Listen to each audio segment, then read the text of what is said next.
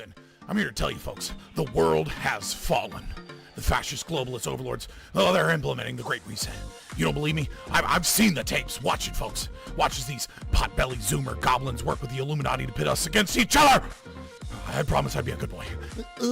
I'm a good boy. There's only one cure, folks, and that's liberty. And there's no better channel to find freedom than Fabian Liberty. Anarchy is order. Government is civil war. You're offensive. Police lives matter? We're just trying to do school. What? You guys have the same sticker as the other. But this is our space. You're making the space uncomfortable. But you're white. You're fucking a white male! What is one way you combat racism? I don't root for white people on the sidewalk.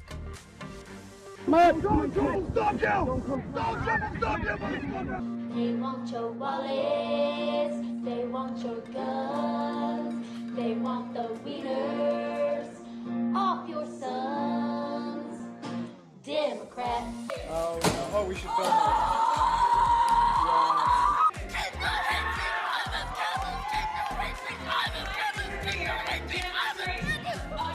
So let's say, for the sake of argument, that all of the water levels around the world rise by let's say 5 feet. You think that people aren't going to just sell their homes and move? Just one small problem. Sell their houses to who, Ben? Fucking Aquaman!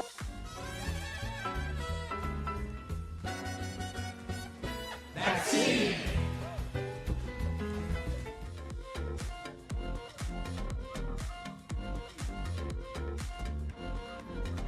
Children, they're spreading COVID throughout the population at higher numbers. And people are not entitled to turn themselves into deadly biological weapons by spraying disease-laden aerosols wherever they choose, randomly killing innocent people. This is not freedom, this is homicide, and willful ignorance is no excuse. What the fuck?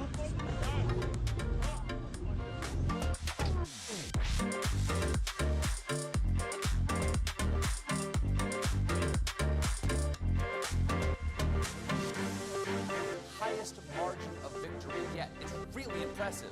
Though, I'm starting to think he might have had help from the Russians.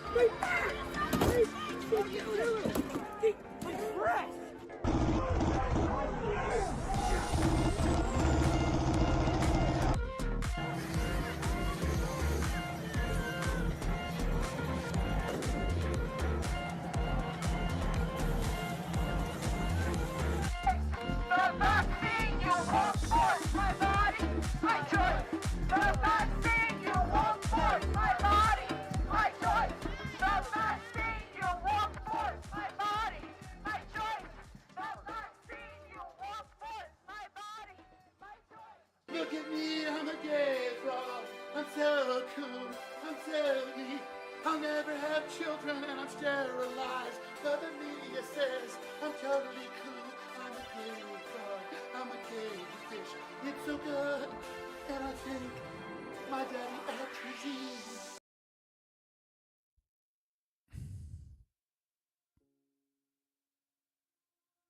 My body, my bidet.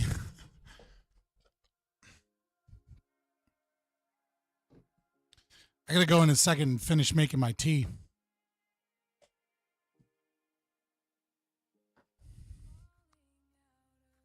Yeah, do people think when they see like a stream is starting soon banner that like the person's not live? Is that a thing people do on YouTube? I've never seen that on a YouTube thing. Like maybe I should get rid of that. Cause like I've never seen that, but like maybe that's a thing. Cause like I had 11 people waiting. And then I like clicked to go live and it immediately dropped down to 2 people. And I was like, what the fuck? What happened? Hey, what's up, Rudy? Yeah. Dude, thank you so much. Yeah, I was just in Discord, like talking about the JQ right before we got here. Seen them take up to like 45 minutes, normally more like 15. Oh, I do that like right as I'm like starting the stream and just testing to make sure that like things working. So I'm never in that more than like 2 minutes. JQ, yeah. Brazilians, yeah. I told people I'd debate it on stream, but I need someone with like a YouTube following to do it. Or like, I don't care where you have a following. I don't care how big your following is. I just need to make sure that you're not going to like come onto the Discord, you know, and come onto the stream and be like, inward, inward, inward, inward, inward. Ha ha ha. I got your YouTube banned. Dude, I even added everybody being like, hey, I'm going to be there at 5. And we were there with like 10 people. It was fun. It's not, like I said, I don't care if you have clout, if you know somebody that wants to debate. Like, I don't need clout. I just need them to be, like, invested on a platform that will ban them if they say crazy shit. Because, like, I'm not debating the JQ with, like, a stranger. I'd even debate, like, one of Nick Fuentes' like, people on Cozy or whatever. Just because I know that they have enough that, like, they'd face blowback. Your son will be a groiper. Are you excited? What? Son's not going to be a groiper.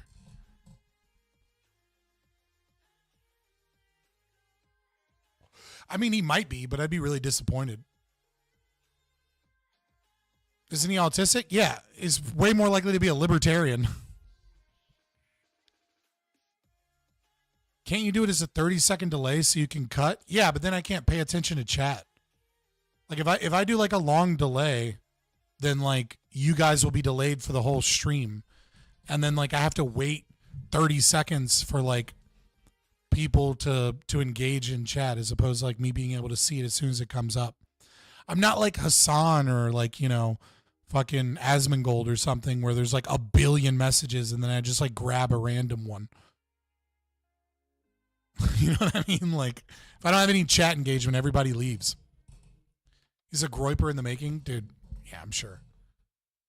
Unfortunately, my son is just autistic, not retarded, so he will not be a groiper.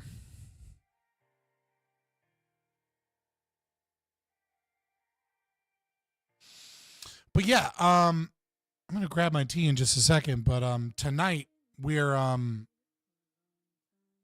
want to watch this video. It's a very interesting, I find it to be an interesting video. Maybe you guys won't find it to be an interesting. It's probably going to piss me off a whole bunch. But I made a Twitter post. Let me see if I can find the Twitter post. And Midwestern, one of the guys from Midwestern Marx was like, you should check out this interview. And I was like, all right. Right? Because, let me see if I can find it. Because it is something that I've noticed that is like, I wouldn't say necessarily a problem, but certainly something like, we got to talk about. Where can I find the actual fucking tweet? Oh, here we go. Yeah, like Midwestern Marx, one of his people, like Noah, I can't remember his fucking name, Krajvi, was talking about, you know, the chick that like did that olfactory critical theory analysis of, you know, smell for her PhD that was getting blown up on the internet. You know, and I kind of just responded and was like, I find it interesting how unaware liberals in the right are to the fact that classical Marxists are barely aligned with the neoliberal Marcusian left. The neoliberal left are masturbating to their rainbow capitalism / stakeholder capitalism while maintaining Western hegemonic dominance over the entire world and their elections, and communists are completely against this. You can see this from the right's perspective in the current debacle with conceptual James Lindsay, going after the woke right and getting them to publish aspects of Marx's critique of liberalism, and the right admitting many of his critiques were correct. Obvious disclaimer: as a libertarian, I'm vehemently anti-Marxist and have no desire to partner with them in any aspect, but truth is supreme. I would also suggest that everyone read Hoppe's Marxist and Austrian class analysis. It's only 12 pages, and then I linked it. So then he linked me this video basically saying, it's a bunch, just talking about the CIA involvement in the Frankfurt school and all this other shit, and says you should watch this video. And I kind of wanted to watch this video, and the reason I wanted to watch this video in regards to that is, it's a couple of things. One, I didn't have an interview scheduled for today, or a debate scheduled. The other thing is, so, you know, you got to do content of some kind. But it has been a problem that I've noticed is, like, the way I view like the Frankfurt School critical theorists and, you know, modern queer theorists, etc., along with the way that I view, you know, like kind of your classical Marxists or your vulgar Marxism, is this kind of like the Bloods and the Crips, right? And very often what I see is that the right looks at them and just goes, well, these are gangs. And it's like, okay, but these gangs war with each other often. And if you want to understand gang warfare, you have to understand the Bloods and the Crips. You have to understand why they're different, why they hate each other, and why they, you know, work towards, you know, shared common goals. And so I thought it might be interesting to watch this guy bloviate and pontificate about how the CIA took over the Frankfurt School and how all critical theory is actually anti-Marxism. And I think it'd be fucking funny, as well as just calling out bullshit as it comes forward, as well as, you know, calling out shit that I think a lot of people on the right probably don't recognize that is going to be true, right? You know, I've looked into the Frankfurt School plenty. I think most of us that are in deep in politics from any domain tend to look at the Frankfurt School a lot. You know, the communists do so because that's where, you know, it changed from classical communists. You know, I was just talking JQ with a guy on Discord, and of course, you know, the Frankfurt School is a very big part of, like, you know, what they believe in, what they're talking about. You know, it's like Jewish influence over Marxism to bring it into the West, et cetera, et cetera. So, I mean, it's a turning point, certainly, within political philosophy. And it'll be interesting to see how they react to it and how they feel about it. So you can better understand your enemy. Because, like, if you kind of look at neo-Marxists and regular Marxists as the same thing and just go, oh, well, they're all Marxists and here's why it's wrong. I mean, that is one avenue of attack, but it is going to be difficult for you to engage in policy discussions and engage in fighting these people if you're just wrong. So, Bazope, you should have come to the conversation. You might have learned something from both of us. You know, you kind of just spurg and you never have an argument. And you just kind of make up lies and bullshit constantly. Which is kind of, you know, what weak men do. Like those fairy little feminine Jews that you hate so much, you're just like them.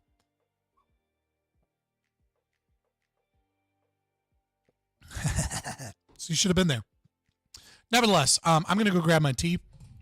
Put some. I've got it steeping. I'm going to put some cream in it, and then I'll come back, and we might chit chat for just a little bit longer. If there's anything you guys want me to react to or look at real quick, or, you know, anything you have, you know, on your mind, let me know. And then if not, if it's still a little slow because we're an hour earlier than we normally are, then I'll just get right into it, because it is like an almost a 2-hour interview. And if you've ever watched me do a reaction on this channel before, you will know that unlike people like Hassan that, you know, put on an episode or somebody else's video and then go walk away and, you know, come back, you know, and have 2 words of encouragement and keep going, you know, I actually react to things. So it takes me a while to get through stuff.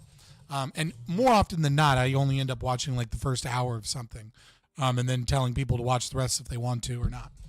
But nevertheless, I'm going to go get my tea and I'll be right back.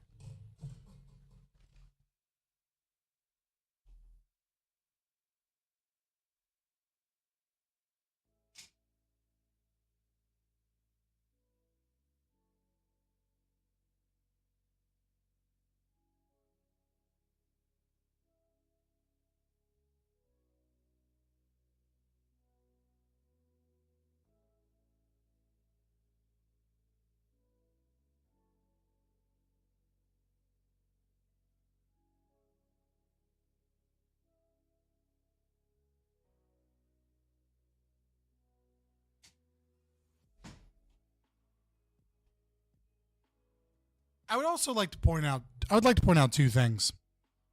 Number one, Chobani coffee creamer is so fucking good. It's like 5 ingredients, 6 or 7 for some of their flavors. But like, if you're looking for a good coffee creamer, Chobani, pay me. All right. If you're looking for a good coffee creamer that isn't full of a bunch of poison and, like, you know, full of soybean oil for no fucking reason, shit like that, like, definitely pay the extra little bit of money for Chobani. Chobani's worth it. It's good.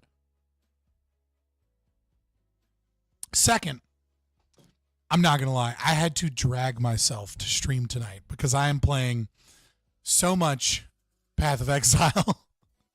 I've already done, like, I couldn't play Friday night and Saturday because I had my kids that weekend. And Sunday night I was exhausted, but I still played a little bit. But literally, almost, well, not literally, but I made a new character like Sunday night and played her for like 20 minutes before like going to bed. And like Monday night and Tuesday night, Monday, obviously I had Prime Guys and I was there till like 1 o'clock in the morning. Then I had to take my mom to the hospital. I didn't have to take, I just had to be there. She was getting elective surgery. And so I was there all day. I need you to know that like an hour or two after stream and like Tuesday night, exhausted, and like a little bit of time Sunday, I already have a sorceress that has like done the trial of Secamus and is like already done the 3 major things you do in Act 2. And I'm level 28, I think. I already have a level 28 sorceress in Path of Exile 2. It is so much fucking fun. I almost was like, I mean, I don't have an interview scheduled tonight. Do I need to stream? And I was like, no. I need to get my ass up and go start get the stream turned on. Did I get the link? No, you can't send links via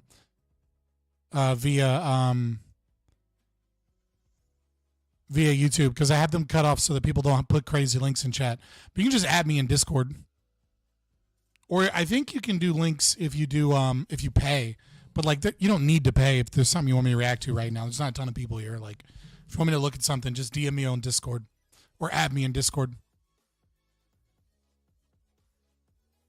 Based, we have stream. Dude, it was a struggle. I'm not gonna lie. I was like, and I almost was like, I'll just stream Path of Exile. It'll be cool. And I was like, no, that's literally not what the fuck. It's a Sam Hyde video, dude. Why do people like Sam Hyde? I don't get it. Everything I've ever seen from him is just him being a deranged retard. I mean, like, I see that he makes some funny trolls from time to time. But I don't understand it.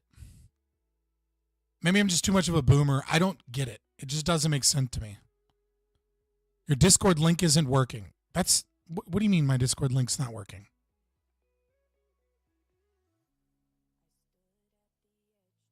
Okay, I just clicked the one in chat and it takes me immediately to my Discord. Let me go to the video description. I might have changed the one in the video description. Let me see if the one in the video description is working. If not, I'll change it.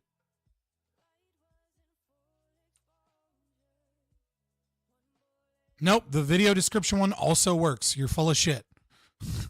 So the one in chat and the one in the video description both work. I try to reply to content creator, but it gets limited response. Can I get my thread moved? What thread? What are you talking about?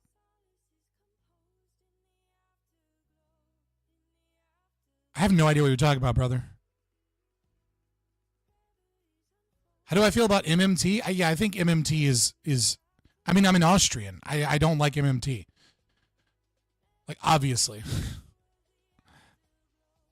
I mean, like, the only things they're right about are things that are just like I don't understand. I have a hard time understanding MMT because they'll be like, yeah, well, did you know that, like, if you what's a good example? Like, they'll say things that are just true in economics that everybody agrees with, and then they'll be like, oh, it's a response in content creators. It's me, Alley Cat.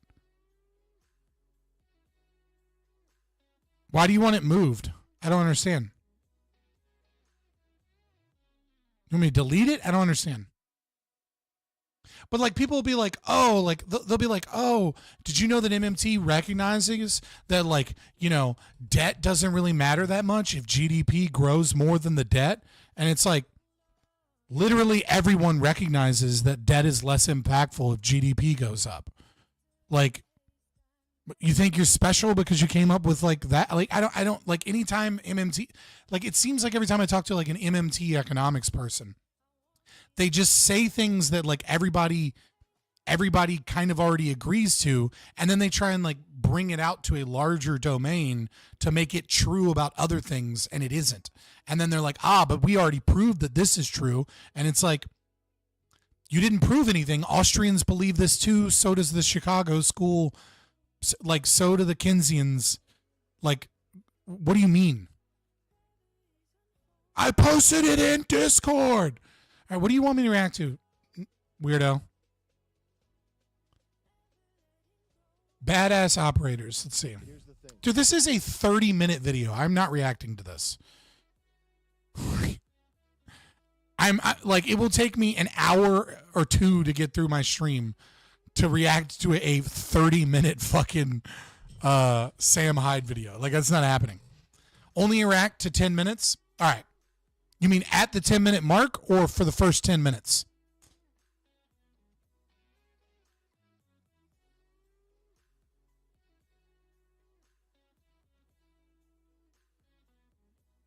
First 10 minutes. I'll get through like a couple minutes, and it's worth it. We'll keep going. Fuck it.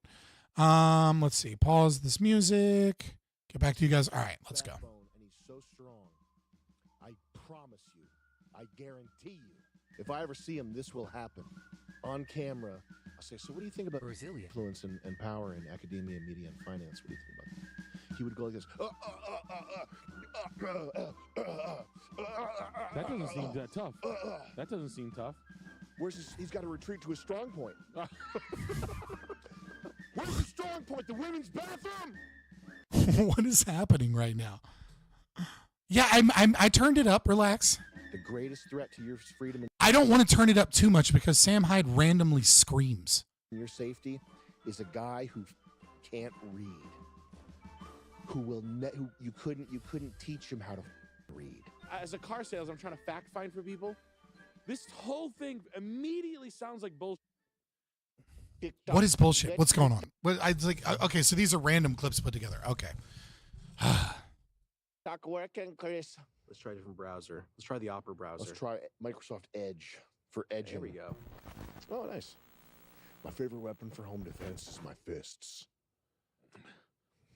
My Chris, you solving puzzles? Yep. So now we're in Twilight Zone of me reacting to reactors. You wanted me to react to reactors. Reacting to idiot guys. All right. Now, how come they don't do puzzles on Joe Rogan?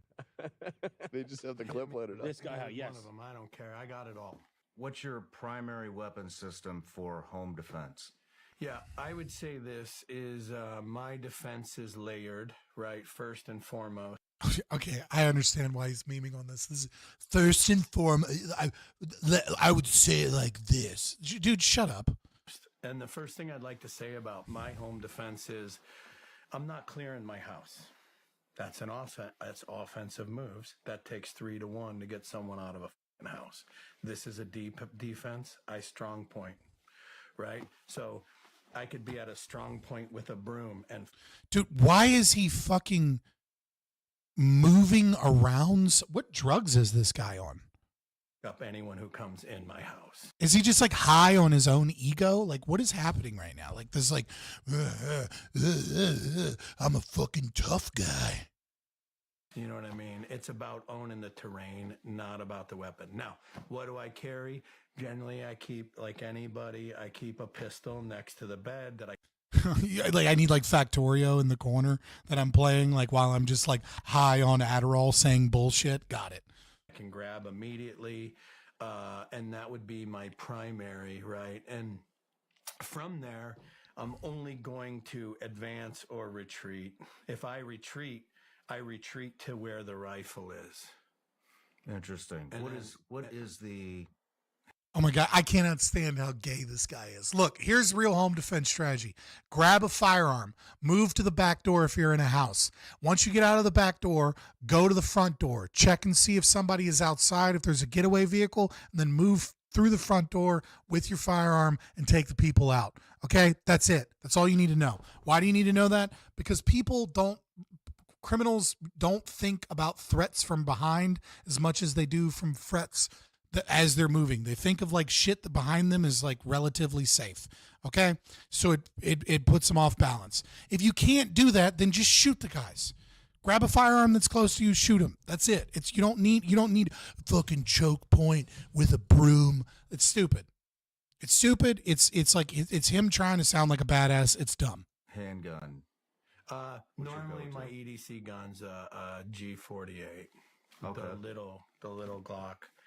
What is the 48? We should try to kill this guy with a broom in his house. He'd probably just kiss us. All right, this shit. Now I'm not disputing this guy is the way this guy talks. What do they call that style of talking? I don't know. Gay man? No, I'm kidding. First of all, his shirt says "Love the Muff." Okay. What does that mean? It's probably some gun joke. You know, he kind of reminds me of like, remember that? What was that guy's name that was like had the big beard and he had like a giant white portion and then like a giant dyed thing, and he was on Tim Pool for a while, and then it turns out that like he was just like a pornographer, like super fucking gay dude, and it's like this performative masculinity of like trying to pretend to be a Billy Badass instead of just being who you are. And it's like, if you're a Billy Badass, then I'll believe you if you're just confident and you just are who you are.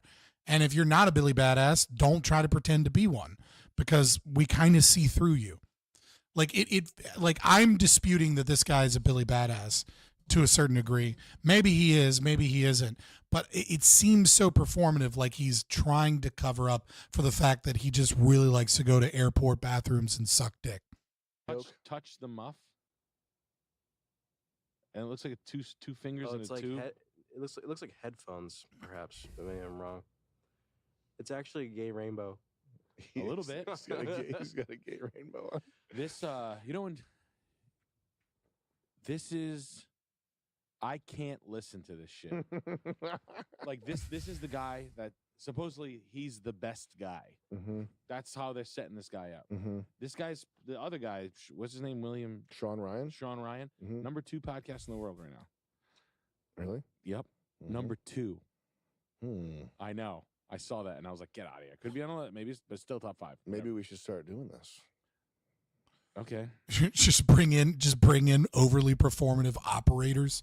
I mean, to be fair, when he did that, Sean Ryan did that interview with that guy that does pedo hunting and shit, that like the super hardcore tech guy, those were some cool clips. You know what I mean? Like, but it seems like he's trying to like recreate that with other people. So whoever's watching this, top 5 ways to kill an Iraqi. I'm glad you asked. I'm going. Delta Recon's going to be out back. Okay? What weapons are you using in this situation? Drones. Drones is the number 1 for sure. My EDC, honestly, it's always going to be a PP-56. Now, do you carry a pocket knife? Always. What? How many? I'm not going to tell you that. 5 up top, 6 below. Fair enough. Yeah, that's for you to find out. Fuck around and find out. Why would you tell me how many pocket knives you carry? You're compromising your OPSEC at that point. It's a line of diminishing return. That's 4 to 1. Now, do you carry braided safety cord and a bracelet? I'm doing pull out. do you carry? All right. This is funnier than I thought it would be. Do you carry braided safety cord and a bracelet? You got me to react to it. All right, Slope is dope. This is better than I thought it would be. Raptor wire. Do you have paracord bracelets? 5 of them. Are we talking red line? Blue line. Strong stuff. The stuff the guys over there overseas right now are using, not the guys that you see on TV, the guys they don't even show. Blue line's not going to pull out in cold weather. Okay, it depends on where I am climate-wise. What kind of paracord would you use to repair a BMW 325 Ti? How long's the... What the fuck? All right, this is too much, though. It's a bit much. The 325 been running. Is it a 3? Apparently, someone wanted me to watch a little bit of this video. I was like, whatever, fuck it, I'll watch some. 325 Ti, can you look that up just real quick there, Jamie? Google it. 325 Ti. What's the little fruitcake-ass car? 325 Ti? Yeah, the 325 Ti. Now, if you had to repair a 325 Ti with your bare hands, nothing else but paracord. How long you've been running at 80 miles an hour through the mountains? How long is it? Basically, what I'm trying to get is what's the core temp of the motor? These guys, when they run this, they're up there at an altitude where the temperature's below ice. Okay, this is dumb though. I get it. It's kind of funny. I gave you 5 minutes. 5 minutes for free, I feel like is a good deal. All right. So what we're actually trying to watch is, I'll bring this forward. this is probably going to piss me off all night. But we'll see how far we get and how mad I get. So one of the things that I've noticed, I'll say it again. You owe me the other 5 minutes. I don't owe you shit.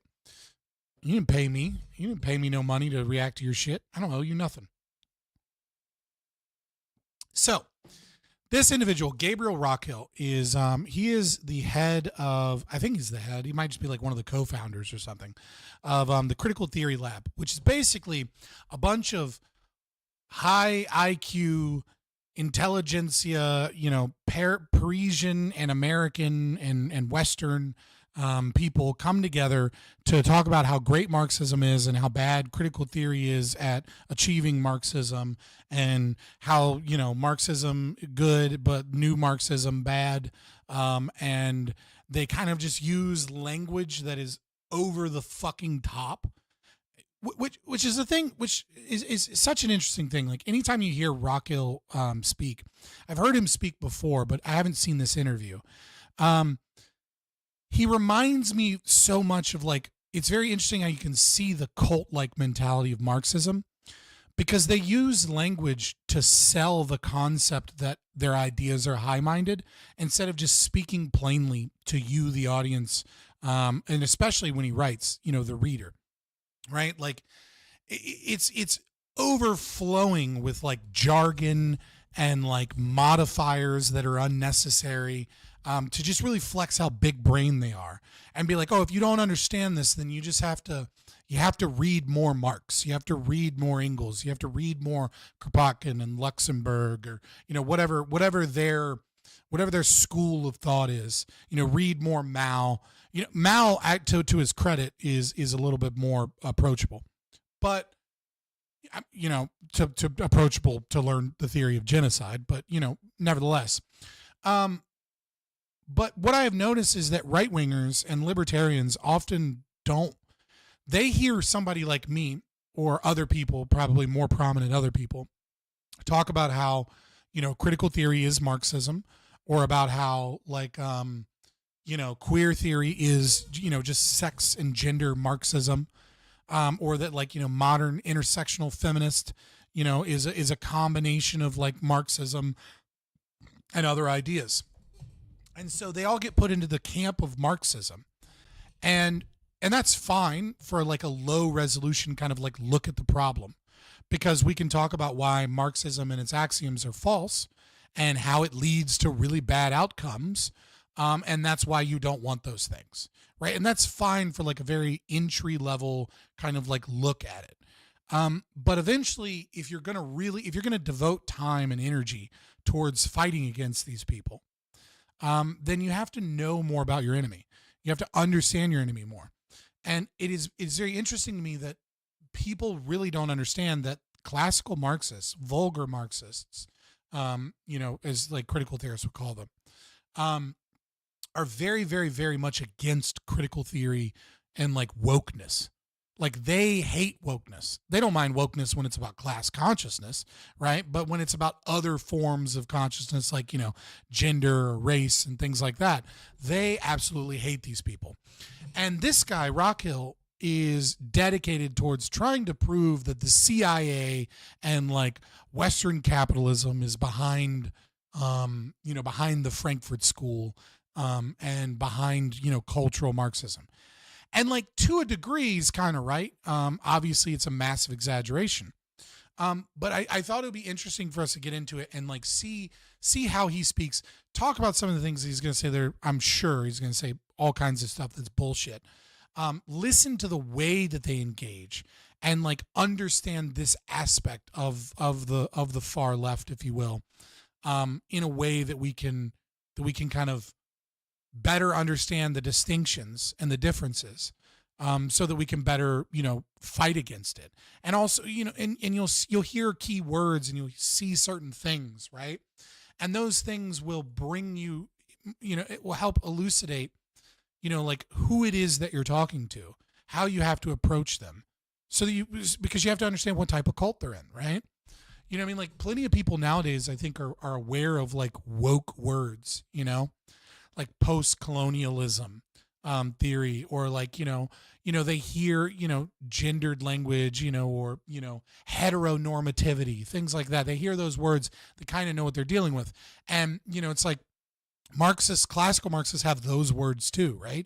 Like if you hear reification or like commodity fetishism, right? Like you're probably dealing with a classical Marxist, a vulgar Marxist. You're probably not dealing with like a critical theorist, though that doesn't necessarily mean that they're not both. But I thought it would be interesting to shit on these people, listen to these people, and go into a little bit more of a nerdy theory night and just kind of see what's going on the other side. This interview is 2 years old, but this guy Rockhill is still doing this work and still kind of has the same premise. And you can check out his website where he puts out open calls to like theorists and people to come to him, and it's like, if you really want to be a part of this, like, please, at a very minimum, you have to be incredibly intelligent, and you have to be incredibly just because you have graduate training, you probably want a PhD, and you probably want a good foundation of the French language. And it's like, it is the height of pretentious. When are the fun nights? Sunday nights are Sunday fun night. Hey, what's up, Ghost Recon? Things are going great. Didn't Marx start the idea of critical theory? Absolutely. And if you talk to anybody in sociology, they'll tell you that Marx is the critical theorist, or the first critical theorist, or the father of critical theory. Right, but when we talk about critical theory today, we're talking about the post-Frankfurt School form of critical theory, which is not just about class, but is about race, gender, sexuality, ageism, ableism, fat activism. Like these are all forms of critical theory that have their basis in Marx's ideas, but were reformulated in the Frankfurt School after Marxism failed, right? So like to understand like a bird's eye view of like what happened, right? You have Marx, dies a loser, and hated by most people except for Engels and a few others. Right? They developed, him and Engels developed this theory. Bakunin destroyed him back then. You have the Russian Revolution in 1917. You have a few other small revolutions. But by the 1950s, as people are beginning to see what's behind the Iron Curtain, like you have people like Alexander Solzhenitsyn, right? And his work on the Gulag Archipelago. You have this growing understanding that Marxism has failed, and that socialism, as it was thought by Marx, is a disaster for any country. It's an economic disaster. It's a disaster for people's freedom. It's a disaster if you want your people to eat food, right? It used to be somewhat morally defensible in academia and in Western culture to call yourself a Marxist because you're fighting for labor rights and you're fighting for the freedom of people against like the capitalist class. And as time goes on, it is, its reputation is forever tarnished. And so, you had this concept by George Lukács, Antonio Gramsci, a couple of other people that were like, we need Marxism to go in other domains and we need to rebrand Marxism. And so that's where you get, these thinkers, coming together in Austria to come up with the Frankfurt School. You have these collection of intellectuals that are like philosophy people, sociology people like Max Weber, right? You have, theorists that are coming in like Horkheimer and, and then even you have some people that are, a little bit more like liberal, like Habermas, right? That's fighting some of the identitarianism to a certain degree, and is an anti-postmodernist. And so you have these people come together and they go, the left, the intelligentsia, we got all this shit wrong. We need to, we need to fix it. So what do we do? And Mike Wazowski, from Monsters Inc. has it correct in chat, right? Instead of it being about class consciousness, it needs to be about identity and about all of these different identity groups. And the main kind of like thing, if you understand Antonio Gramsci, is that he states that like in order for Marxism to succeed, we need countercultural hegemonies, right? And so he recognized that like the reason, or I would say incorrectly surmised, that the reason that everyone in Russia, everyone elsewhere, the reason there are all these holdouts to Marxism is there are all these cultural institutions that have been built up by the bourgeois that are like protecting them, right? Like gender is one of them, white supremacy is one of them, religion is one of them, the family unit is one of them, like the education system, etc. And it's like, he's kind of piggybacking off of Lenin's dual power theory and vanguardism. Like, it's like, look, we need an alternate structure, just like just like the vanguard existed and infiltrated the Russian government and and industry, and we had a counter-cultural kind of like way of fighting back. We also need something like that for race and to destroy the family unit, and so that we can, people can be separated from like the families that teach them bad traditions. And we need, let me move over here real quick. We need, we need a counter to, we need a counter to Christianity, because Christianity is stopping us from doing this. We need all of these different institutions. And then, of course, you have critical theory that is kind of like rebranded and created in,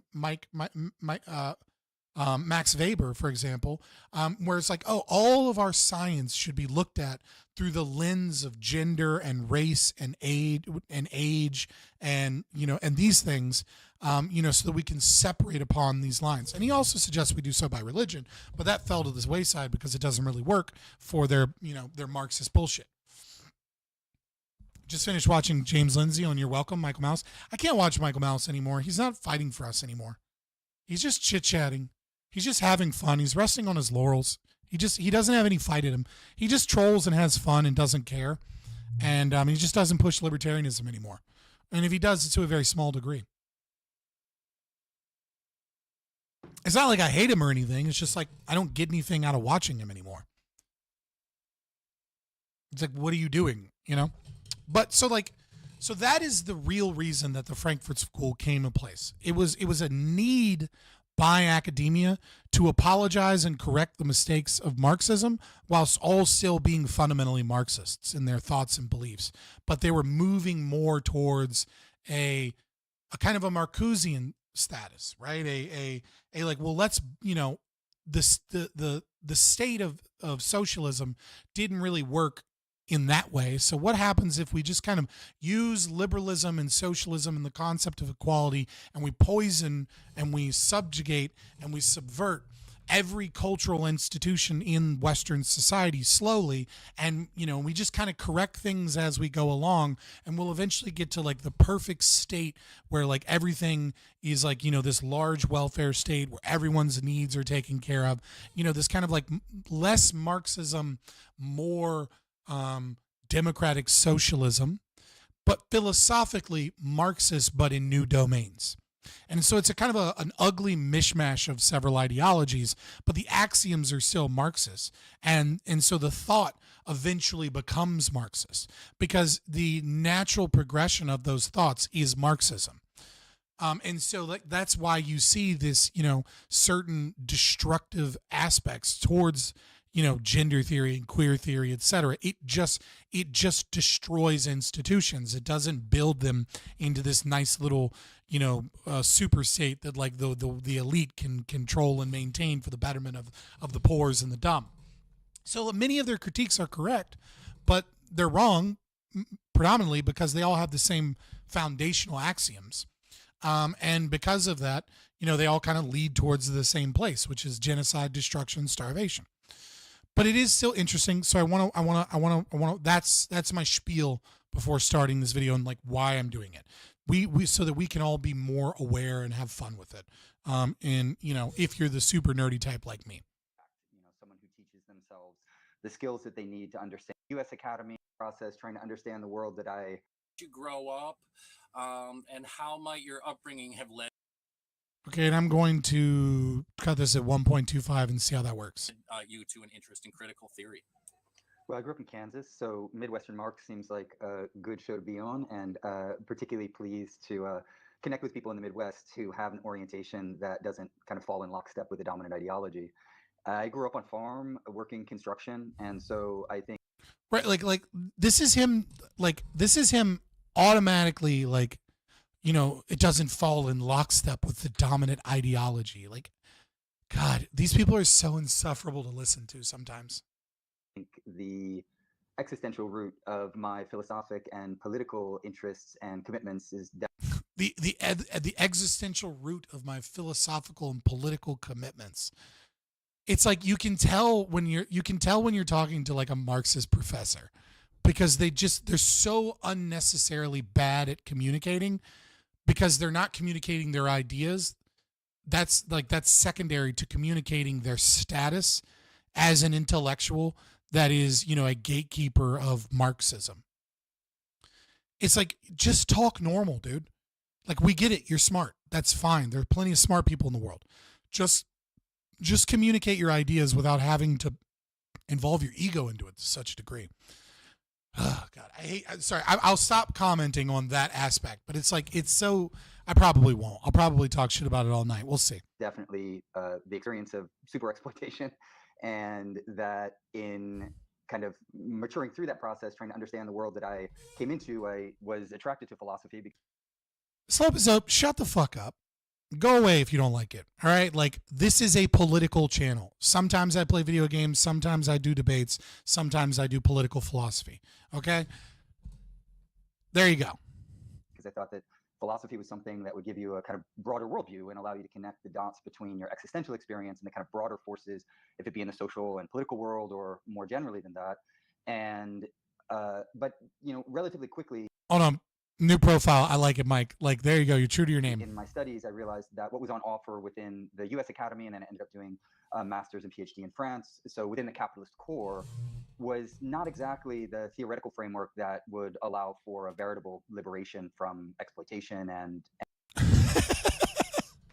I love this too. It's like he's in academia, and it's like academia is within the capitalist core, and so it just really won't allow you to like really get into Marxism in French philosophy classes that are centered by, you know, taught by Marxist professors. It's so hilarious. And oppression. And so a lot of my work has been done you know, along the lines of an autodidact, you know, someone who teaches themselves the skills that they need to understand the world that they're living in, because the dominant institutions actually train you in the opposite of that. So I don't know. Right, like you didn't like you didn't have to say that you were an autodidact, right? Like you could have just said that you were, you know, an amateur and that you had to learn these things on your own. Like it's exactly like you said, bloviating. That's a good opening start, or if I should go into any greater detail in that regard. I think but that's the deeper background. Yeah. Yeah, I think that's good, because it kind of leads me into the next question that I have, which is that it seems like a central thesis of a lot of your work is this idea of a global theory industry. So I was wondering, you know, how did you develop that theory? And can you explain what is the global theory industry? What's its purpose and power in the real world? And what's critical theory's role in the global theory industry? That's an excellent question. The way in which I understand the kind of global theory industry is, you know, if we pick up on what I was just saying about my own existential experience, I wanted to, in a very naive manner, because there was a lot of romanticism. Yeah, Nikola Pavlovich.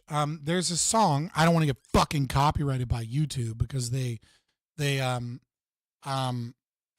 song that I love about this. You know, someone that actually, you know, obviously he's a socialist, but every artist is. Oh fuck.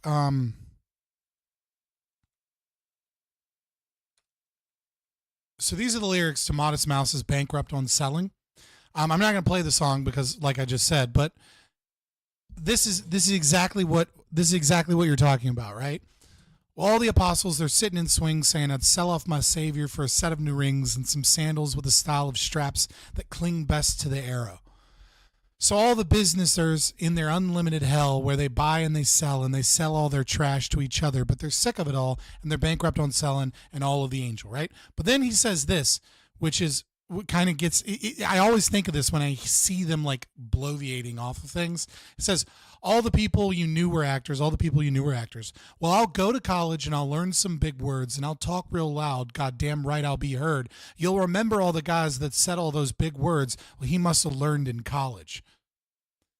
And it's like, that's exactly that's exactly what I think of in that moment, right? Like, saying things just to say them so that people recognize your status of like how smart you are and how educated you are, instead of just communicating ideas. Like, just communicate the idea.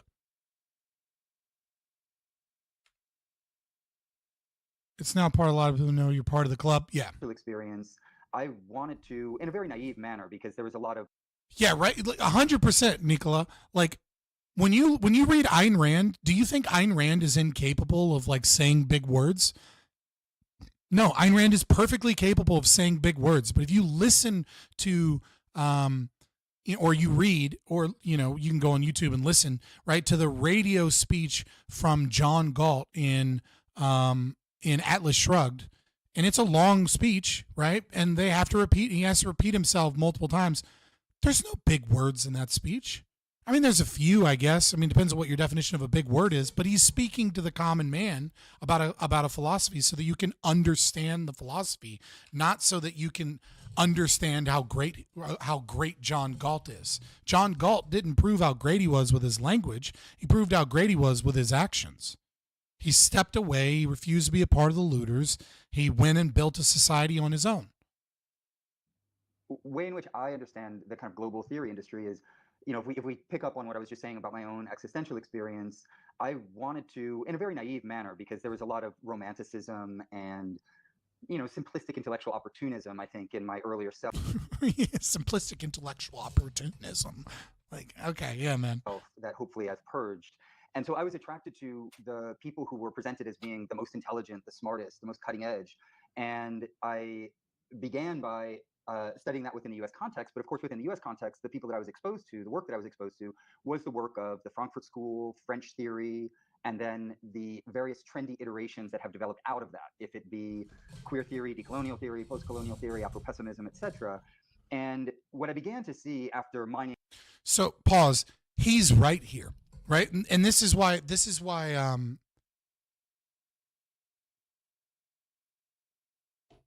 I feel like videos like this are important, right? When you go to undergrad and even in grad school for philosophy or anything in the humanities, right? You're not going to read a lot of Marx. You're not going to read a lot of Engels. You're not going to read a lot of, early vulgar classical Marxists or anarchists, right? You're going to read, French revolutionaries in Africa that are telling you about, about post-colonialism. You're going to read, modern critical race theorists. You're going to read intersectional feminist work and things of that nature. You're not going to read like the works in which those concepts and ideas are derived from, right? And so when the Marxists get into their little corners and really start to say, like, you need to read more Marx, you need to read more Marx, in a lot of ways, there becomes a path that people take, and the simplistic kind of path that most people take for their own personal power, for their own, ability to adapt within corporate America and then their job and in our current culture and society, is that they will indeed, they'll read feminist work and they'll read that literature and they'll go into I know my mic is cutting in and out. Hold on. Let me fucking edit the filters. Give me a second. Hold on. Why is that not a? Let me edit the filters. It's because I turned to the side, and then when I turned to the side, it like, it's in my fucking virtual audio cable. Hold on. Let me go to mic, and let me lower the noise gate. All right, the noise gate is lowered, so you might hear me clicking and clacking on my keyboard if I do something, but like it will cut out less. All right, so. Right, but when you go and get an education, especially in philosophy and the humanities, you're going to learn about all of these modern instantiation of critical theory.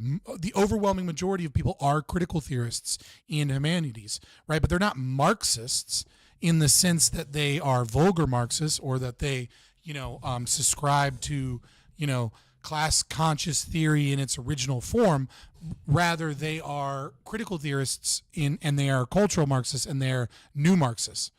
And so, you know, when you get into those little cult-like spaces, you kind of either become like one of these losers that go back into this classical Marxist thing and, you know, you go work some regular job somewhere, you know, or if you're going down like a career path and, you know, utilizing your academic qualifications into like corporate America or other places, you end up critical theorists, right? And critical theory is in many ways a watered down version, a less revolutionary form of Marxism. But the problem is that all the axioms are the same. And so when you find the radical critical theorists, that's what they're preaching. And when you get too many critical theorists in an institution, it becomes ultimately destructive because the axioms are the same as Marx. So like they're different, but when the philosophical axioms are the same, the logical conclusion is exactly the same. Deep down into these traditions, because it wasn't a superficial engagement. On the contrary, you know, I studied with Derrida, I did my master's with him, I did a PhD with Badiou, I took classes with a lot of the so-called leading luminaries of French theory, but also many within the German and American traditions. I came to realize that there was a really clear path. Also, why do all of these fucking academic like guys that bloviate always have to have a bookshelf behind them? Like, I have a bookshelf with some books on it, right? It's over there. You know why it's over there? Because I have a green screen, because it's easier. Like, you know what I mean? Like, it's such a like a self-masturbatory thing. Like, every time I see somebody with a bookshelf behind them, like that I have to debate or something, like my immediate thought is just, ugh. Like, it's just every time the bookshelf is just, oh my God, we get it. You read books. Like, okay, everyone here reads books. Like, okay, like you're not fucking special. Get audiobooks, you loser. Like, I have some books that I collect because they're old books, right? And I just like old books. Actually, here's a really cool, you know what, since we're on the topic, I just want to show you this one.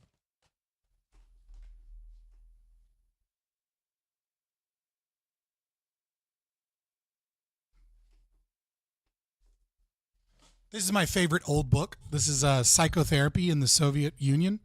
It is from, let's see, it was $6 when you bought it originally. Hardback, too.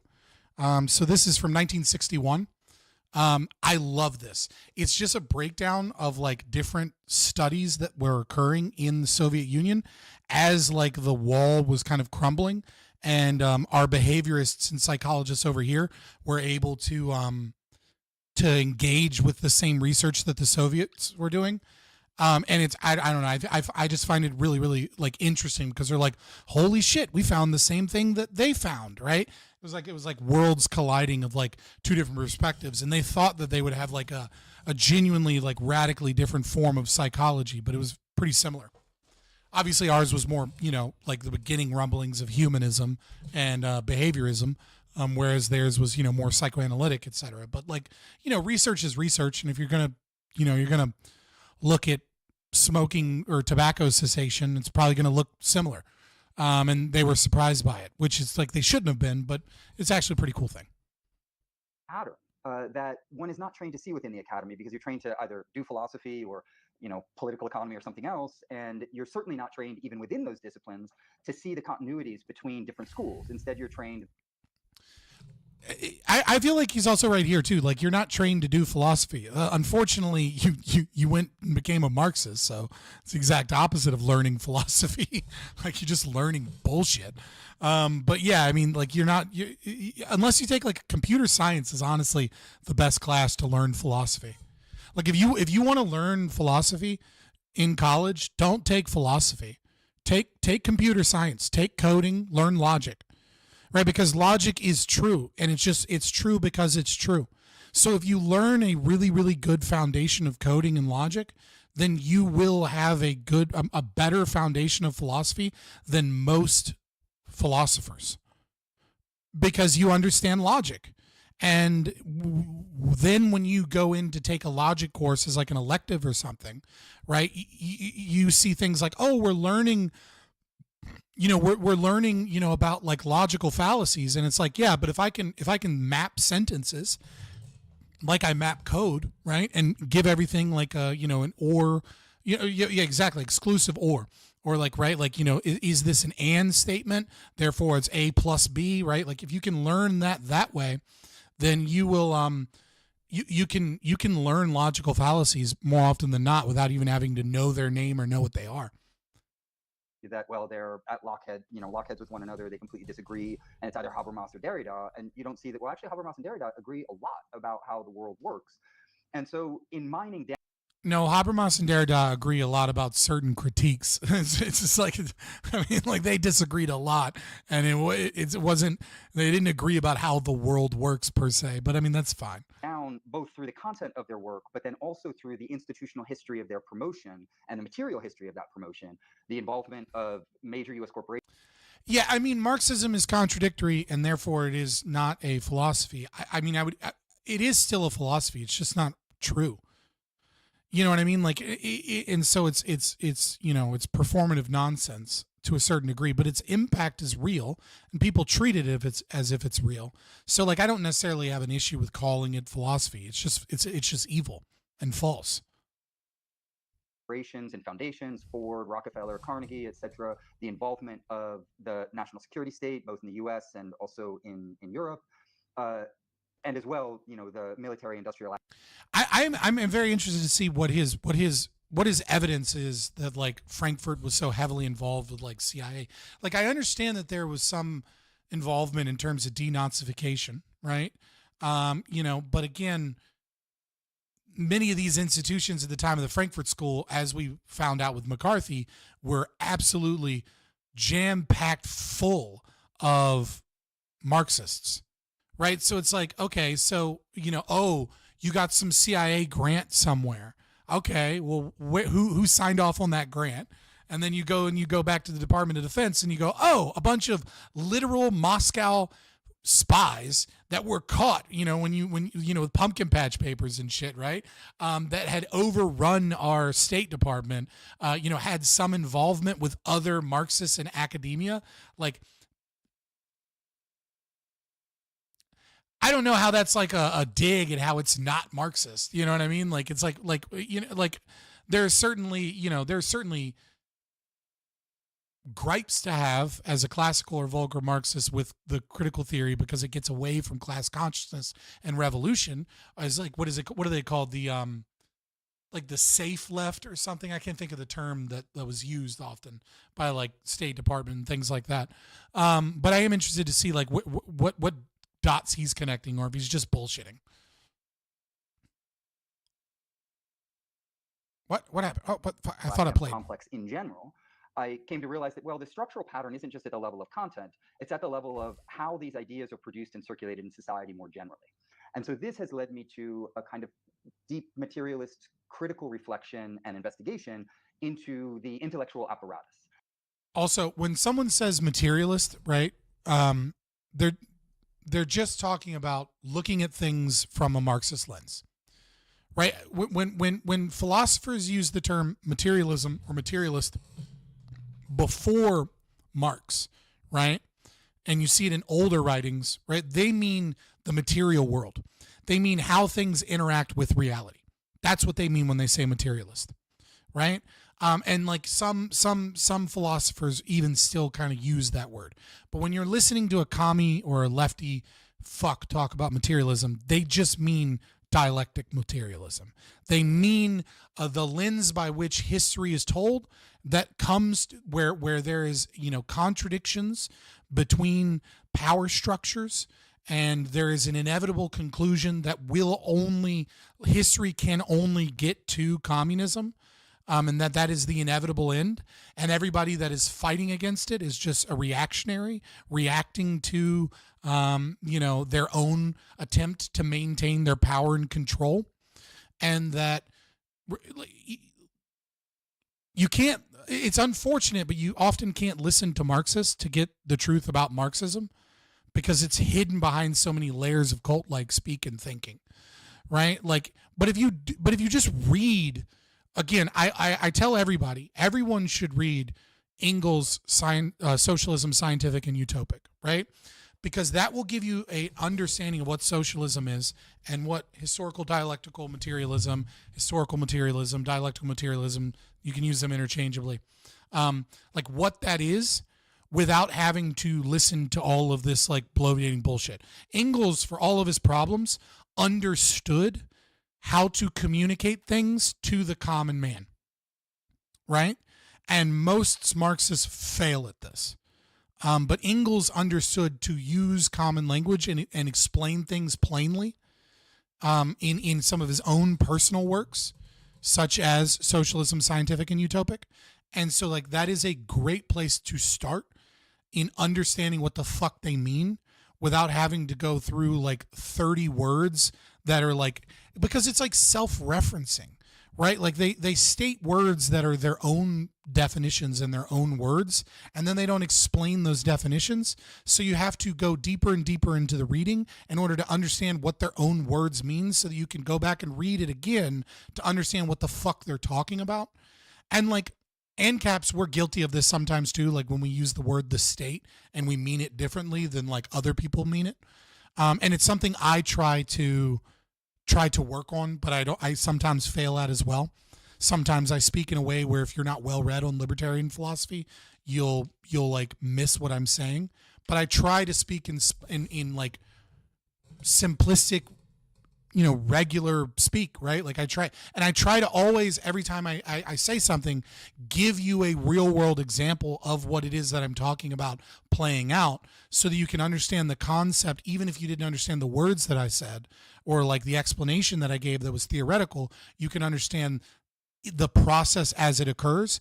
And Engels does this as well in part 1 of Socialism, Scientific, and Utopic, right? Like he explains the history as far as Marxists are concerned of like why the capitalist class rose, how the capitalist class challenges the power of like monarchy and the nobility, and like how industrialization led to led to people being able to make wealth, and that wealth being a symbol of power was a meaningful check in power to nobility that weren't part of the merchant class, and how the government was now part of like one of their presumed contradictions, right? Which is the power of labor and people and collective maintenance of that power to produce goods and services, was a challenge to the, unjustified power of like the monarchy and the nobility, and how that contradiction was forced to resolve itself. And they created like the capitalist class, the merchant class, as like an owner over the people, right? It's wrong, but you can actually understand what the fuck materialism is when you read that work. And the intellectual apparatus is not a fancy term. It's actually very simple. What it means is the system. The very next thing, it's not a fancy term. It's actually simple. Let me tell you. All right, so at least he's going to explain one of his fancy words. That produces ideas. And it produces the people who produce those ideas. And so you have to have an account of that material system of production and not just look at individual thinkers. And that system of production is also embedded within a system of distribution, like what ideas get out there, who gets translated, who's, Silk Fox, that's actually really good. I should probably strive to say natural law more instead of legal or the law. You're 100% right. It's something I didn't even really think about it until you said it. Like you're 100% right. I say the law, and then people are like, "What the fuck are you talking about?" And then I have to explain. I mean, natural law. Embedded within a system of distribution, like what ideas get out there, who gets translated, who's publishing articles supporting the war in Europe.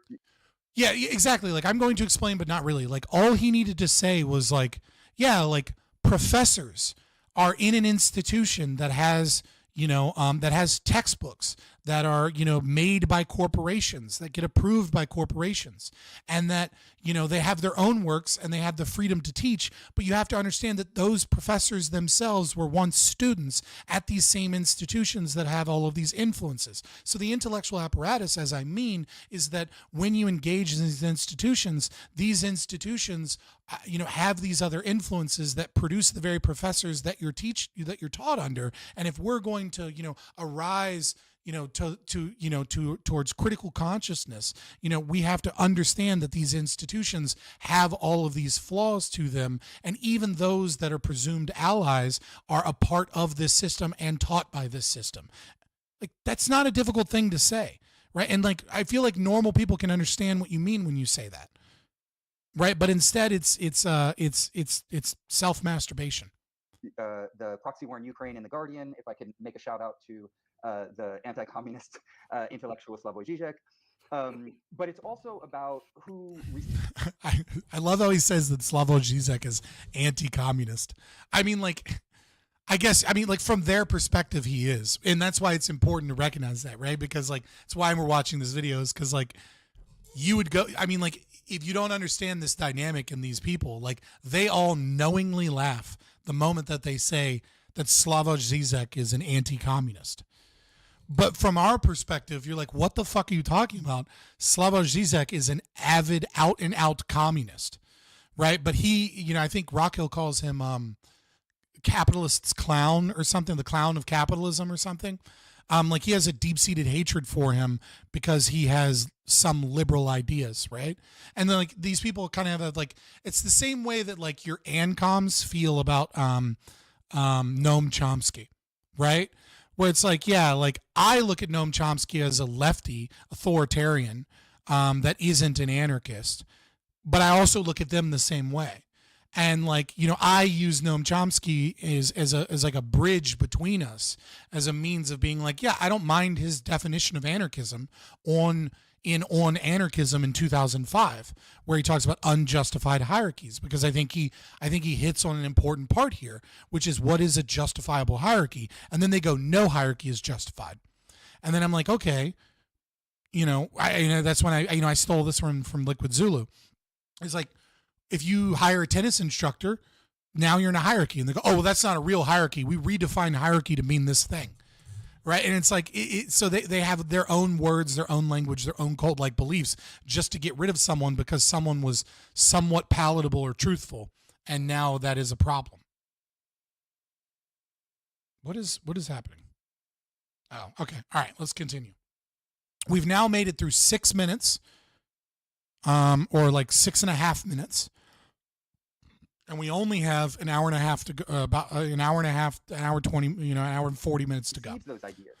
And so it's the entire system of production, circulation, and consumption. I can tell you now, we're not going to get through this whole thing. I never do with these long ass interviews, but it's more about the commentary and breaking things down than it is about the actual video itself. Of ideas, which is a really basic kind of materialist approach to culture and to ideology.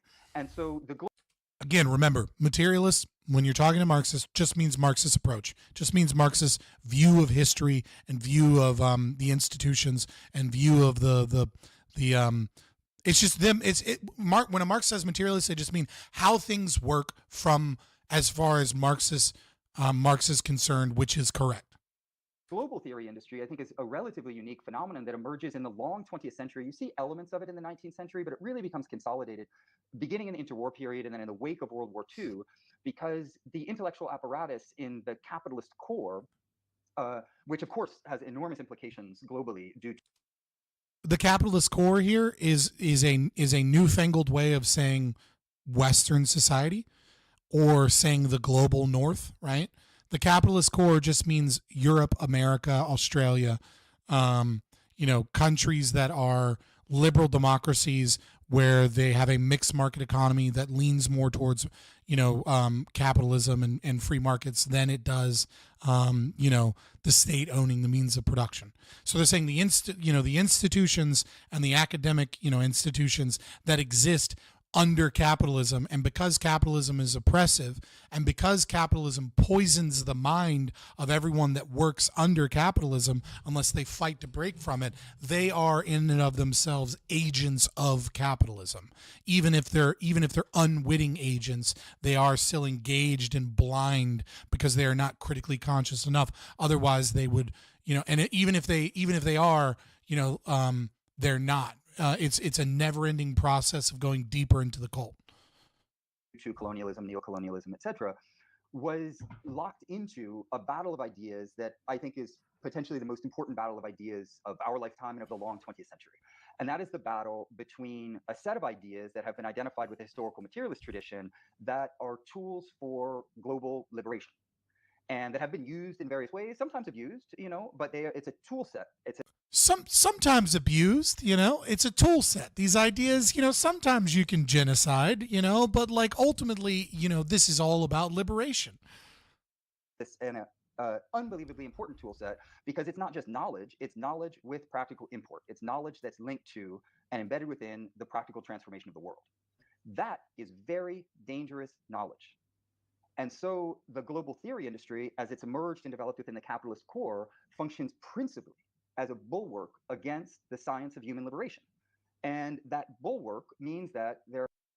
Right. Again, this is why you need to read Engels' Socialism, Scientific and Utopic. They view their philosophy that is based upon axioms that are circular as science. It is scientific socialism. This is the science of human liberation, right? That's what they believe Marxism is that if you take these axioms to be true, which they are because we say they are, right, then we're engaged in some form of science. But there's no science involved in this. They're not utilizing the scientific method. They're not utilizing empiricism as a means of, like as a means of discovering knowledge or truth. They're not substantiating their axioms, with, in a way where they are no longer circular, right? Like, if you look at objectivism, for example, where does objectivism start? Well, objectivism starts with existence exists. That is the only axiom that is necessary to be an objectivist, right? However, as Ayn Rand describes it, that is an unavoidable axiom. You cannot avoid said axiom. And the reason you can't avoid it is because to avoid it would mean to argue against your own existence within the framework of existence. And then from there you get the law of identity and Aristotelian formal logic and things of that nature, right? There, they have an entire corpus of axioms about like the contradictions that are inherent in power structures, but there is no evidence to believe it. It is just a thing that you believe because it's true. Why is it true? Because it is. Why do you believe it? Because it's true. Why is it true? Because it is. It's a completely circular logic. Not much unlike Christians, I might add. Christianity is also a circular logic. Well, why do you believe it? Because God is real. Why do you believe God is real? At least, well, because he is. Because the world couldn't exist if he wasn't his. Well, how could the world not exist without God? Because there must be a creator. Okay, well, what if there is no creator? There must be one. Well, why do you think there must be one? Because look at the world. It's intelligently designed. Well, let's look at all the evidence that it's not intelligently designed. Oh, well, those mishaps and things like that don't matter. Right? It's the same circular logic. Yep. Engels also viewed Christianity as the bulwark of capitalism. Yes. As you get further on, again, like Gramsci stated, it becomes one of those cultural institutions, right? This is kind of like, there was that, that famous phrase, like the opiate of the masses. It's a little bit misinterpreted often by like us, our camp. We kind of don't really understand as much like what it actually means when he says it's the opiate of the masses, because he doesn't mean that it's like a drug or that it's bad per se. He kind of does, right? Marx means it in the way that like it is a pacifying force in that it makes their life more comfortable. But it keeps them from recognizing the truth, and that the truth is that all of these people that have, private property and money are oppressors. There has to be a set of ideas that are produced, circulated, and consumed that create, and there's many different levels at which this functions, and we can get into some of the details, but in the big picture scenario, one of the things that's crucial for the intellectual apparatus in the capitalist core is to produce the illusion of radical theory that's actually severed from the practical transformation of the social and political world. And so the work that I've been doing on the Frankfurt School, but also on French theory and a lot of other intellectual traditions, I think clearly demonstrates at the material level, even for people who disagree with me, I think they should recognize what the historical record is, that the global theory industry functions as an institutional. And so again, here he's not wrong, right? Like we can hate hate them because we recognize that the axioms and that the radical situation. He's not wrong, but I think he has it backwards, right? So his belief here is that the capitalist core has influenced these people, so they must give it a veneer of radicalism to hide the fact that it's actually just pacifism and liberalism. And I would say that the exact opposite is actually true, and all of the historical data that he is going to reference, I presume, will show that, right? It's the exact opposite, but the process is the same, right? They need to hide the radicalism with the appearance of some form of liberalism, and that it's different. And this because it's like, well, what has changed? Why did these theorists come together? And I'm guessing he's going to posit, because I've heard some of his work before, right? That the CIA and the capitalist class and the State Department and all of these people wanted to defang Marxism, so that like the capitalist class and the governments would be safe from the dangerous concept of Marxism that is a threat to their power. But the reality is the exact opposite, which is that these people came. I mean, like, that is going to be an element for sure. There are going to be people, that are hoping to shape intellectual thought and governments, just like there are today, just like Russia does, just like America does, just like China does, right? Where, like the National Endowment for Democracy Fund, right, is a CIA group that goes in and funds media institutions to try and push them towards liberal democracy and to like be a bulwark against like Russian or Chinese communism. Right? So it absolutely is true to a certain degree, but the opposite is also true, which is that you have a bunch of Marxist, at least in foundation, philosophers who believe many of these elements of things. I mean, like, if you read Derrida, the guy literally, studied under Derrida and is going to act like all of these other people are somehow like, captured by the capitalist class and like not revolutionary in any way. And it's like, I mean, like, for Christ's sake, even Marcuse, who's like the most liberal of them, you read Repressive Tolerance and it's like, the entire concept is to gain power within these systems so that you can be intolerant of those that you deem intolerant, so that you can wield state power to crush opposition towards liberation of people in terms of socialism, welfare, in terms of grabbing up the means of production, in terms of massive regulation of the capitalist industries, etc. They are trying to hide their Marxism and their desire for a more peaceable, slower, more likely to succeed form of socialism from those that it is a threat to. And both can be true at the same time, which is kind of funny considering that Marxists are so obsessed with the concept of contradictions existing everywhere. They all of a sudden magically come to one worldview when it suits them. That there is no other explanation, and that this is, the causal thing here. Apparatus that is anti-Marxist through and through, and one of its principal functions is to discredit, delegitimate historical materialist analysis and replace it with what is really a poor ersatz for analysis, or a poor replacement for deep materialist analysis. And these are all of the various forms of radical theory. I mean, deep materialist analysis is not that fucking deep, right? Like, they're trying to add to it, right? They're not trying to, none of these people are trying to destroy materialism. They are trying to add other institutions and other frameworks of which to build upon materialism, because the proletariat, uprising against the bourgeoisie has led to genocide, starvation, and collapse every fucking time. And so they're trying to improve it because they're still at their core believers in it. And a shared kind of ideology, which in certain cases amounts to a kind of anarcho-anti-communism, where at best you have people who say, well, I'm against the system, I want to break. Hold on, pause. Anarcho-anti-communism is fucking a based phrase. Anarcho-anti-communism sounds like exactly what the fuck I want, boys. Fuck, man. I guess I just ought to be fucking supporting Weber, right? Like, I gotta read some more Weber on stream, boys. Anarcho-anti-communism. I love that phrase. That's me all day long, baby. Anarcho-anti-communism. where at best you have people who say, well, I'm against the system, I want to break with the system's bad, but that thing called socialism is much, much worse. So all that we can do is kind of occupy this anarcho-anti-communist position. There's a lot more that could be said about that critical theory, because I forgot the tail end of your question. Frankfurt School-style critical theory has played an absolutely foundational role in the global theory industry. It emerged in the interwar period and functions in many ways as one of the bedrock elements for all of these later traditions. I mean, if you read the work of Judith Butler, she's engaging with Theodor Adorno. If you know, all of the lineages are actually quite clear. As soon as you trace them out, you know those traditions. And French theory, which emerged much more in the 19th. Yeah, and where are they based, right? It's like, oh, it all started in the Frankfurt School. Yeah, it did. That was how they got into academia.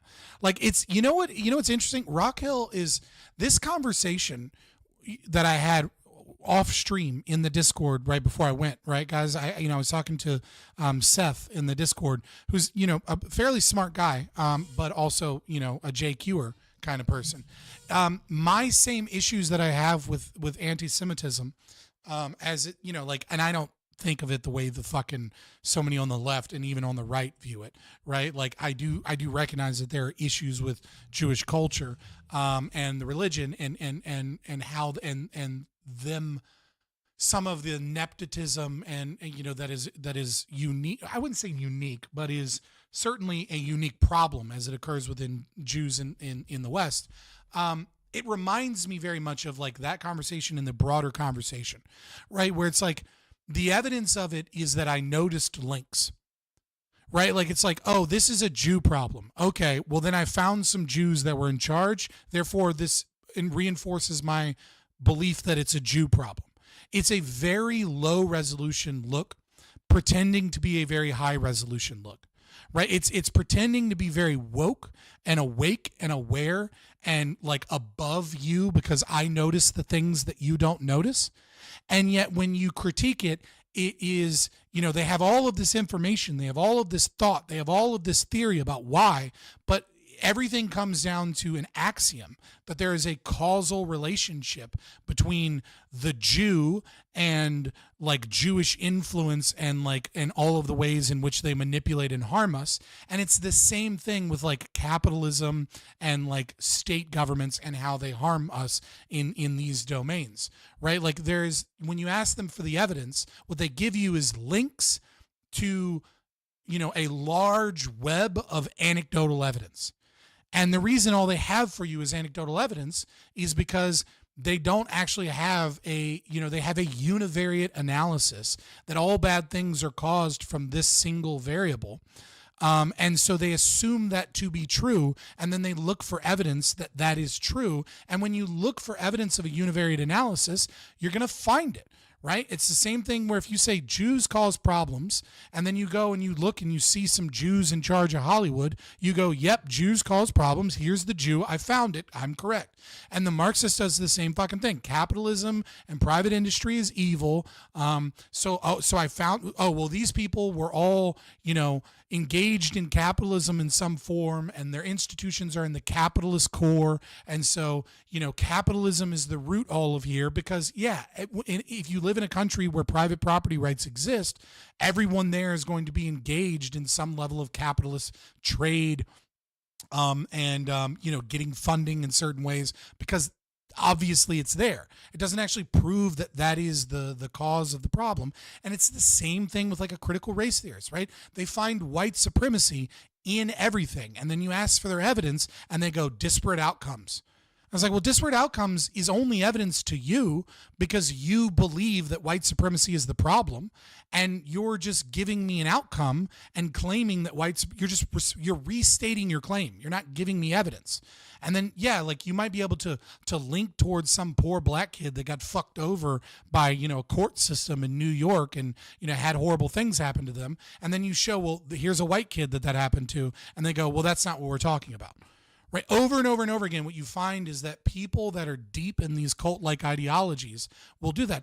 And anarcho-capitalism is very similar, right? I don't deny that my own ideology has the similar situation where over and over again, people will ask, well, what's the problem? And I'll say the government, right?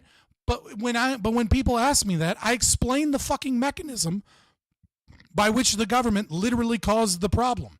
Right? I don't just say, well, the government had regulations, therefore the government was in charge of this, therefore the capitalist was not able to act freely without the government, therefore it would be better without the government.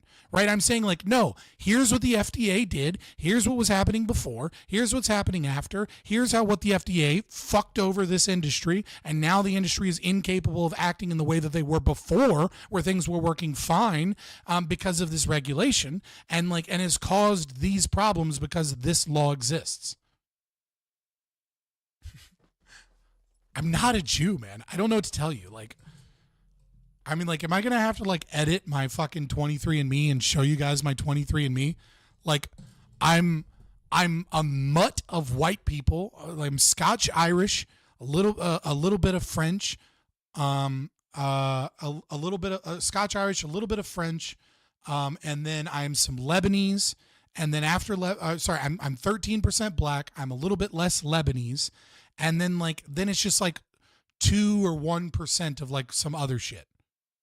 I'm not a Jew, dude. I don't know what to tell you. What will you think? What will it take for you to think JQ is true? Actual evidence, number one. But number two, JQ is a question. JQ isn't a thing. It's not a claim. There is no claim behind the Jewish question. It is just questioning. It's just noticing. There's no claim relevant there. So anyone that says JQ is true is speaking in code about a different belief or is retarded. That's it. Those are the only things. That's it. Yeah, if on Twitch I have a 13% tar brush that Mark made to make fun of me. Just saying. 1960s and 1970s and became prominent in the Anglophone world in the 80s, really became one of the kind of central elements in that. What? No Slav? No more money from me? I'm sorry. I'm not a Slav. I wish I could. I wish I could do that so I could get some money from Rudy, man. But I understand. I understand your need for Slav supremacy.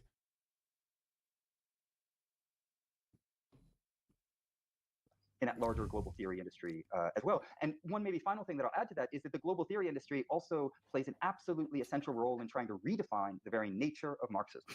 And for anyone who's read the Dictatorship of the Proletariat and the Renegade Kautsky, we know that this doesn't just date from the latter part of the 20th century.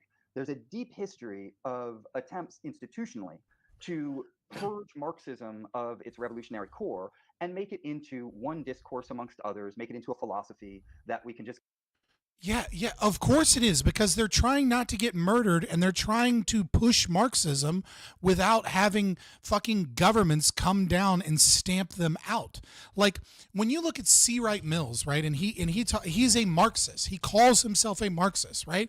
But he also wrote an article called The Sociological Imagination, right, where he states that Marxism is one theory or one lens by which to look at something. So you ought look at something like Marxism, or critical theory so that you can understand power dynamics, right? But he also, you might look at something from dramaturgy, right? Or you might look at it from George Simel's perspective, who's also a Marxist, right? But has a different perspective. Or you might look at it from a Durkheimian perspective of structural functionalism. Well, actually, Durkheim would be functionalism. Robert Merton would be structural functionalism. But you get what I'm saying, right? He's saying that you need to utilize different philosophies and different theories to get a whole picture of the thing. Now, why is he saying that as someone who all of his other works read just like a fucking Marxist? Is he saying it because he's trying to destroy Marxism? That's the claim, is that it works to subvert Marxism and keep the true Marxist, ideas. It's such a bullshit claim, because when you look at the pressures that are occurring, you have anti-communism as a big part, a large movement, right? You have the Cold War occurring. You have governments and conservatives and traditional, people that are avidly against Marxism. They're literally funding wars to stop the spread of communism when this is going on, right? This is going on right before Vietnam and a little bit during it. Okay, that's the world that we're going into. and countries were falling like dominoes to Marxist thought and theory. So these intellectuals that are within those spaces are not watering down Marxism, but maintaining its axioms so that they can destroy Marxism as like the evil capitalist class that is trying to get rid of and become anti-communist. They're doing it because they're trying not to get killed and lose their job because they want to see the Marxist revolution. But they recognize that the strategy that is employed, is going to fail. That governments are going to find people and go, they understand that the House Committee on Urban, the House Urban Committee on, oh my God, now I can't think of it, on Un-American Activities. Sorry. House Committee on Un-American Activities is going to come to them and be like, do you or have you ever belonged to a communist party, been to a communist meeting? They're looking to ferret out and root out Marxists and communists so that they can make sure that they have zero institutional power. And these people are like, how do we solve this problem? And one of the ways in which they solve that problem is to rebrand Marxism as critical theory, put it into multiple domains, and say that, oh, well, it's just a lens. It's a lens to view things from. But it's true, but maybe you ought to look at it from other perspectives and other lenses. This gives them the capacity to go into the education system and teach people Marxism, teach them how to be critical theorists, teach them how to, engage in revolutionary praxis and do all of these things whilst not being ferreted out by state actors, politicians, communities, family members, etc., that would do what they could to keep them from being able to do such. Like, it is such a bullshit critique to say that, like, to imagine, because like one dude wrote on a CIA funded paper that the owner didn't even know was CIA funded because it was secret, as that there were influences of the CIA and anti-communists that were helping aid and abet in certain ways, like, this process, which, by the way, are institutions that were at the time were also full of Marxists. Compare and contrast, or that we could mix with other philosophies, a little bit of Freud, a little bit of Lacan, a little bit of this, that, and the other thing, and then it becomes a kind of discursive assemblage, right? Rather than a tool set for human liberation. And those are two very, very different things. So I see the global theory industry as playing a central role in the intellectual world war of ideas that has defined much of the long 20th century. Wow. Thank you so much. That really explains such a great overview of this. I have a follow-up question for this. You sort of touched on... Noah's voice is rough. Just throwing that out there. But, I'm not going to make fun of him for it. But it is rough. We'll get through it. What in your recent piece you called the ABS, right? The anything but socialism theory. What my question is really is in regards to this, how has this sort of superseded Marxism through funding and foundations? Could you name a few of the concrete examples of how this happened and grew out of the Frankfurt School? Yeah, there's a number of different elements, right? Because the social world is Jesus fucking Christ, is that you? That is not me. is complex, and there are different forces that are operative. But I think that the clearest macro view that we can have on these developments is the following: that is that what I was referring to as the intellectual apparatus. So this entire system of production, circulation, and reception of ideas, which includes schools and universities, but also, of course... Oh, JFK is in RFK. I think, yeah, he meant RFK. So I found some TikToks of like RFK talking shit on food, and now every time that like Mark and I go out, I like to like sneak up and be like and he'll be like, oh, these banana chips, these aren't too bad, because we read the ingredients on everything we eat, and we're pretty careful about not ingesting dyes or overly processed food or like a bunch of seed oils. People talk about seed oils. Look, I don't want to have a debate about seed oils. I'm just going to say this, take it or leave it. Maybe we can talk about it some other time. Seed oils are not fucking good for you. They don't seem to be that bad when they're not cooked, right? And what I mean by that is, like, it doesn't seem like it's a big deal if seed oil is in your salad dressing. When seed oil is in something that is then baked or cooked, that's when you get a buildup of linoleic acid, and linoleic acid it doesn't look like it's good for your body.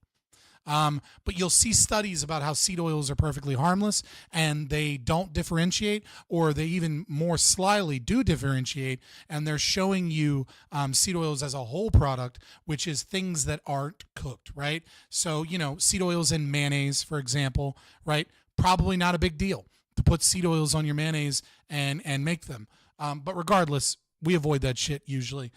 We don't eat a lot of processed food. Another reason why I would give a shout out to Chobani, right? Because I love Chobani. Chobani makes good yogurt, good coffee creamer, good stuff that is, low ingredients and doesn't have all that poison in it. But like sometimes I'll sneak up to him like at the store like the other day, and he was like looking to buy like some dried fruit, and I like came up to him and I was like, is that really dried fruit, or is it deep fried in canola oil?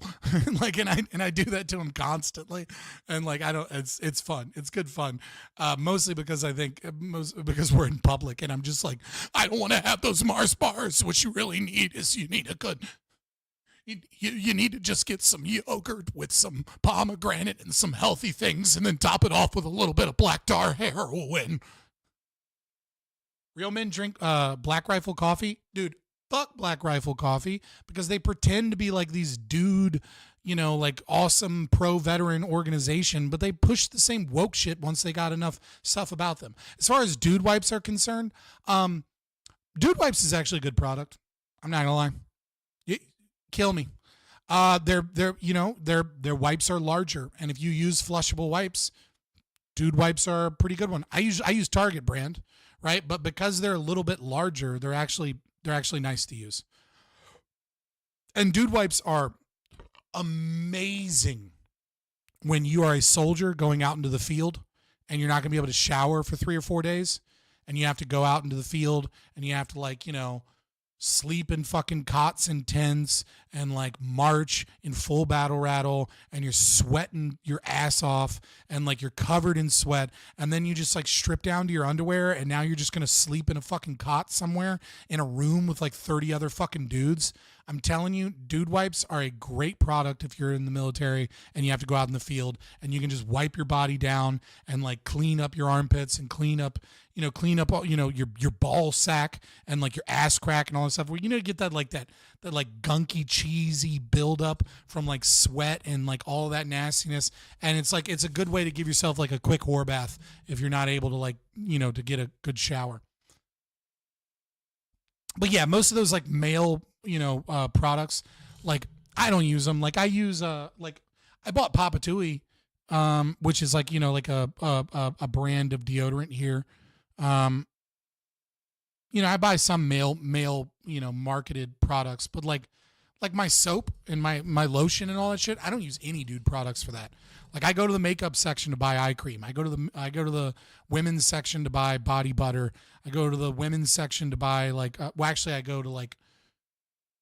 I go wherever I can to find soap, to find good like bars of soap and stuff. But like I don't buy into most of like that bullshit marketing towards men. I care about the ingredients. I care about, does the product work? And Dude Wipes is a product that is actually pretty good. Of course, the media and also culture, right, is a very expansive notion, and the intellectual apparatus is a central part of the superstructure. And it has material and institutional elements that are essential to it. It's not just free-floating ideas. I love how so far he's asked for concrete examples, and he's just like, the material and the superstructure and the capitalist class does these things, and they're all like nodding around. And it's like, yeah, you all believe this shit because you're Marxist, but like that's not evidence of anything. That's just you saying Marxism is true. Therefore, because these people came from countries that are capitalism, and we believe that they're bad because they're not classical Marxists, Marxism is true. It's like, yeah, you believe that everyone is wrong if they're not like, an avidly well-read Marxist, or at the very least, Marxist in spirit, that is like, maintaining these ideas, but shutting their mouth when the smart people talk. One driving force behind this has been the corporatocracy and the capitalist ruling class. In particular, Rockefeller, Ford, Carnegie, Mellon. are members of the capitalist ruling class who set up foundations. If you know the deep history of foundations and the way in which they work, they steal wealth from the workers, and then instead of allowing it to be redistributed in some capacity through process of taxation, they steal it a second time, and they redistribute it instead through their foundation circuits. Yeah, I love this. This is like, I love this when, like, and they're all like, yes, right? Charitable giving and like donations is double theft, right? Because by avoiding taxation, you are actually the thief. That like, it's such an insane concept, is that because you stole wealth by gaining wealth through exploitation of labor, which is just, voluntary transactions so that you could produce goods and services, right? But then you steal it again by engaging in charitable donations and giving, by avoiding taxation. Now, to be fair, what he is talking about here is not like donating to Food Not Bombs, but like setting up institutions that then maintain, like, capitalist, hegemonic, control, corporate control, and maintain their own power and get the government regulations that they want, and like, push institutions towards their own ideas, which, kind of fair. To any of the cultural and intellectual projects that they're invested in, right? So this is a very clear case of the capitalist control of cultural production. And when you look at the history of the Hey, it's from him, but does it have to cost $4 more? Look, it's the same shit that they talk about with the pink tax. Like, all these dude products are exactly the same thing as the pink tax, right? Which is, it is marketed and branded towards a specific audience. The audience then thinks that that product is better because it's for them, because they're retarded. And then they purchase that product because they value that product, because the marketing has them believing that that product is better. I gave you an alternative to Dude Wipes, which was Target brand. Target brand makes large wipes that are just as good. Okay? I said Dude Wipes are pretty good as a product. I think there is a better one for the price, which is the Target brand. Okay? There you go. The Target brand. Now, Cottonelle and like the Walmart brand, they suck. They rip apart too easy. They're not strong, and they're too small, so you end up with shit on your hands if you're trying to like wipe your ass with one, and now you have literal shit on your finger because it like ripped, and now you have to go like deep scrub and wash your finger and then smell your finger for the next half hour because you're paranoid that you didn't get all the shit off your hand. Okay, so fuck Walmart brand, fuck Cottonelle. But if you're gonna use like Dude Wipes, it's a good product. It's good. Target brand is just as good in my opinion. I know the sarcasm was there, right? But sometimes if I let things slide in chat, other people think that I'm wrong, and I can't be wrong because I am an egomaniacal, narcissistic person that is engaged in a parasocial relationship.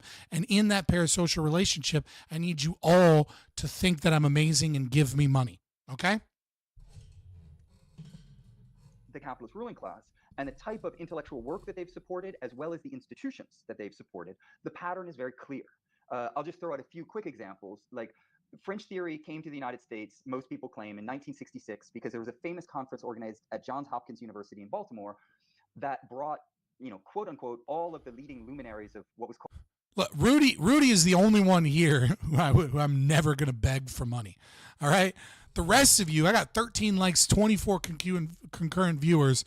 This is not the type of content that most people come in. Most people come in for, blood sports debates and shit. I get it. You know what I mean? Like, it takes everything to make a channel run, though. And so this is the type of content, honestly, I often do for me.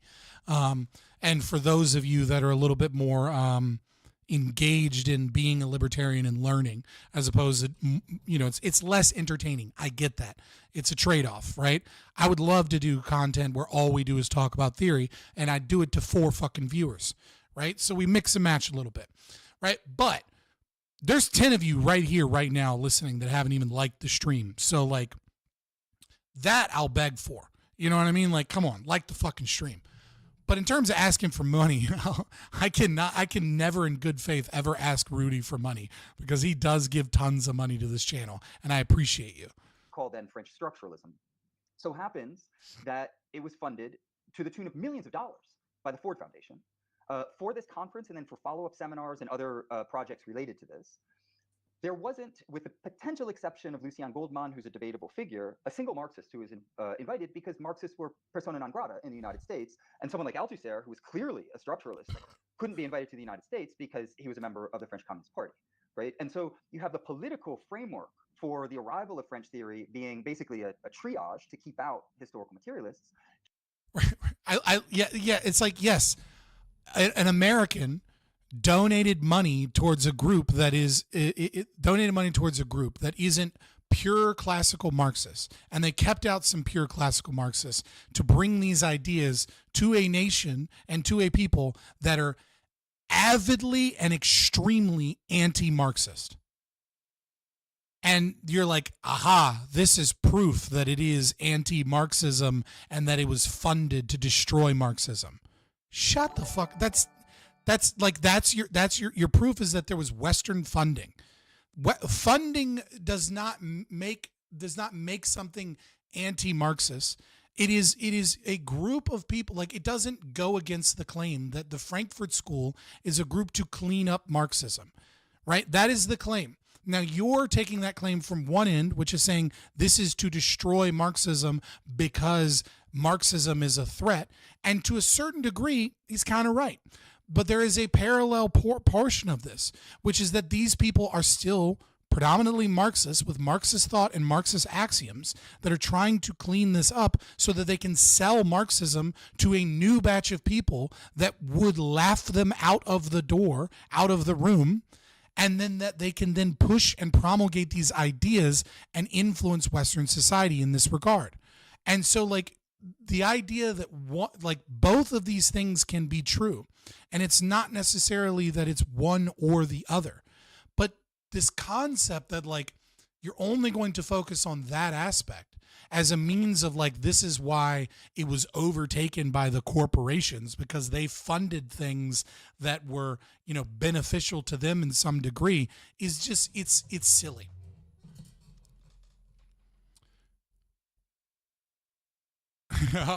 Fair enough, ad libitum. Thanks for joining, Daniel Smith. I appreciate you.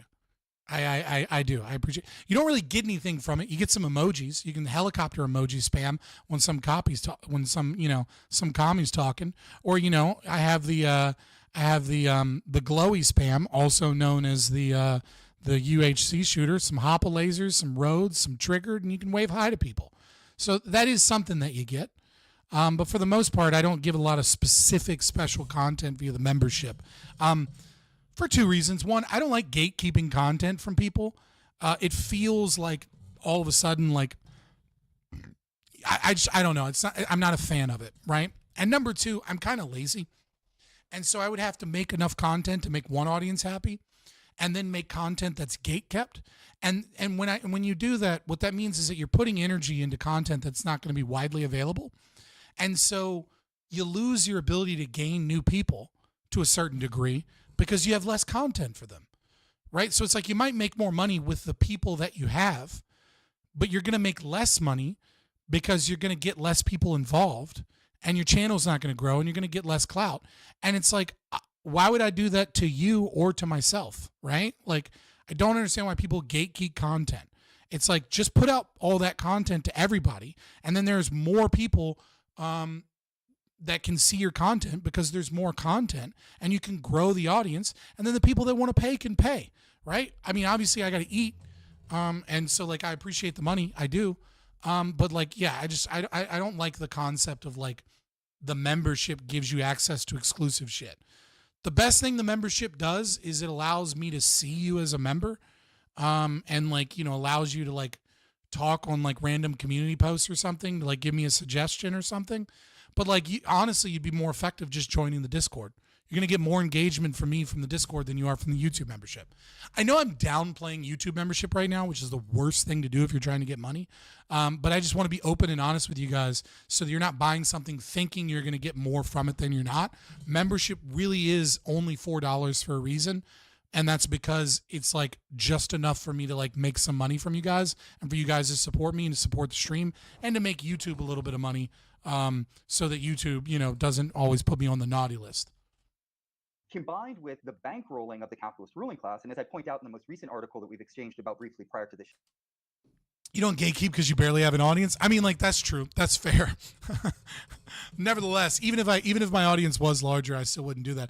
I had a much larger audience when I was regularly streaming on Twitch, to be fair. But I moved from Twitch and switched to YouTube and, you know, had other life things going on. But when I was regularly streaming on Twitch, I mean, we would get to 80 live viewers every night, with few exceptions. Like sometimes when we would do specific type of content like this, or content like Serial Killer Night, we'd have less viewers because it was targeted towards a smaller group of people. But when I would do like Hippy Dippy, because I was like the Hippy Dippy Rumble third champion and a bunch of other stuff, debunk the JQ to get a good audience. You gotta, I mean, like I'm willing to debate anybody with an audience that I know won't be crazy on YouTube. I'm willing. The invitation's still open. You find somebody that's a big JQer that has, like, you know, a YouTube or a Twitch or, you know, even an X audience, so I know that they won't, like, you know, just come in here spurging out saying crazy shit, and they'll show up on camera. I'll debate them. I just hadn't thought of it. Started listening when you were at like 170 subs, so it wasn't an option, and then didn't think of it since then. Oh yeah, I mean, like when I was on Twitch, you know, my YouTube was like just kind of like a random place to put things. I wasn't really focused on growing it that much. But now that YouTube's gotten a little bit better about live streaming, I do enjoy it over here. I do miss some of the features from Twitch. I can't in good conscience go on Twitch when I know I'm probably going to get banned for saying something probably about trans people, because I say a lot of controversial shit about trans people. And then I'm never going to be able to go on like a Twitch panel again, right? And like not being able to debate or talk with people on Twitch is like an issue. But if I'm on YouTube, the likelihood that I get like reported to Twitch, like in order for me to get banned from Twitch by streaming on YouTube, I have to be large enough to where it doesn't matter anymore, right? Like because people would have to try and get me banned on Twitch for off-site behavior. And that means that I've got like, you know, a couple 100,000 YouTube subscribers and shit. You know what I mean? Like at that point, I'm already making good money and like have the clout to get people to come to do a panel with me, not hosted on Twitch and shit like that. So it wouldn't matter. Show the Frankfurt School has a very similar pattern. The Rockefeller Foundation has been involved in supporting the movement of Adorno and Horkheimer back and forth between the US and Europe, as well as supporting the institute itself, the Institute for Social Research, or what is the Frankfurt School, the institution, and its movement back to West Germany, not to East Germany, in the wake of World War II. Yeah, they also helped open up trade relations with China. Like what's your point? Like, this is the thing. It's like, again, it's like, you know, talking about debunking the JQ. It's like the JQ shit. It's like a capitalist gave money to this. That's how we know that it wasn't Marxist. And it's like, sure, to a certain degree. But again, that doesn't make it like this anti-Marxist thing that is designed to destroy Marxism, right? It just means that the goals of certain individuals were aligned in that time period with what they were doing. And many of these people had a lot of socialist leanings, especially capitalists. And the reason is because people like Rockefeller, who were bribing politicians so that they could purchase land in defense, to make sure that they didn't have competition. They love socialism because socialism is how the capitalist makes money, right? It's when you get full-blown revolution that it becomes a problem. And I agree. And that's why Rockhill and Midwestern Marx and all these people have this certain ire towards it. But that doesn't mean that the long-term goals or that the philosophy is then completely dejected from what it is, from those same axioms and problems of Marxism, right? It is like, in the short term, corporations love socialism as it comes in small amounts because it maintains their wealth and power.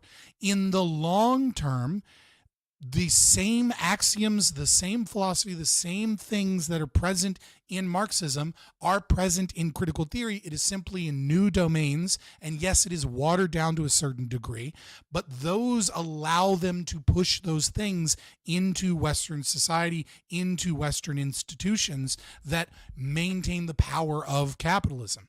And it's like, well, we don't want that. We want the revolution. Okay, well, the problem is those very same people, not the capitalists, but the theorists and the people that you're talking about, saw what fucking happened when you got revolution. You got your fucking teeth kicked in, you had stagnant growth, you had genocide, you had death, you had people that were living in fucking nightmare scenarios. And that if you continue to push these ideas, you're going to be pushed out of those institutions. You're no longer able to have that conversation. It is only recently that critical theory has worked so fucking well at poisoning the institutions and making Marxism palatable that you now get to be an avid and open Marxist and exist in these institutions.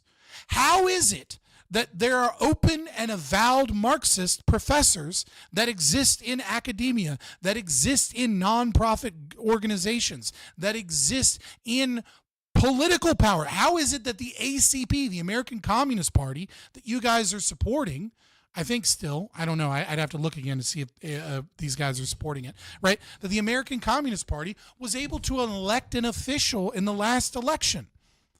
How is it that the 1960s had the Hatchet Act? That guy would have been fucking thrown out, and it would have been illegal for him. It would have been illegal for him to even run. It is critical theory and critical theory's poisoning of the institutions with Marxist axioms that have made vulgar classical Marxism palatable enough to where people can openly talk about these things and be those things. So, like, it is not only is the evidence not actually on your side that this is like some, destructive capitalist creation to like destroy Marxism. The evidence is on the exact opposite side, that what it was designed to do, which is not destroy Marxism so Marxism doesn't come about, but instead make Marxism palatable and put it into new domains and water it down a little bit, but it still maintain those ideas. The evidence that worked is here today, dude. Like, there are tons of people now that are saying out loud that they are a communist and they don't get laughed out of a room and they don't get immediately attacked by everyone around them like they would have in the 1960s. If you would have gone to a fucking diner in the 1960s in the South and just said loudly to your friend, "I'm a communist," some biker gang was going to beat the shit out of you in a back alley. Because you're saying that shit in the wrong town, buddy boy. Go to New York with all of them other fucking commie Jews, whatever they would say, right? Don't fucking bring that shit down here. You're lucky you're leaving alive. But now, they're fucking out. They're open. They're on fucking TV. They're in regular media. Like, it is very obvious that process worked because we're living in a reality in which that process worked. And the claim that this was like the revisionist history now that like Marxism is palatable, now that Marxism is like, this thing that you can return to in its, in its more, condensed non-cultural forms as a means of challenging, state institutions and powers, like this thing that like people are behind. Now all of a sudden we get to redo all of this. I am a capitalist by their standards. I mean, I hope you're a capitalist by all standards. There are a lot of other good examples of this. In fact, one of the institutions that I studied at in France, the École d'études en sciences sociales, was, it's very well known because Derrida taught there, Barthes, Bourdieu, and others. I know I wasn't going to talk about the pretentious bullshit again, but god damn it, I hate when people are speaking English and then Rudy before. Can I give them... So they are not Marxists? Oh, can you give them some money? No, it won't matter. These people take donations. What are you talking about? I saw the other guy from Midwestern Marx, was like, it was a hilarious video. It was some TikTok where he's like, keeps being interrupted talking about Marxism to thank people for like the hot dog stickers that are donations. And he's like, oh, thanks for the glizzy, man. Thank you. I appreciate the money. And he's taking all these donations to talk about Marxism. And then he gets like throttled, not banned, but like throttled by the CCP TikTok run thing. And then gets all mad about being pro free speech. And it's like, dude, the levels of irony in this fucking video are off of the charts. Like, you are a Marxist taking people's, voluntary money so that you can engage in more money in the capitalist domain, right? You're not off on some fucking commune or something, but you're utilizing, people's money that they got from, their labor that they give to you voluntarily, capitalism. And then you're mad about being censored by a fucking CCP run social media service and bitching about your free speech. Like, what the fuck? Like, you couldn't be less communist than a video that you yourself posted, and like you just kind of like circle it with your own bullshit logic to get there. But again, I just hate when people like break out of English and then say words that there are English translations for. I mean, I get it's a proper noun, so like it's not that bad, but like even still, it's just so hilarious. Like it reminds me of that like like Italian chick that was like on the Food Network, and she's like, and next thing what we're gonna do is we're gonna take our mozzarella, and it's like, dude, just say mozzarella, dude. Like, everyone knows what you mean, mozzarella. Like, it's all right. You're in America. You don't have to fucking Italian it up. Like, it feels the same way. I went to a bakery the other day and I got a croissant. And I got a ham and cheese croissant. It's like, dude, like, it's a croissant. Like, I get it. It's croissant in French, but come on, dude. Like, it's silly. Received an enormous amount of funding, also from the U.S. capitalist ruling class, in their bid to leverage institutional power away from the institutions that have been controlled by the Marxists. And so this is a broader international history and extends well beyond the United States, and for that matter, beyond the capitalist core. That's a bold claim, right? Like, back that up. I'm curious as how the capitalists try. I mean, like, I guess if you believe that anybody that does anything that is against Marxism and donates any money, if that's like your standard for what you mean there, I guess like Rockhill's just right. You know what I mean? But like, it's a silly standard that would only make sense or like be acceptable by the Marxists. Howdy duties. I'm behind, but I'll see you when I catch up. Oh, I'll see you when you catch up, Stacy. Long live 1.25 times speed. I'm going to type it out. So maybe she'll see it now.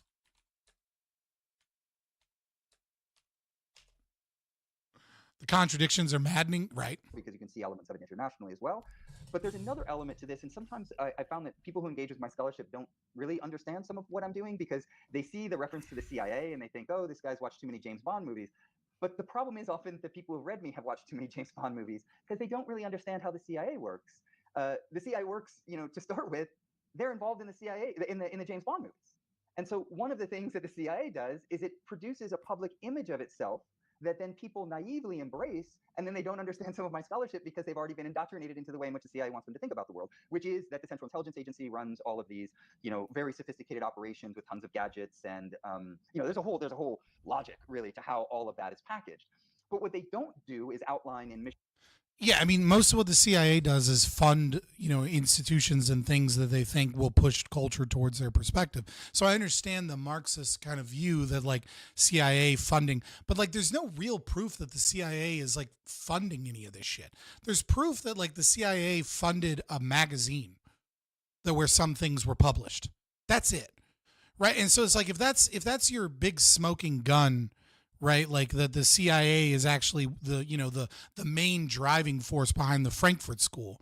Like, you're an idiot, right? Like that's, and you're an idiot because you're an idiot in consequence, not an idiot in terms of like IQ. Like, I recognize that this guy's a high IQ individual, right? But you're an idiot in consequence because you can't see past your own cult indoctrination to just have basic logic, which is, that is not evidence to do anything. Like, that is not sufficient evidence to make the claim that like this is a CIA backed thing, because yeah, sure, I mean, it's technically true in that one portion of it has some CIA funding or backing, right? But that's not the main driving force of the cult of the Frankfurt school, right? Like Gramsci is a part of it, right? Is Gramsci not a real Marxist, right? I mean, like these guys are probably using the term reification, right? These guys are like, he is as Marxist as a Marxist gets. That's Lukács that came up with reification, right? Gramsci's prison papers, you know what I mean? Like, he's imprisoned as a Marxist for being a Marxist. And he is writing about how Marxism can defeat the West is not through a quick, means of class consciousness, but by reformulating Marxism so that it contains, elements of theories that can slowly erode the cultural institutions that keep people that allow people to become reactionaries and keep people from, developing class consciousness, right? Because they hear some ideas, they go to their job and they're like, this big CEO fat cat, has all this money and here I am slaving away for $17 an hour. And then they go home and they go to their family, and their family is, an important thing to them that makes them keep slaving away at that job. And then they go to church and, much like Lenin said, but it also says in Theologians, right? Those who do not work shall not eat, right? And they go like, oh, okay. The default state of man is poverty. And I have to work and I have to go out and I have to meaningfully use my labor in order to gain some form of resources, right? So that's the concept that Gramsci is putting forward with his countercultural hegemonies, right? And that is what you see in critical theory, and that is also what you see in practice by critical theory, but also in the Frankfurt School in their writings.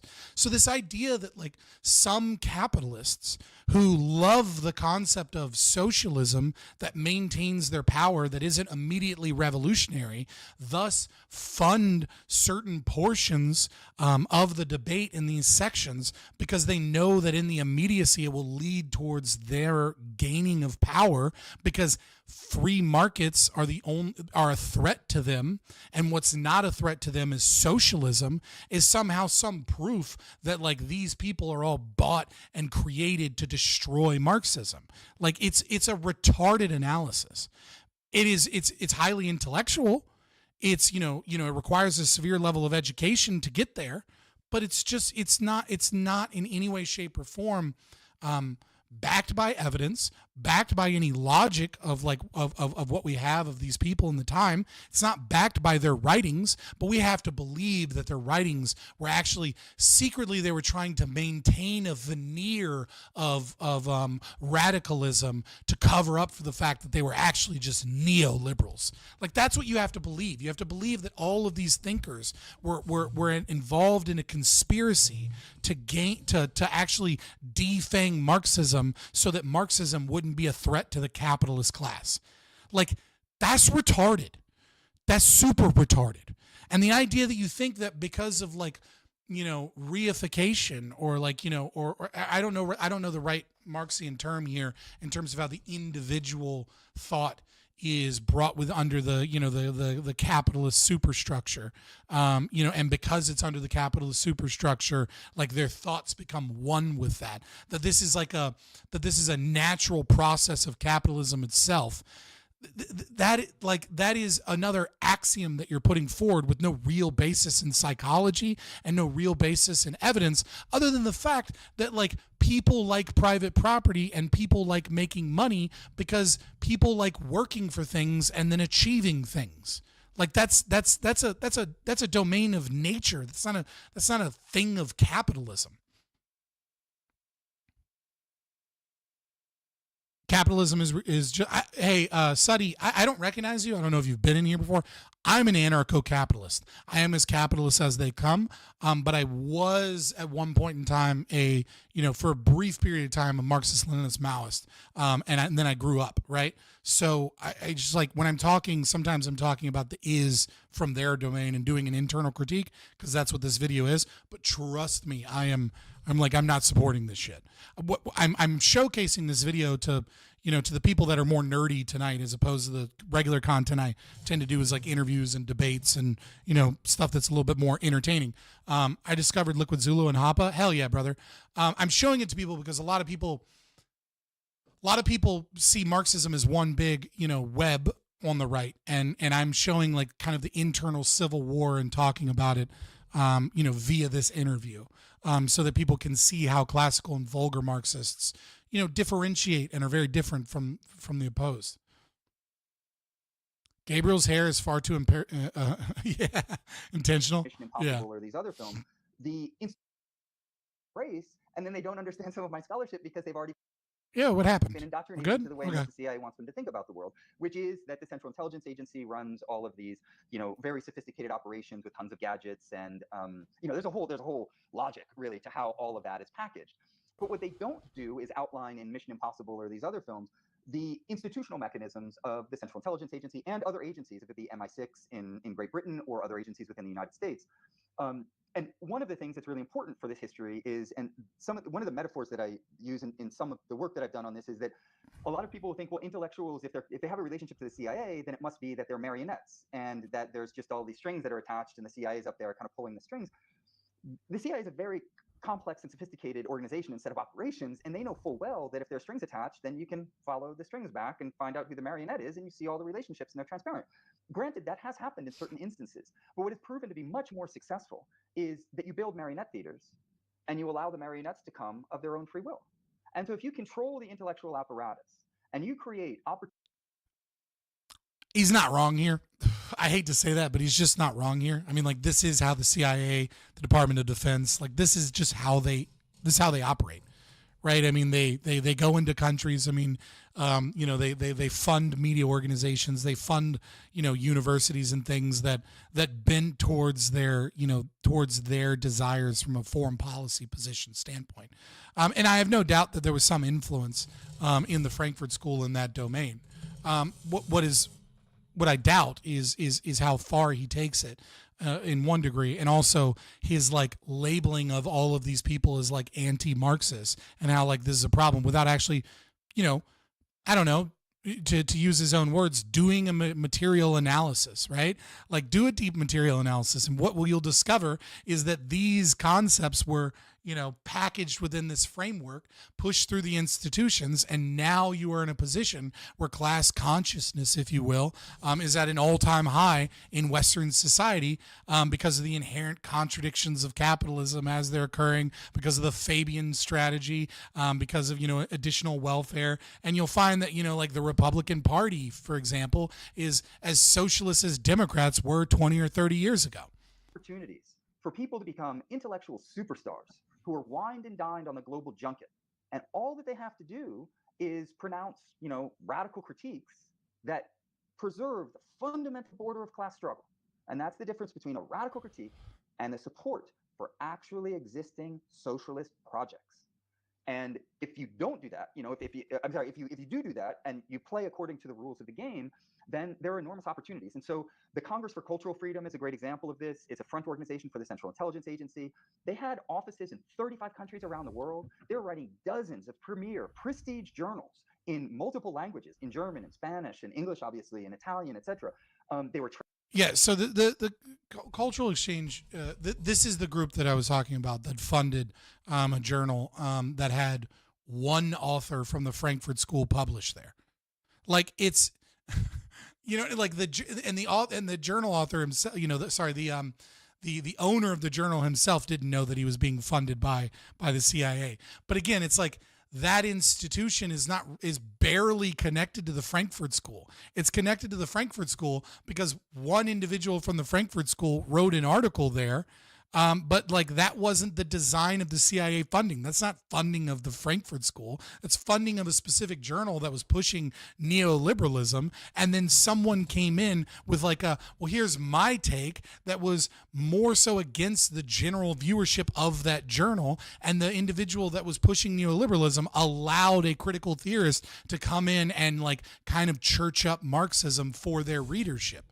So it's that's they do operate that way. They were doing that, but that's barely connected to the Frankfurt School. And it's silly that you would that's evidence you would use, because if it's just historical revisionism, and it's talking to an audience that are Marxists, that want to believe that everything that defeats Marxism is actually a secret CIA op that is funded by the capitalist class, and that if we just didn't have that, we would have won the day because our ideas are superior. translating work. They were having people circulated around the world. They were running international conferences that aren't small little junkets. They're international conferences with simultaneous translations into dozens, tens if not dozens of different languages, with press coverage within like the mainstream press, with thousands, if not in certain cases tens of thousands of people attending these conferences. So these are enormous operations, including art festivals and music performances and other such things. Very expensive. What's that? Super Very expensive. expensive. Yeah. Yeah, very, very expensive. And so the Congress for Cultural Freedom is a big part of these operations, and it was repackaged and then funded by the Ford Foundation. It has continued just in different forms later on. So it can't be confused. Like if it's CIA or it's the Ford Foundation, actually there are liaisons between the Ford Foundation and the CIA, and that's how it's always worked. And if you look at the people who've worked at the top echelons of the Ford Foundation and the top echelons of the Central Intelligence Agency, you'll see a lot of continuities. And there's a reason for that. These are the institutional mechanisms of the capitalist ruling class. And just as I mean, he's not wrong. I mean, I wouldn't utilize the framework of the capitalist ruling class, right? I mean, because, the politicians are, like the concept that, sure, fine, I'll take it. The capitalist ruling class, if that's the phrase that you wish to use, there's no point in me getting nitpicky with the terminology. But yeah, he's not wrong here. But that doesn't make the Frankfurt School and critical theory this uniquely anti-Marxist thing designed to destroy Marxism that was propped up by the CIA. That just means that liberal institutions that were funded after InQtel buys a grant here, and then that company funds a journalist company, and then that journalist company puts an article with one Frankfurt guy on it, who's not even the journal. Like that's not even the goal. You can't simultaneously say, oh, well, they set up the marionette theaters, and then the marionettes will come according to their own accord, right? And then at the same time claim that like the CIA is actually behind the Frankfurt School when it's like 7 degrees of separation. Like, no, they're funding shit to try and downplay Marxism. And sometimes people that aren't, expressed avowed Marxists, but are people that are trying to clean up Marxism, go into those very places where they're trying to, push forward safe left-wing ideology that isn't Marxist. And like those two things, it's a fucking Venn diagram of a Venn diagram, right? It's like you have a Venn diagram, and then you have a Venn diagram, and then you have a Venn diagram. And it's like, yes, some Frankfurt guy ended up on a journal that's mostly pushing neoliberalism, and the CIA is funding this journal through like a bunch of different actors that pushes neoliberalism. And you're like, and that's how we know that the Frankfurt School and critical theory in this watered down shit is actually like a CIA op. It's like, it's a conspiracy theory. It's a unironically,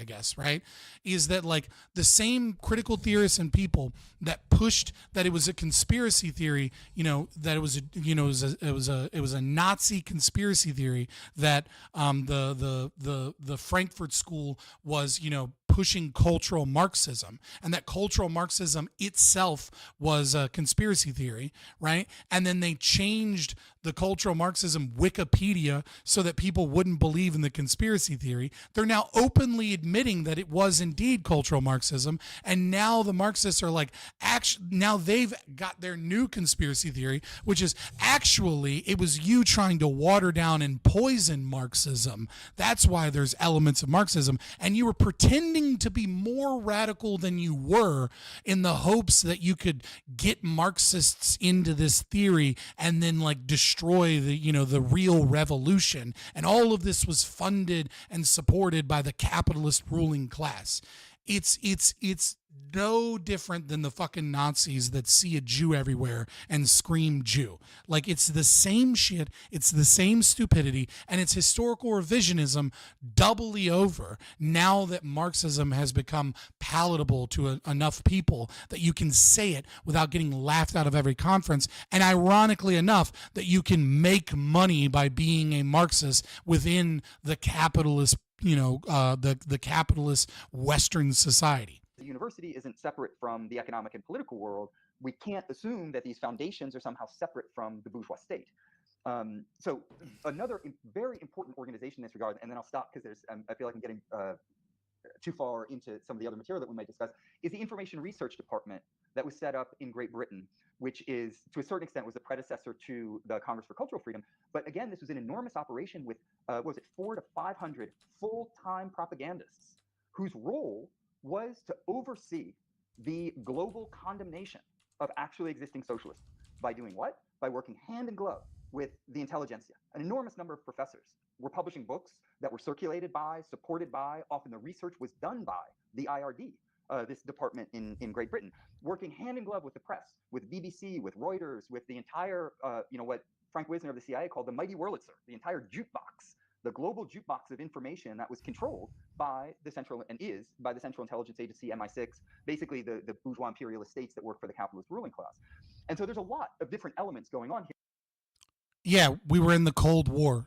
The IRD was a propaganda department. Yes, they worked with some people in academia trying to push against Marxism. What does that have to do with critical theory being like this anti-Marxist shit of the Frankfurt School? Like it's literally, it's just like spurious connections. Like, yeah, the CIA and anti-communists had fucking propaganda machines, just like the communists did. Right? Like the communists had fucking spies in the State Department. Like money that was supposed to go towards the Chinese nationals to fight against the communist uprising in fucking China, $200 million in today's money, was funneled towards the Chinese communists. Like, and that was done under the behest of literal Moscow spies in the U.S. State Department. Yeah, we were in a Cold War, and there were Marxists and there were anti-Marxists all throughout, spending money trying to do things, trying to engage in academia, engage in media, engage in the government to try and push towards one or the other. Yes, we were in a Cold War. The Frankfurt School being funded by the CIA is the claim. The idea that we were within a historical, perspective where the State Department had propaganda firms that engaged in academia is somehow proof of this is fucking retarded, man. Like, why was the Cold War occurring? Was it just because the capitalist class was threatened by Marxism? Were there no normal people that saw gulags and thought, I don't know, this is a fucking problem? Were there no people that saw kulaks being fucking killed, or like kulaks, burning their own grain? Like, were there no people that saw fascism and its socialist elements and, its cries for, anti-liberal, ideologies and anti-capitalist ideologies, right? And saw the horrors of World War II, and then saw that communist Russia, the USSR, the Soviet Union, whatever you want, was just as much, if not worse, than fucking these other countries. Were there some people that were like, oh, the Katyn massacre, where fucking Soviet Union brought Jews that they had captured in Poland so that they could go to concentration camps and be killed in Germany after they slaughtered men, women, and children in Poland as allies of Nazi Germany. I don't know, man. Maybe these aren't the good guys. There's no other influence. It's just CIA propaganda, and that's why critical theory exists. Like, no, there's a fuck ton of other influences, right? And so when there are all these other influences and change in culture, and America's becoming a dominant power, and we have the nuclear weapon, and there's this debate about communism and anti-communism, and there are spies, and there's all of this massive cultural change occurring, right? And we're moving into the modern era, right? Like, farming is like no longer the main profession in most Western countries. So we're coming into cities. Like the Industrial Revolution is obviously hit before that, but like the consequences of the Industrial Revolution are coming into full swing, right? And also, you had communists, when the Industrial Revolution first started, And, you know, and there was this belief under communism, right, that like the capitalist is exploiting your labor and using you. Well, it's a little easier to sell to a factory worker that just saw his friend lose his hand, and now he's like homeless and on the street, and like his wife is like a prostitute trying to make ends meet in like a dirty city with no indoor plumbing. It's a little easier to see when you see some fat cat on a train that like, you know, has like fucking, you know, black slaves or you know, that are basically fucking slaves and like maids, and is, you know, going across the country to like cut ribbons and shit. It's a little easier to, you know, sell that to that person than like the 1950s American that like, you know, is a stay-at-home housewife, like living in a house in the suburbs, you know, after her husband went to war in World War II to defeat the communists and used the GI Bill to come back and go to college and get a good degree and like support his family in the suburbs and like raise their kids, and like their kids are going to like well-funded public schools. Yeah, it's a little fucking harder to sell communism to those people. Are there other fucking reasons that like the culture and the belief around communism was changing? Nope. The fucking CIA had a fucking propaganda outlet in Great Britain, and they worked in intelligentsia to push their ideas in the middle of this Cold War, and that's why the Frankfurt School, that it may or may not have had one or two of their members go to a fucking speech at some point, is actually, you know, an evil CIA operation to destroy Marxism. Like the conspiracy theories of this historical revisionism are off of the fucking charts. And this is what happens the smarter you get when you fall into ideologies, is it becomes harder and harder both to see how normal people think, and it becomes easier and easier to convince yourself of your own bullshit. Here, but at least to sum that up, yeah, and the CIA was working with fucking communists. They weren't just, capital science, they weren't just working with communists in World War II. During the Cold War, we were still working with communists in the denazification of Europe. Like, many of these things that he's talking about that are like, you know, they're not just CIA outlets to fucking push fucking liberalism as a means of like defeating communism. Many of them are engaging with academics to try and push the concept of liberal democracy and equality as a means of like trying to propagandize Germany and Poland and, you know, well, no, I said Poland. I was thinking modern day Poland, but like Germany and like other areas, you know, like in Italy and like other areas of Europe that they were fearful would go into fascism. Like, this is not you can't say that there's this intricate web of things and then it all has a single cause, right? If it's an intricate web of things, it has an intricate web of causes and reasons. Like, not every fucking dollar that the CIA spent was designed to fucking water down and defeat communism. Some of it was designed explicitly to work with communists to defeat Nazism and fascism. But like, is that proof that the CIA is trying to water down and destroy, you know, Marxism, and thus created and funded and maintained critical theory as a means of like, you know, stopping Marxism? Because if I was going to stop Marxism, I don't know, churching up Marxism and bringing it into my schools would probably be like the last thing I'd do.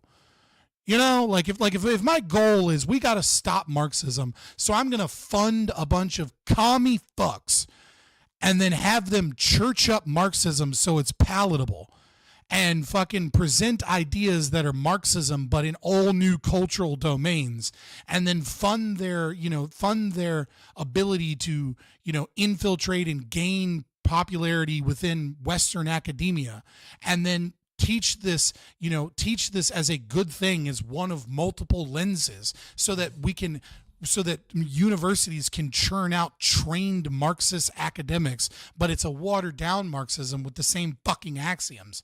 Yeah, that'd be like the last fucking thing a CIA operative trying to destroy Marxism in Western society and throughout the world would do. Like, it is a very high, it is a very strong claim with very, very weak evidence, and there being evidence to the contrary. It's dumb. we need to keep in mind the funding structures and the material sources that are coming from the capitalist ruling class, as well as the disinformation agencies. This is what Ralph McGee said, that the essence of the Central Intelligence Agency, he worked for the CIA for 25 years. He said it's disinformation. That's what we fundamentally do in the Central Intelligence Agency, is we promote disinformation. And so that is one of the core elements of these operations, if it be CIA, MI6, or other agencies. Thank you. It's hilarious to hear somebody talk shit on the CIA, and use someone that has to have like a smart word for like half the shit he says, uses the term disinformation, which is like a CIA video. I mean, sorry, a CIA term.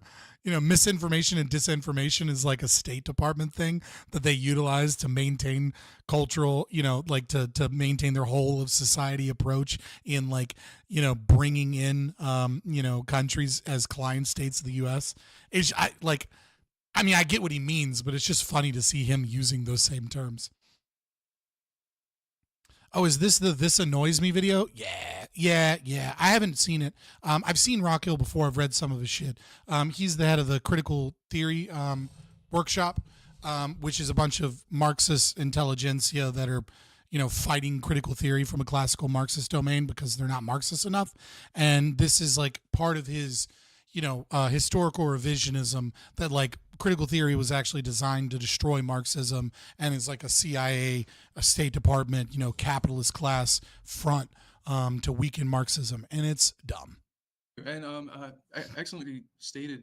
And sometimes it's quite out there in the open. Like I was looking through, after reading your article, through some of my older classical texts from the Frankfurt School. If you look at the acknowledgments, like at the bottom on most of them, it's Rockefeller Foundation.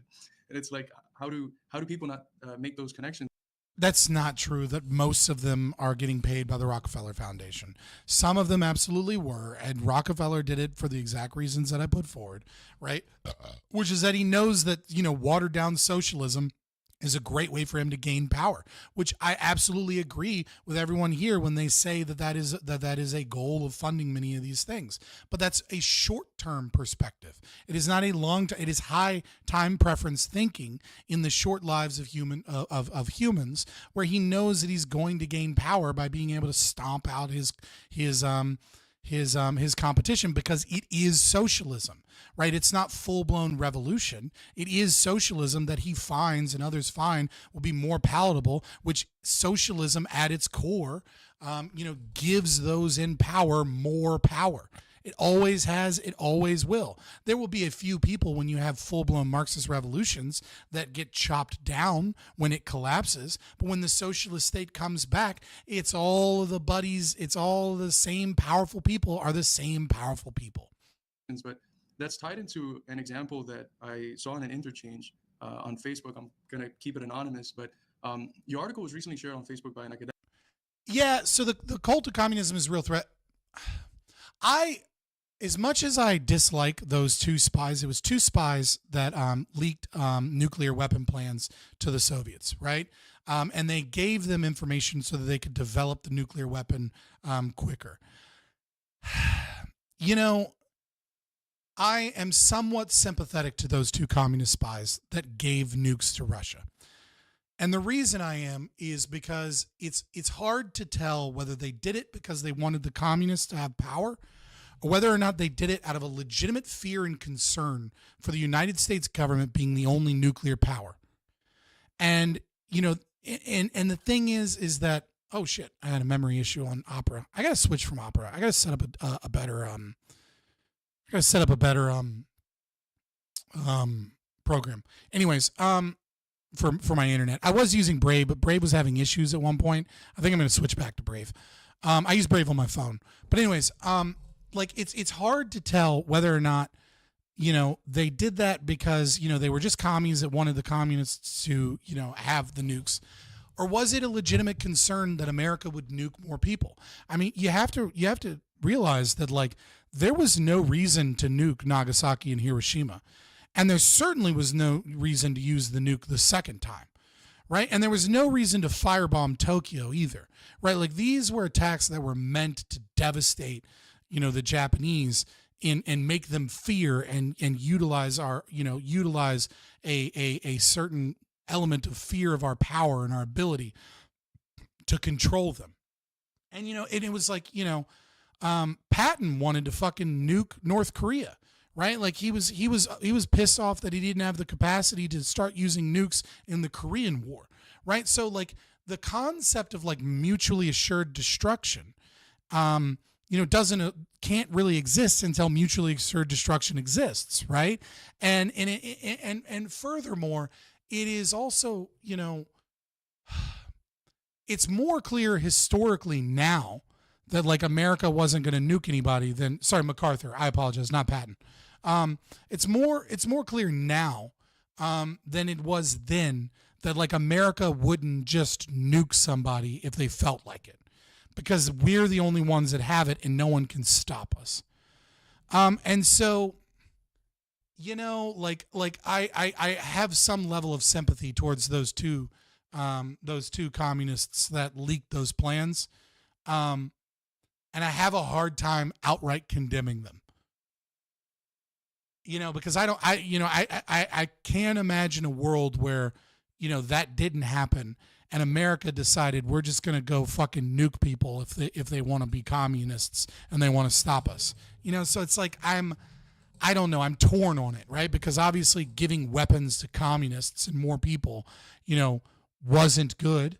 And maybe the alternative reality would have been, a whole lot more capitalism, a whole lot more freedom, and a whole lot less bullying and propaganda, because we simply had the power to, stop them if they wanted to stop us, and we would have liberated, because communism is not liberation, capitalism is liberation. So maybe we would have liberated more people, and like we'd be in a much better, safer world with a lot less dead people. I don't know, right? I don't know the answer to that. What I do know is that two people, gave a nuclear weapon to a genocidal dictator. And, and so like, I hate that. Obviously I hate that. But at the same time, I understand some of the reasoning behind it, and I can't necessarily outright condemn it.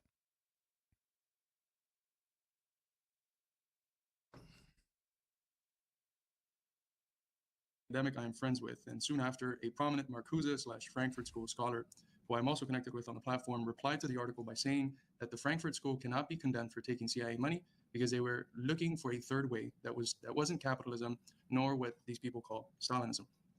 Tell me if I'm wrong, but it feels like this Facebook response represents a bit more than the reply from one individual to another. The myth of the Black Legend, otherwise known as Stalin, seems to be the crutch these folks lay on for both their anti-communism and, connected to that, for their associations with imperialist interests and institutions.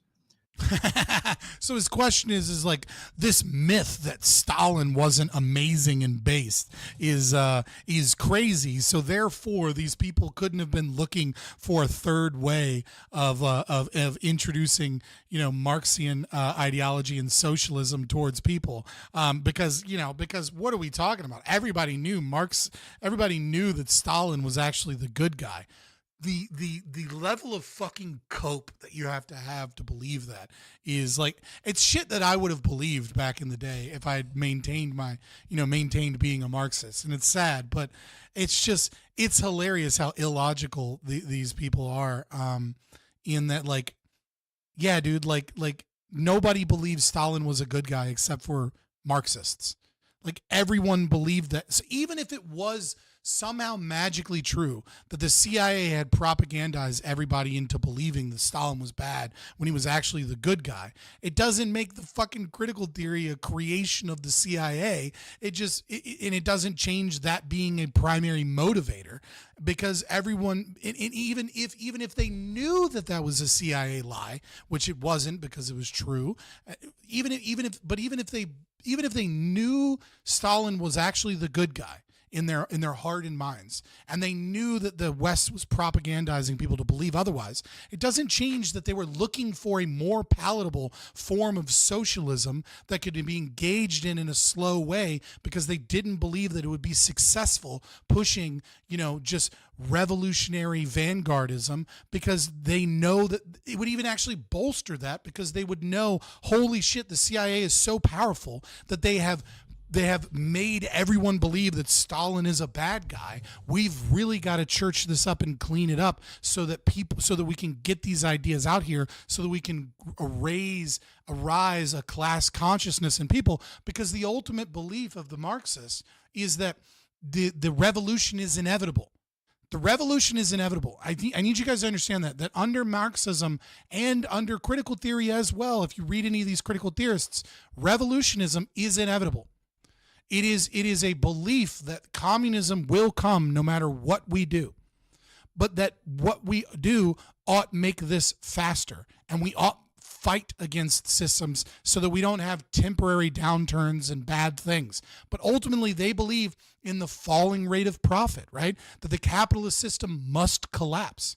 They believe in the fact that there are inherent contradictions that exist between the bourgeoisie and the proletariat, and that when these things reach a crisis point, that there becomes a synthesis, right? So like understanding Hegelian dialectics, which nobody really understands, but like, let's be honest, right? But understanding Hegelian dialectics, they believe that there is that there are inherent contradictions. And that there's a thesis in the system, and that there's an antithesis that contradicts with the thesis, and that we then need to break apart those things, do a critical analysis, right? Then synthesize those things, and that those things will then be synthesized into the new state, right? But they also believe this about history and about systems of oppression. So they believe that the antithesis, that they're pushing towards crisis, that is inevitable. So it doesn't matter how many people die in the crisis, because the crisis itself is inevitable. So we ought to speed it along so that we can get to the utopia quicker, even if it doesn't occur in our lifetimes. So they believe and genuinely think that these things, when they think that it's inevitable that this crisis occurs, right? They're trying to find a way to push class consciousness. They're trying to find a way to push in the critical domain, these other forms of critical consciousness like gender and race and sexuality, or, queerness, against heteronormativity. Like all of these new offshoots are the same thing as Marxism, but in new domains. And that once enough people arise in this consciousness, the power structure will no longer be able to maintain power and dominance at an arriving crisis point. Some form of revolution or crisis or collapse will occur, and then the new system will synthesize a new system of power that maintains some semblance of those systems, and then we will move into that new system, and that this process will repeat itself as many times as is necessary before we get to communism, right? Like, that's how they believe capitalism arose. They believe that there was a system of nobility and feudalism that was contradictory, and that the people were not going to put up with it forever. And then what happens? The Black Plague happens, which is weird because it's not in any of their early writings, because it tends to show that people had more bargaining power and shows voluntary, association and, voluntary labor and things of that nature. But the Black Plague happens, and it wipes out a third of all the poor people and like a couple of rich people, right? It wipes out the lower class. And all of a sudden, these people can engage in their labor is now more valuable. They can't easily be replaced. And so what happens is the Magna Carta happens. What happens is, these people, they have more bargaining power. They start getting last names. They start, then they believe that because of this, the capitalist class, they start moving people around, breaking apart communities, and industrialization occurs. And then as industrialization occurs, the contradiction between the gilded, nobility and the poor is one that can no longer be maintained, right? Because now there's a merchant class. And so instead of having communism, the crisis point arises where the nobility know that they're all going to be overthrown and killed unless they give the capitalists power. And so they come up with private property rights, and they get rid of landed nobility, landed gentry. Most of what I'm saying is kind of historically true. Right? But it's all based upon a premise. They start with that premise, and then they interpret history through that premise. So if you're a Marxist and you believe that this crisis point is inevitable, and you're in the intelligentsia, and you see that the CIA has like convinced people, air quotes as hard as I possibly can, right, that like Stalin is actually the bad guy, right? And you see that like the entire culture is shifting away from communism and is embracing capitalism and embracing markets and embracing liberalism and like equality under all, right? And is in creating even more ever-growing institutions to combat the threat of communism such that it is to their power. None of that is contradictory to the concept that then these people will then try and come up with a new pathway to raise critical consciousness towards people in a slower means so that they can gain that point where there will be enough consciousness that leads to an inevitable crisis, and that they can then utilize that towards other things. Now, obviously, like people like Marcuse, for example, right, like they're wanting to utilize, like they're almost trying to, avoid the crisis to a certain degree and turn the crisis into small crises, right? By like having democracy as an institutional element of like liberalism, and then slowly eroding liberalism and slowly eroding, free market capitalism, and slowly eroding like the ability for titans of industry to exist. The first two happened. The third definitely did not, right? It only got worse because that's what happens when you put socialism in, because you're working with the wrong information. You think socialism somehow hurts capitalists. It doesn't. But the first two is absolutely true from a cultural perspective, right? Where that you will then have a ever-growing state that gets better and more efficient at like redistributing things. And it's Marcuse's kind of opinion that eventually the state becomes less and less oppressive because the need for the oppression goes away, because as these contradictions occur, and these crises occur, and then they get resolved, right? That eventually we will just be in our communist utopia, and one day the government will magically go away because the system will be set up in a way that things get better and better and better, and the end goal, the inevitable end goal, because it doesn't matter what he does, right? As a Marxist, he believes that the end of the line is always, the utopia, is always that no private property exists, is always that no one is exploited, that we live in a world where everyone is critically conscious and everyone agrees that this is good, and no one will be born after that like fights back against that. And even if they do, they will be properly educated and see the beauty of the world, and they'll just see the past as like this evil thing where like people had yachts and boats and shit, and they'll never want that themselves because they'll just love their family so much, or whatever other nonsensical retardism you come up with, that like this shit will work in the inevitable end when humanity transcends the fact that it has subjective values, right? That like, so this idea that they're not Marxist and that they're actually this secret CIA plot, and that it's like funding these things in such a way that it's actually to destroy Marxism and we just need to bring real Marxism back, just doesn't gel with their writings. It doesn't gel with their own theory. It doesn't gel with reality. And of course, their own theory itself doesn't join with reality. But this entire thing is just cope and bullshit. I won't say the entire thing, because he is illuminating how the State Department and the CIA and shit are not the good guys, and they do fund shit towards their own, towards their own goals. But these goals are short-term, temporary goals, right? These aren't kings that are going to pass down the kingdom to their children, right? Like, these are politicians and people in power that want a pat on the back and they want to go retire at Martha's Vineyard, right? Like, it's all short-term shit. So they don't care if the long-term is destructive, because that's not what they're concerned with. They're concerned with, like, changing power balances to maintain and grow Western dominance and power. Private property is the end of history. Owning something and being able to exclude people from it.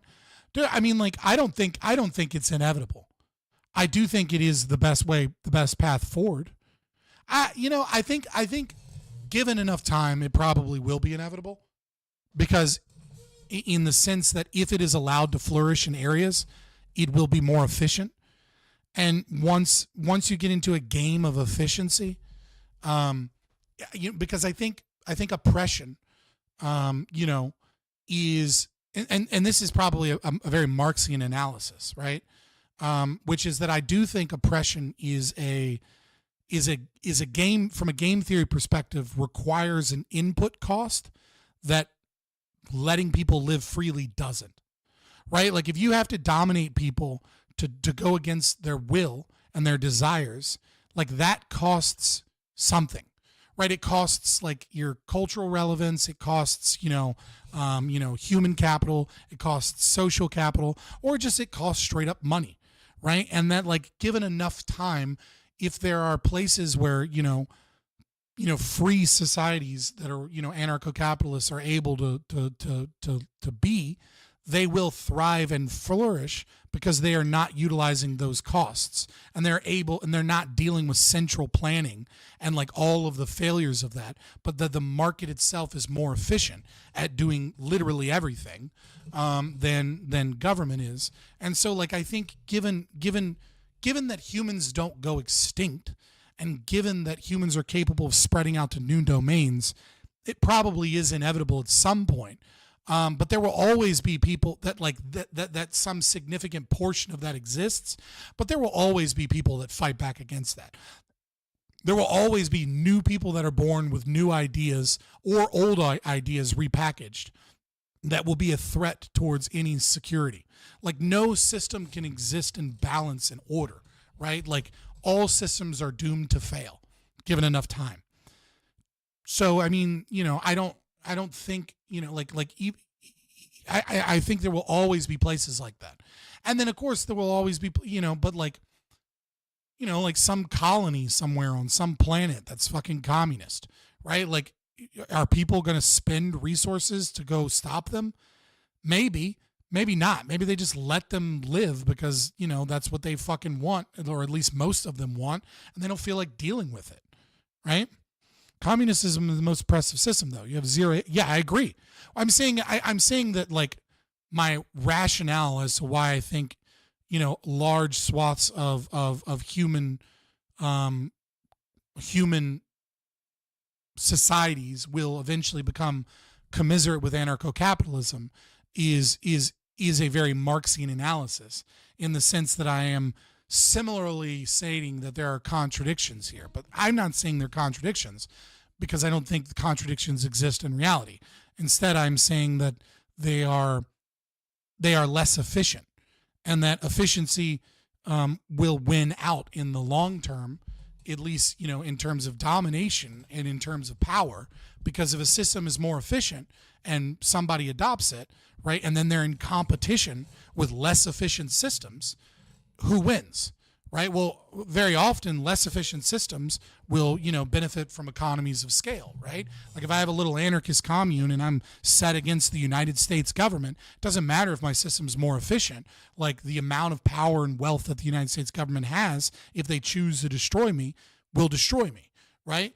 But if you run that pattern over and over and over again, to infinity, eventually more efficient systems, which is private property, is kind of like fated to win out more often than less efficient systems, and develop technologies and develop happiness and develop all of those things at a better rate than less efficient systems. And so I do think it's inevitable that we get anarcho-capitalism. If you run the game long enough, I just don't think that it's inevitable that, like, that dominates human societies because people are retarded.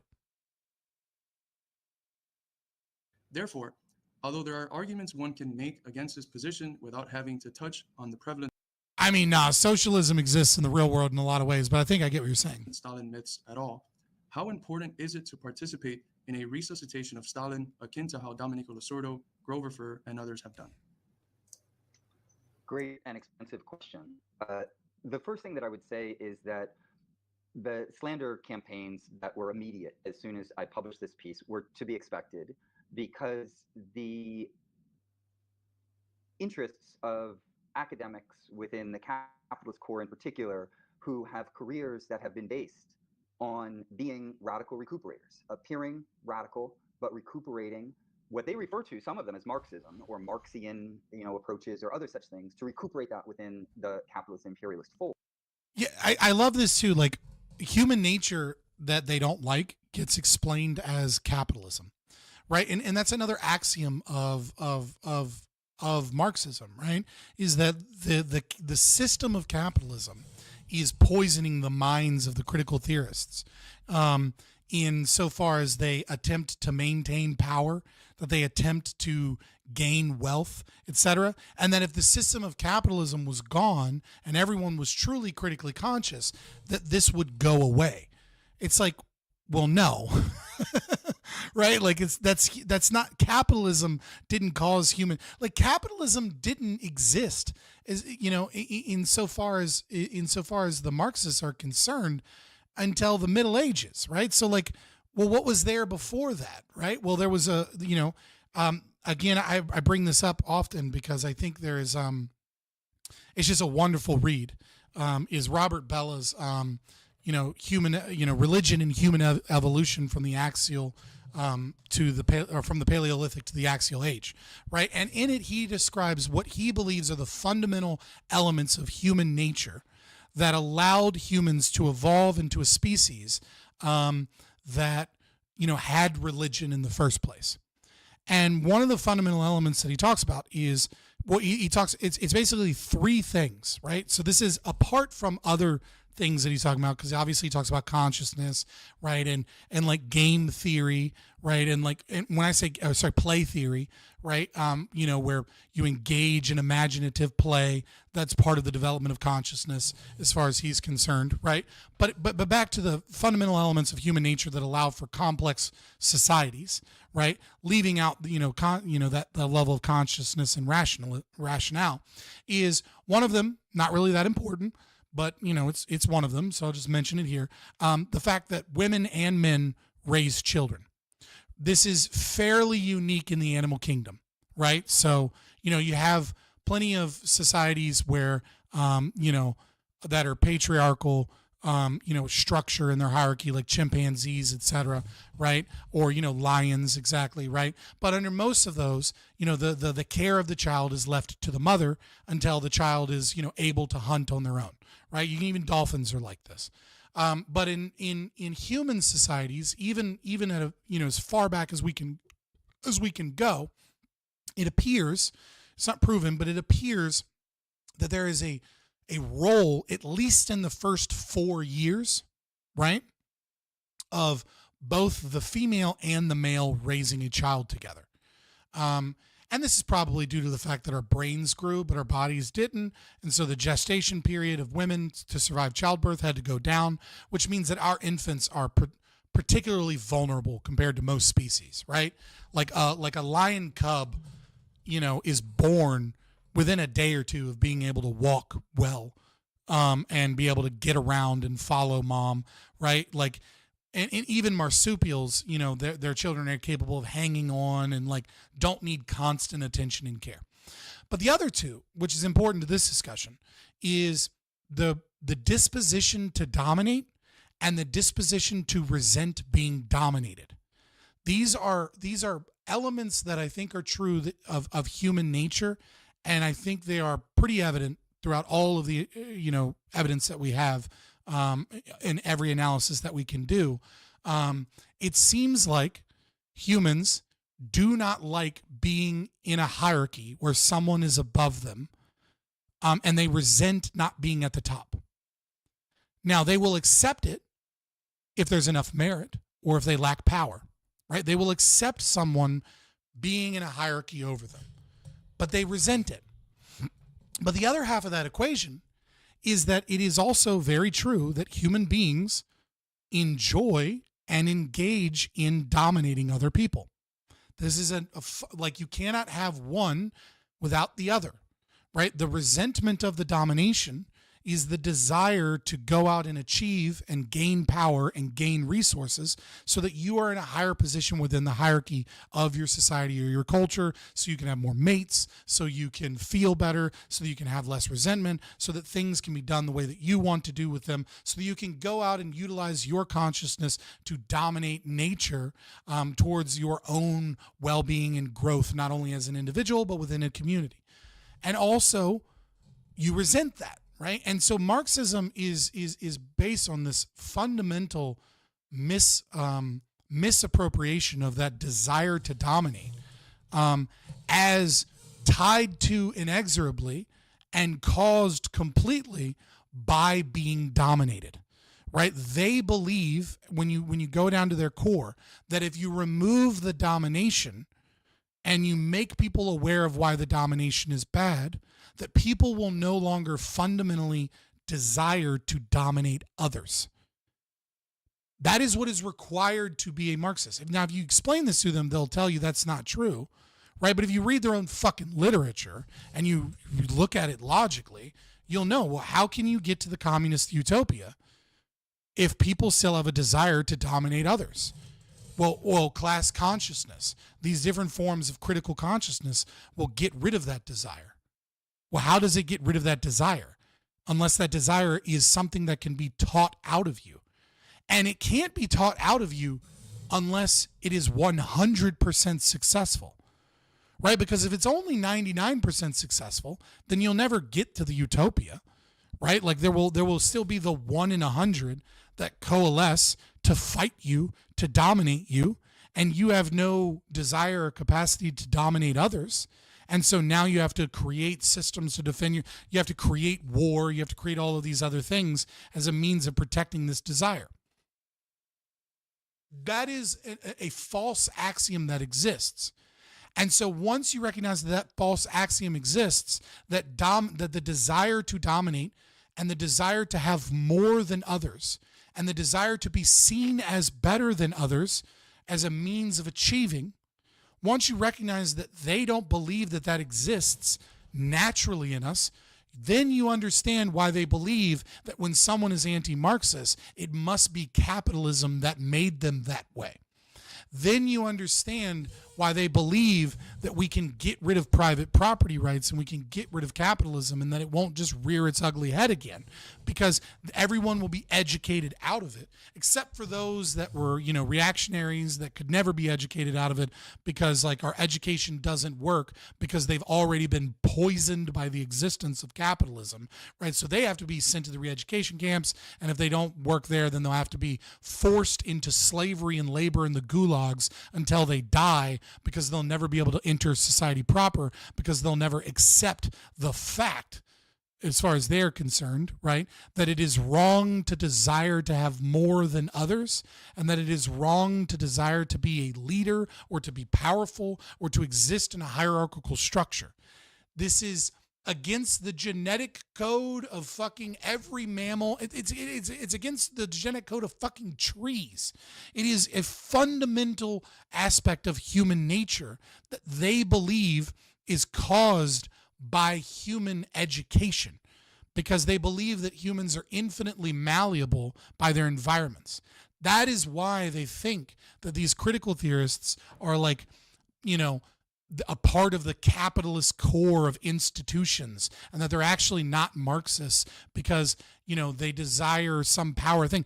And of course they, excuse away all of their own shit because, the ends justify the mean. Sorry, the ends justify the means, right? So they're not that way because they're critically conscious, right? But all of the way that they try and gain power and authority, the way that they try and set themselves up as experts, and the way that they try and, maintain hierarchical structures is actually just a happy little accident, that is necessary, to use the tools of the enemy against the enemy.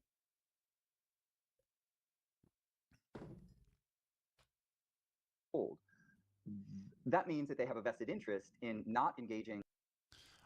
Crod, I'm not, I don't, well, I guess I could take you as a call-in. I'm trying to do a reaction. Who knows how fucking far that goes? You know what I mean? But that is what I'm trying to do. So like I'm already distracted enough.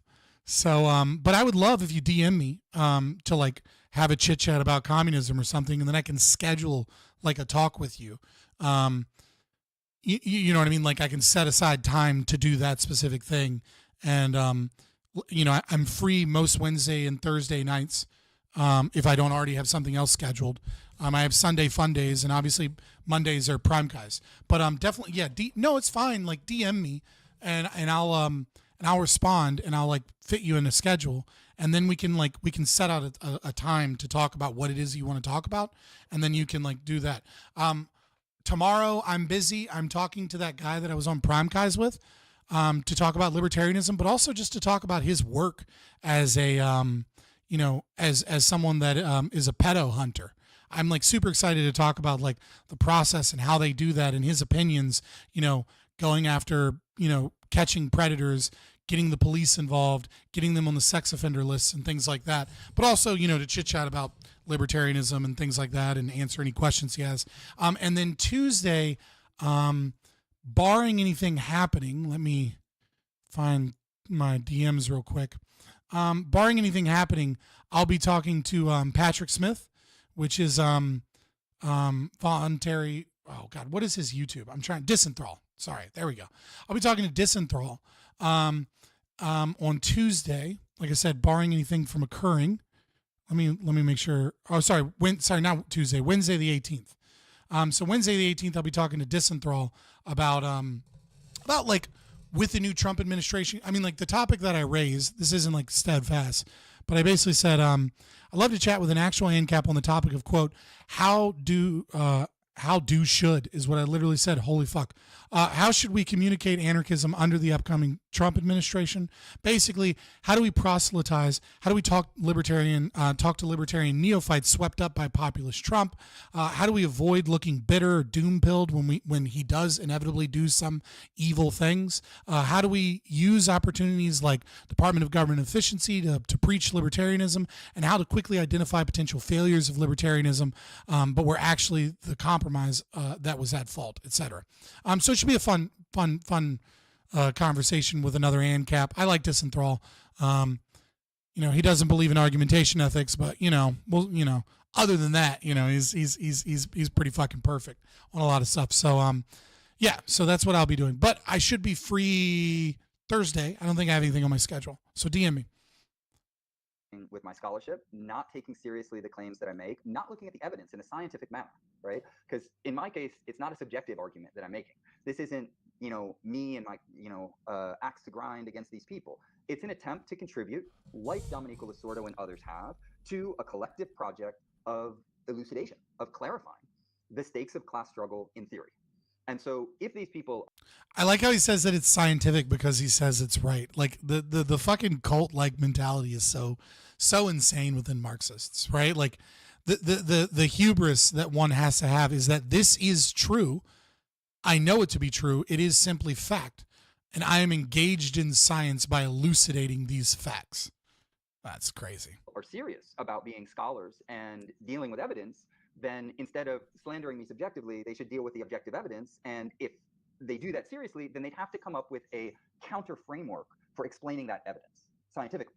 And of course, it's much easier to try to kill the messenger than to deal with the message. I don't know why, but it just bothers me so much the way that the cultists use the term scientifically or science, right? Like history is not science, right? Like, philosophy is not science. You could make the argument that science is a branch of philosophy, a branch of empiricism, maybe, right? But it's a method. It's a tool, right? Like it's not science to just make claims and say that they're true because they're true. Like what the fuck? Like that is as anti-science as you can get. And so I've unfortunately had to deal with a number of really heinous statements that have nothing to do with the material as it stands. So that's just an opening kind of proviso of sorts. The logic of the third way, right, is I do agree. He's probably been shit on by a bunch of people that are making terrible arguments. I almost guarantee that has occurred, and that's occurred, probably at one point during this fucking stream. I say silly things. something that has been very prevalent throughout the Cold War is a bit of a strange term because it's the old war that's always been the war, and that is between capitalism and socialism. And the idea that Oh, fuck. That's so funny. The Cold War is a strange term because it is actually the old war that has always been happening between capitalism and, what did he say, capitalism and what? war that's always been the war, and that is between capitalism and socialism. And And socialism. Okay. The idea that you could have some type of alternative to the dominant socioeconomic system and an emergent socioeconomic system, and that this third way, since it hasn't manifested itself in full material form in any like developed way, right? Because people will point to, oh, there was this little thing or that little thing, okay, but was there a nation state that for decades on end was invested in this project and built something around this project or not? Oh my God. So when let's see, let's see. I want to, it's 48, right? So when was the communists? So what year? Oh my God. Oh my God. Oh my God. Yeah, I was right. 1848. Okay, so from 1848, let's get out our thinking math brains, right? So the first real instance of communism being played out in the world, right? Now, they would make the argument that like it has happened many times before, the ideology of communism, right? Like the French Revolution, the Black International, etc. But that's not communism, under communist thought. That's not communism under communism's banner, right? So the first legitimate overthrow of a nation state occurs in 1917. So we got 52, 59, 69 years. Okay? 69 years is the first time any nation state from the development of communism occurs and we have an overthrow. Okay, so when was the Frankfurt School? Let's get the exact year. Let's go for the year, right? Like when does it actually start in earnest, right? So, 1923, right? I mean, I guess you could.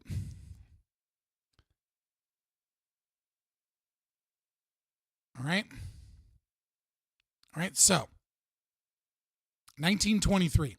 So it's been 100 years since the very, very beginning versus 70 years of the other.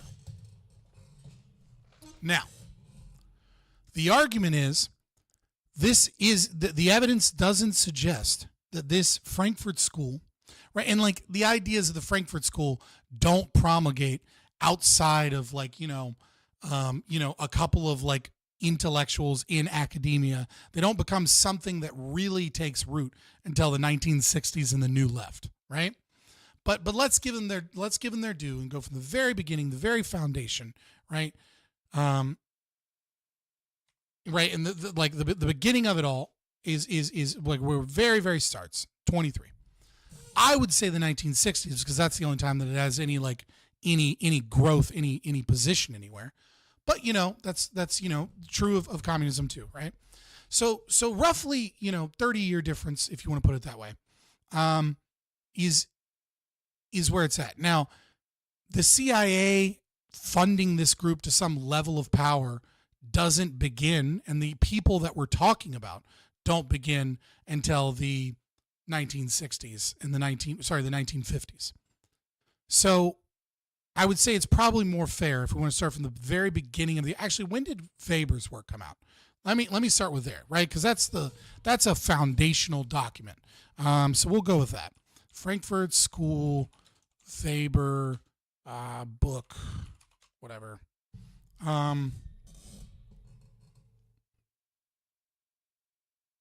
All right, so critical theory, Frankfurt School. That's not what I'm looking for. I'm not looking for a 2023 publication.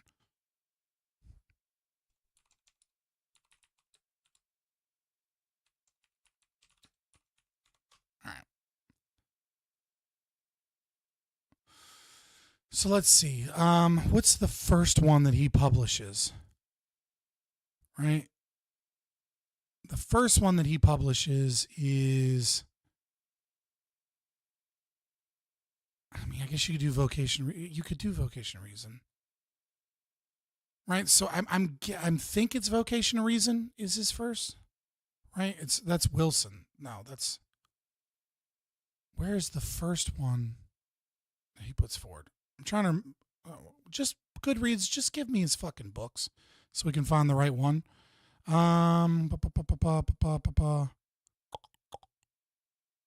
not methodologies, is it? I don't think it's methodologies.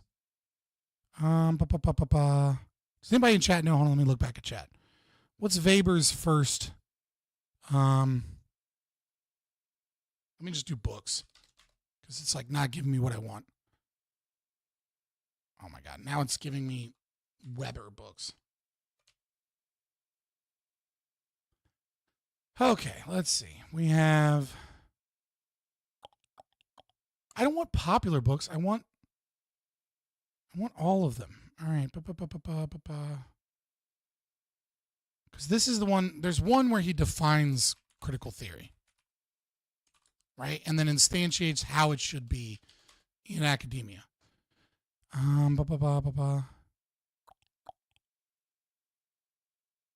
my God. Why is everything that you look up so full of like other shit? I want a good year for like the start, right? I mean, like you could do, Horkheimer in 37 is a good one, right? Like, because obviously you don't really have the Frankfurt School without Horkheimer. Yeah. I don't know. I'm trying to label down like a good year for it, and I can't come up with like a good year to like be the absolute very beginning. But like, let's just say that we'll go with 1950 as like the Frankfurt School in earnest, starting to engage in translating Marxism into like this new domain of critical theory. And I think that's being generous, right? Because I would really say that like, till Marcuse becomes popular, like you really don't have anything from the Frankfurt School in terms of like power or like people being aware of the ideas in like a large way outside of academia, right? So if we go with 50, it's 74 years. If we go with 48 to 1917, right, we get 52, 59, 69 years. So it's roughly the same time period. So this idea that like, oh, well, critical theory came up with these ideas. Where is the socialist revolution that has occurred in any of these places? It's like critical theory was a third way. Number one, it's been roughly the same time from the Communist Manifesto into the first revolution of any significance of Marxism. But even still, the third way, the concept of the third way was a process of awakening people in critical consciousness. And so if you're asking, well, where is that? My guy, Midwestern Marx is a random ass YouTube channel with 52,000 subscribers. This is small. Let me look up Marxism 101, right? I think that's the channel name. That's just a playlist, right? Like even now, political theory, Karl Marx, 9.5 million views. Here's Richard Wolff just talking, just giving a speech for 375,000 views. The evidence is pretty substantial. Oh, fuck. I missed the link. Oh, no. I have to go back to YouTube and go to history. Oh, man. Right, but the evidence is pretty substantial that the ideas are spreading in a large degree. Why did I go to studio? That the ideas are spreading in a large degree, and that they are very popular in a way that they were not popular before. And then when we look at the countries, they're following the plan that critical theory set out to do, right? What was the plan? The plan was more of a Fabian strategy. The plan was more welfare. Okay, well, do we have more welfare? Yeah. The plan was more regulation on markets. Do we have more regulation on markets? Yeah. Right?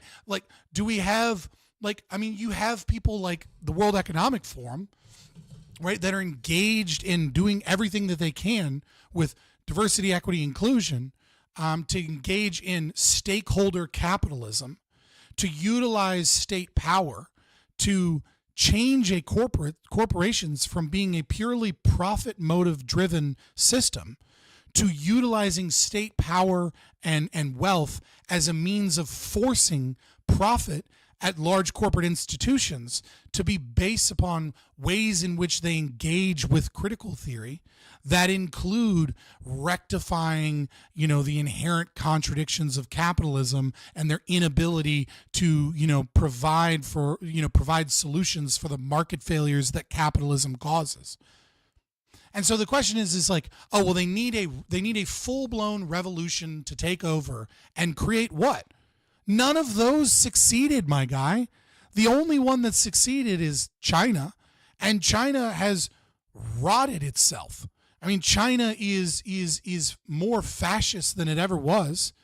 It's not become more communist. It's not done anything to elevate the workers. No, it's got iPhone factories with, at Foxconn with barbed wire fences around the edge to make sure that they don't leave when they're supposed to be on their lunch break, and nets around the building to stop them from committing suicide.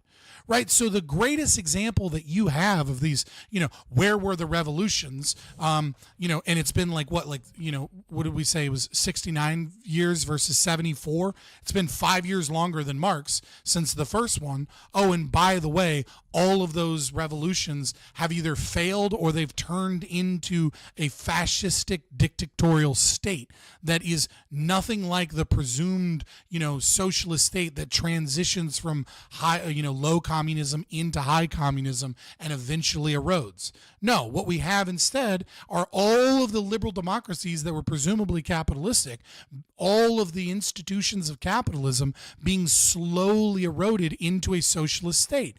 And it's like, oh, but that's not good for the worker. Bitch, neither was communism. No fucking country that has adopted any form of communism or socialism has been better for it. The best example that you can have would be anti-communist, certainly, would be like the Nordic model.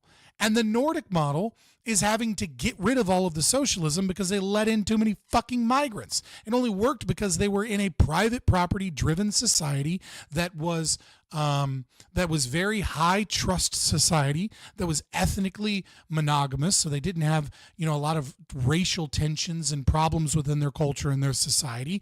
And when they adopted too much welfare distribution and too many regulations on the market, they eventually went for a model where they went with more and more welfare redistribution, but also went with more and more deregulation of their private industry. And they're starting to face consequences of that. And their growth has been limited as the billionaire class, leaves their country to avoid overwhelming taxation. So it's like this argument that oh, well, where's the revolution? Therefore, it's not Marxism is fucking retarded. Is a lot of the third way logic amounts to a kind of utopian socialism at best, right? If these people are actually socialists, then what they're advocating for is a form of socialism that would come about not through class struggle, not through the organization, like workers' organizations, not through parties, not through states, but somehow magically through the spontaneous actions of free democratic subjects. Yeah, except that's not their claim. Their claim is that's not what they're doing. They're producing academics as a vanguard, right? They're producing academics as a vanguard that via the institutions of college. They're training them in critical consciousness that includes class consciousness. They're deeply embedded in working and organizing with unions. They are creating non-governmental organizations that push critical theory. They're engaged in utilizing the state to have Paulo Freire, based class, consciousness and, conscientiation tactics in education through social emotional learning, etc. They are engaging in all of these elements of Marxism, all of these elements of dual power theory, mind you, right? And you're just saying they're not because they're sitting in their ivory tower pushing papers is a level of cope and denialism that is designed, that at this point is dishonest, right? I know enough Marxists and have known enough Marxists to know that you don't believe this shit, that Rockhill is lying because he is sick and tired of waiting for the process that is set up in critical theory, because now he wants to strike while the iron is hot and push a more revolutionary and a more a more violent and a more aggressive form of Marxism, as opposed to the system that is designed to slowly engage in creating critical consciousness. Like, he's like, no, the iron's hot, so now it's time for me to push from the left and to lie about what it is that critical theorists are doing. Like, these people are engaged in so much more than just, oh, the democratic process will eventually cause this. They are anti-democratic, and they are anti-democratic in the same way that Marxists are anti-democratic, in utilizing state and NGO power as a means of subverting those very institutions that they get a hold of so that they can push class consciousness amongst other forms of critical consciousness. What we know from history, and Engels already diagnosed this in the 19th century, is that is not just a pipe dream. It's structurally impossible. And when you think about, to be fair, Gabriel Rockhill in this example is being interviewed, mostly he's just talking, but he's being interviewed by individuals from Midwestern Marx, right? So Rockhill is not a member of like Midwestern Marx. Just want to point that out. About it for 2 seconds, you'll understand why it's structurally impossible. The capitalist ruling class and their armies are not going to allow for that, right? They're just going to crush it. And look at history, that's what has happened. And so the capitalist ruling class are just going to crush it. And it's like, I don't know, man. The capitalist ruling class has gone along with it because it allows them to maintain their power. I agree. But no other socialist revolution has actually taken down the capitalist ruling class. It's just replaced them with new people. Like, it hasn't solved anything. It hasn't led to any positive outcomes. It hasn't created, communist mindsets other than in China, which is fascist at this point. So that third way logic is problematic for its utopian socialism, but it also is. Dog, you're utopian. The only difference is that you think the answer to get to utopian is the crisis point, forcing the crisis point, and then that crisis point needs to be, violent overthrow of the capitalist class. The only difference is that the critical theorists didn't want to fucking be destroyed and didn't want the CIA fucking shooting them with a heart attack gun, and wanted to find a way that they thought might lead to meaningful success because they saw the failures of the USSR and they saw the failures of other socialist revolutions, and they thought that they need to do a better job of poisoning more institutions with your dog shit ideology so that when it came apart, they weren't left with this massive group of reactionaries that could never be re-educated, but instead they had gotten rid of all of the institutions that kept them from having a meaningful and successful socialist revolution. It is hilarious to watch these people kind of like argue and fight each other, but it is important for us to kind of like look and dissect and recognize that they do indeed fight each other and why they fight each other and the way that they are, because it allows us to see the logical inconclusion of the very same people that are pushing queer theory and social emotional learning, right? Like, these are simply Marxists attacking other Marxists from a more purist position on the left, right? And that was a position that was untenable 60 years ago in America and is now a tenable position to hold without massive social ostracization and shame. And so now that they're in that position to push them, they're pushing from that domain. Based upon the presumption, and this gets to the core of your question, that not only some things are to be criticized within actually existing socialism, and particularly that's Stalin fair. and Stalin I mean, you, the Slenzer. Soviet Union, but absolutely everything, right? There's a logic of absolute evil, the crime of the century, the worst thing that could ever happen. There's no nuance. There's no. Yeah, you don't need nuance when an evil person pushes an evil ideology and does so at the detriment of millions, potentially hundreds of millions, right? If you account China in, it depends on where you get your numbers, right? Like, but it without a doubt, tens of millions of people. sophistication. There's no multidimensional analysis. And notice, of course, the discrepancy here, because You're not wrong, Slenzer. the radlib theorists, like the one you're alluding to on Facebook or on social media, these are the people who will endlessly say, you cannot say a single bad word about Adorno unless you've slept in his archive, read the private letters that he sent to a friend of mine, learned words in German that are no longer in existence, et cetera, et cetera, et cetera. But you can say in a single sentence that everything about the Soviet Union is totalitarian and we should condemn it, and it's just blood and death and horror, without... I mean, what nuance are you going to bring about the wonders of fucking the Soviet Union? Like it's such a cope. Like it achieved nothing. Nothing good came from it. Citing a single reference without ever engaging in any serious analysis of the material basis for those claims, because you don't...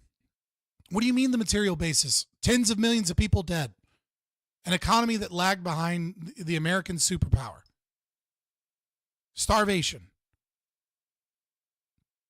People being, you know, Stalin intentionally ripping up families and cultures and communities to bounce them around all of Soviet Russia so that there wouldn't be, you know, communities of different cultures that could, you know, maintain their culture, maintain their traditions, maintain, you know, a sense of localism and a sense of identity among themselves beyond the commissar, beyond the, you know, beyond the socialist super state.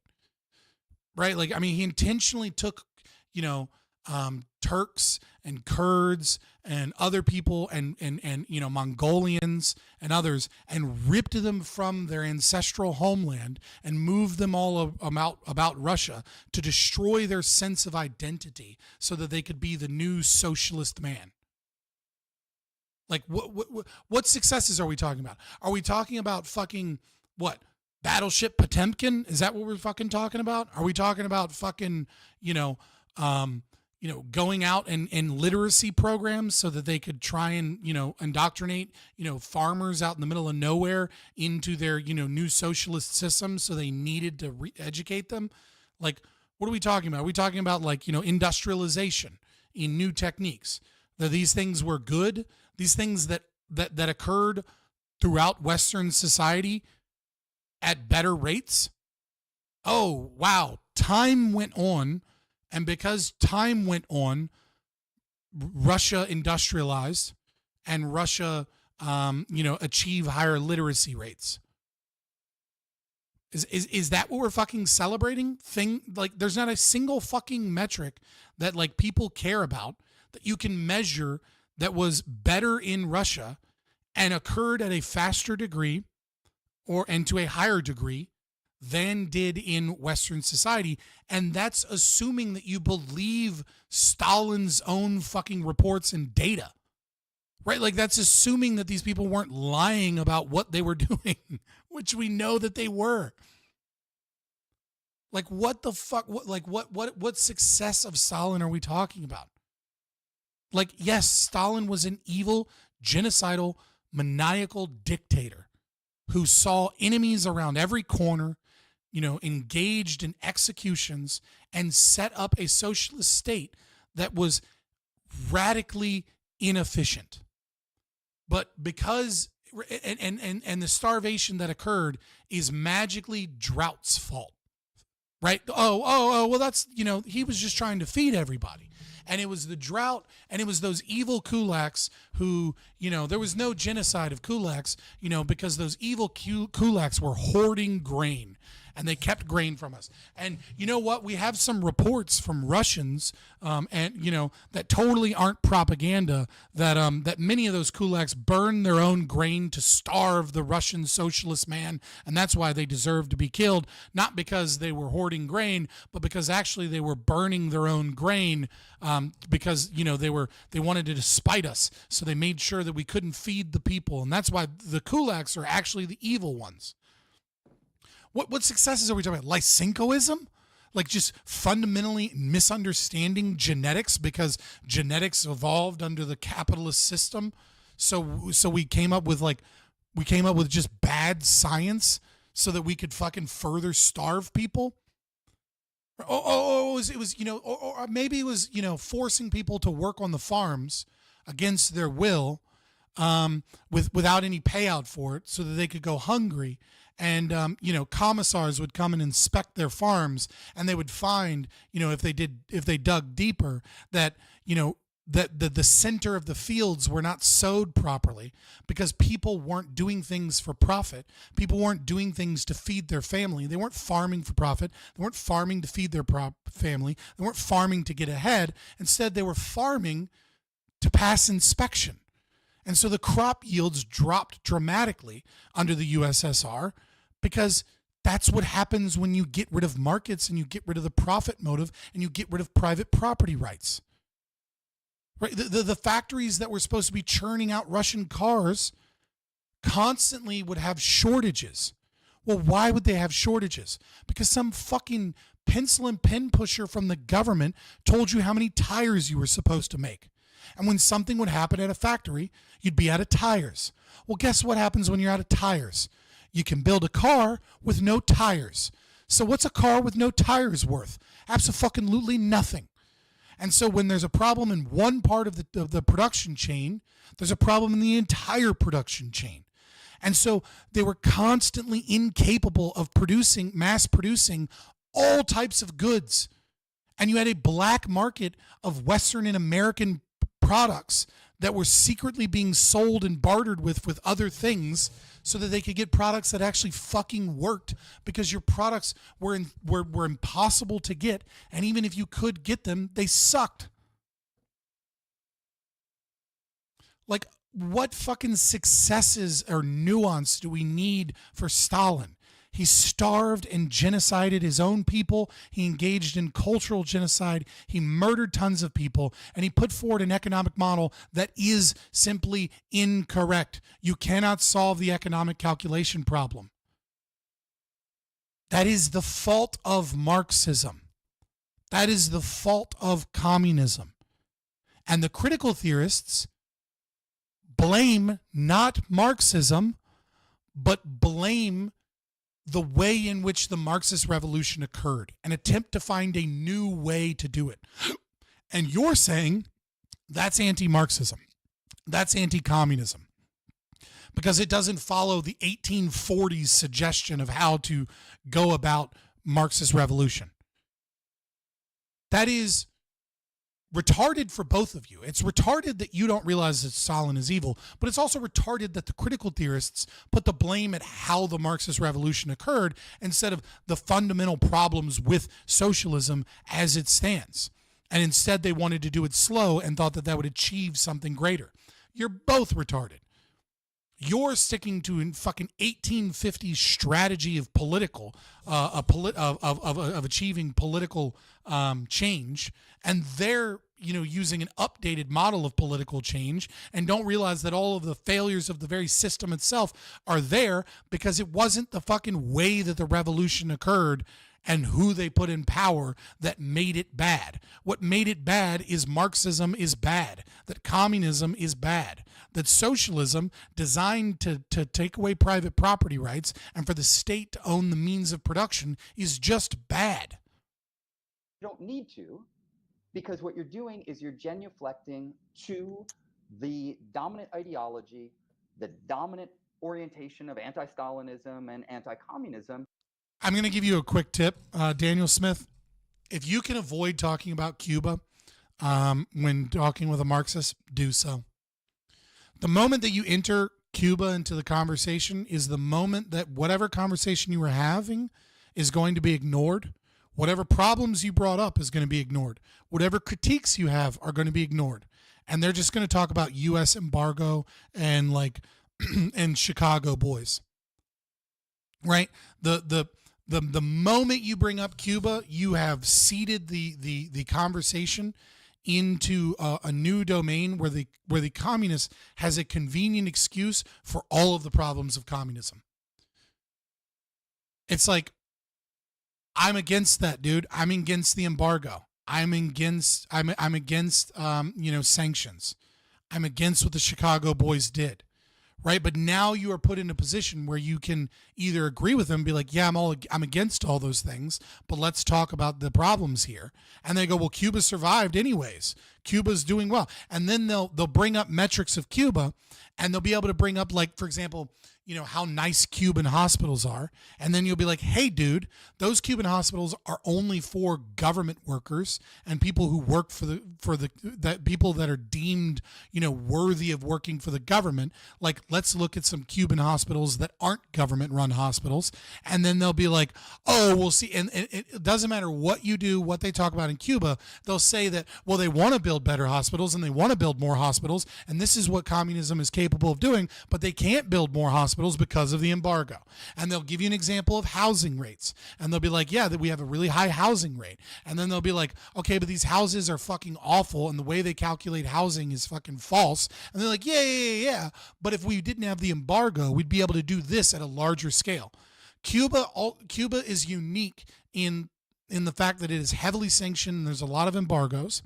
And it's also unique in that Cuba is a two-tiered political system where they build really good things for government workers and for people that are multi-generational communists, and then they build horrible shit and they do horrible things to those that they assume have any connection to anti-communism. Even like a grandparent was like anti-communist, or was like, someone that owned a store or something. And what they'll do constantly is every critique you have of Cuba, they'll give you the pro-government people's versions, the pro-government schools, pro-government hospitals, the pro-government neighborhoods and houses. And then every time you bring up that it's a two-tiered system, they'll just simply claim that they want to do that for everybody, but they can't because of the sanctions and embargo.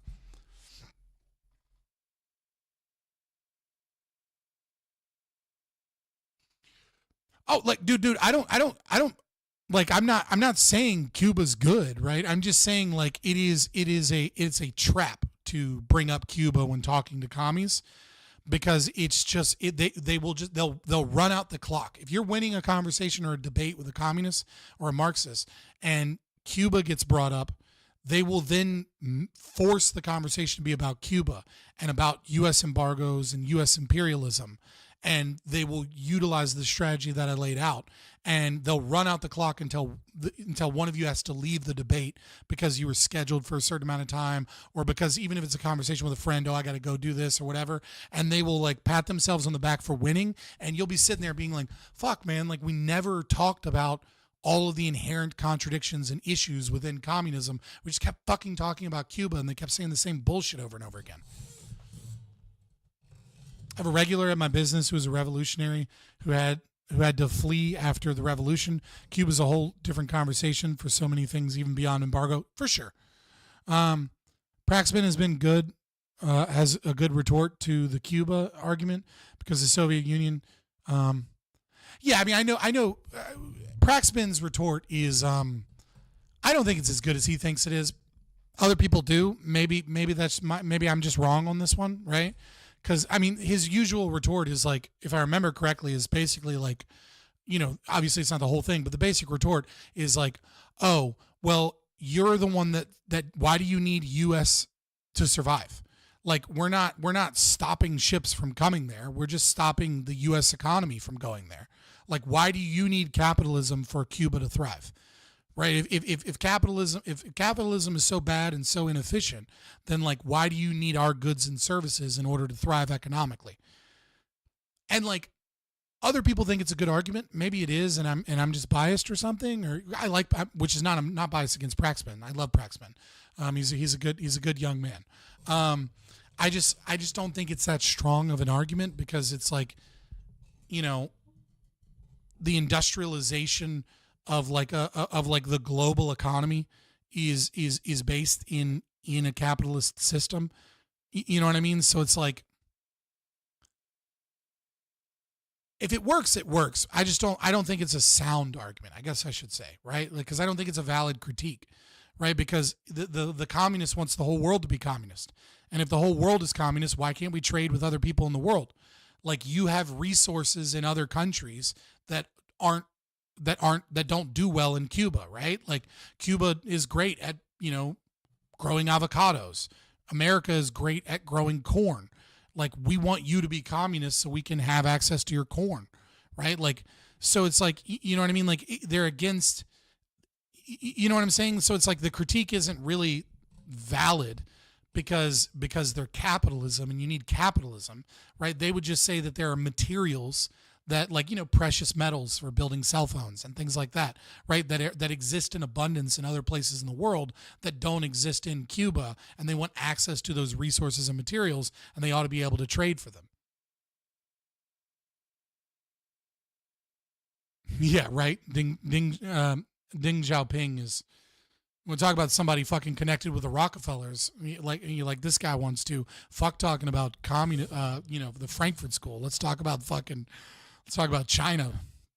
And so the people that you're writing for don't need you to reference anything because they're already in agreement with you, because what you're announcing is dogma. Dogma doesn't need a scientific basis, right? And so that's one of the things that I point out just with Hold on. What? Hold on. What? Communism. And so the people that you're writing for don't need you to reference anything because they're need to, because without ever engaging in any serious analysis of the material basis for those claims, because you don't need to, because what you're doing is you're genuflecting to the dominant ideology, the dominant orientation of anti-Stalinism and anti-communism. And so the people that you're writing for don't need you to reference anything because they're already in agreement with you, because what you're announcing is dogma. Dogma doesn't need. It's not dogma. It's just accepted fact, right? Like it's not like this is insane, right? So it's like if you disagree with me, you're dogmatic, right? It's like plenty of people, will don't bring forward good arguments, right? And it's like, well, when I make a claim and then someone says, well, you're an idiot, right? Well, that's an ad hominem, right? That's not a good argument. It's not an argument at all, right? But the question is, well, why is it that they make said claim? Well, they don't feel the need to back up their argument because it's accepted. That's his argument, right? Is that like, so I make an ANCAP argument and they go, well, that's just dumb. And then they don't engage with the argument. Well, that's true, right? That is true. But if I come out and I make an argument and I say, actually, the sky is green, right? The sky is green, and all you people who think the sky are blue, you're just a bunch of fucking idiots. And I have a whole slew of evidence. I wrote this whole book about how the sky is green. If people come out and say, hey, idiot, the sky is blue, that's not dogma. That's not dogma to say, dude, the sky is blue. I don't care what the fuck you're talking about. That's not a dogmatic belief that the sky is blue. It was arrived to, by science, by looking at the visible light spectrum, being able to measure the rays of light that are emitted, when you hold a mirror up to the sky and you are, facing away from the sun, and then you're being able to see the light waves and measure those waves, and you're able to see that every other light wave is present to a large degree, with the exception of the portion of the visible spectrum that is blue, right? Like you can scientifically prove that the sky is blue. Now, you may be colorblind, you may perceive the sky differently than I do, right? But we can scientifically come to that. And then what occurs is a consensus, right? Now, just because there's a consensus, now some people may dogmatically say that the sky is blue. I don't know who they are, but I'm sure it's possible, right? But again, it's not a dogmatic belief to say that Stalin was an evil oppressor that killed tens of millions of people. It's just it's a fact. And when someone says, actually, you need to look at it with a subtle nuance and understand how he was actually like the good guy fighting for the good things, I can just tell you, no, Stalin's an evil piece of shit. Go fuck yourself. I personally would engage in that argument, and bring facts to bear so that other people aren't persuaded by this cultish belief that is dogmatic, right? Because you start with the axioms that the process of socialism is good and that failures in implementation are unfortunate, happy little accidents, right? But like, what are you talking about? Stalin defeated Hitler? Yeah, before the Katyn massacre, before he fucking helped Hitler invade Poland, before he captured a bunch of Jews and sent them to fucking Hitler so that Hitler could deal with them, and refugees that were coming in, he made sure went to Hitler. Yeah, Stalin defeated Hitler. Cool. Fucking like what a dumb, like, it's such a, that's the type of, like, that's silly. Who? Yeah, like he had U.S. help? No, dude, it was just Stalin. Like the U.S., Europe, none of them really played any major role in World War II. What are you talking about? You want to talk about who defeated Hitler? I'll tell you who defeated Hitler. Okay, a gay little fucking autistic boy by the name of Alan Turing. That man fucking defeated Hitler. All right, that gay little fucking autistic boy that created a proto, computer that could crack the Enigma code so that we could plan the D-Day invasion and so that we could, strategically choose which naval missions and which, patrols, etc., were able to be, we could sacrifice. It's horrible. War's hell. And which ones we could, change without it looking suspicious. Yeah, that gay little autistic boy, he fucking defeated Hitler. No one has as big of a role in the defeat of Hitler and the winning of World War II than Alan Turing. Nobody's individual things that they did led to the Allied forces defeating Hitler more than Alan Turing.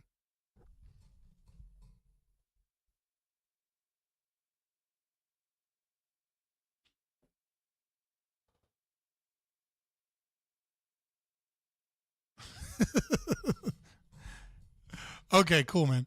Yeah. A lot of battles were fought. Yeah, all right, buddy. It's also true that fucking Winston Churchill funneled a fuck ton of funds towards the Russians as well. Right? Like they didn't just do that on their own. It wasn't like the battles that they fought were with Russian military might and Russian resources. Right? Like a large portion of resources were funneled to Russia so that Russia could fight. I thought it was the Windtalkers that defeated Hitler. Talking about the Navajo Windtalkers, they played a role. Interestingly enough, before the Navajo Windtalkers, there was Hedy Lamarr. Hedy Lamarr was like one of the first females in like a major movie production to appear naked on film. She was a bit of a slut. And one of my favorite quotes from her is, for a woman to look attractive, all she needs to do is smile with a slightly open mouth so that she appears dumb. And so like she invented on like a bar napkin the concept of radio frequency hopping that was used before the Navajo Code Talkers.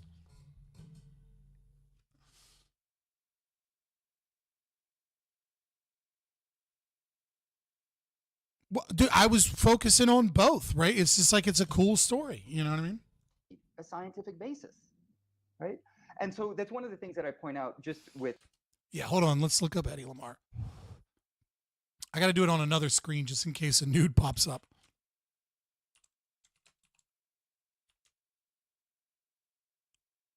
Just so you guys remember, all right? Like, this is that queen, bro. Open a new tab. Where is open image new tab? There we go. Yo, Hedy Lamarr could get it, dude. I'm just saying, Hedy Lamarr was the shit.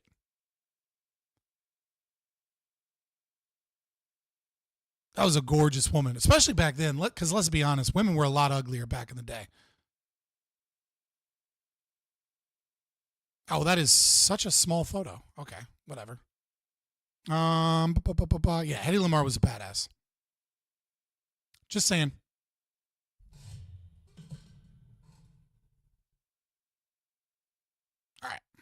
Horkheimer and Adorno, they said the most heinous and horrid things about everything in China, everything in the Soviet Union, about the Vietnamese people who are struggling for their liberation from the jackboot of Japanese, French, American imperialism.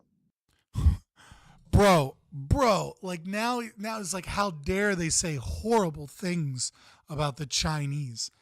Dude, the fucking the gall to try and defend the Chinese revolution, to try and defend Mao, to try and defend, like, they decimated bird populations.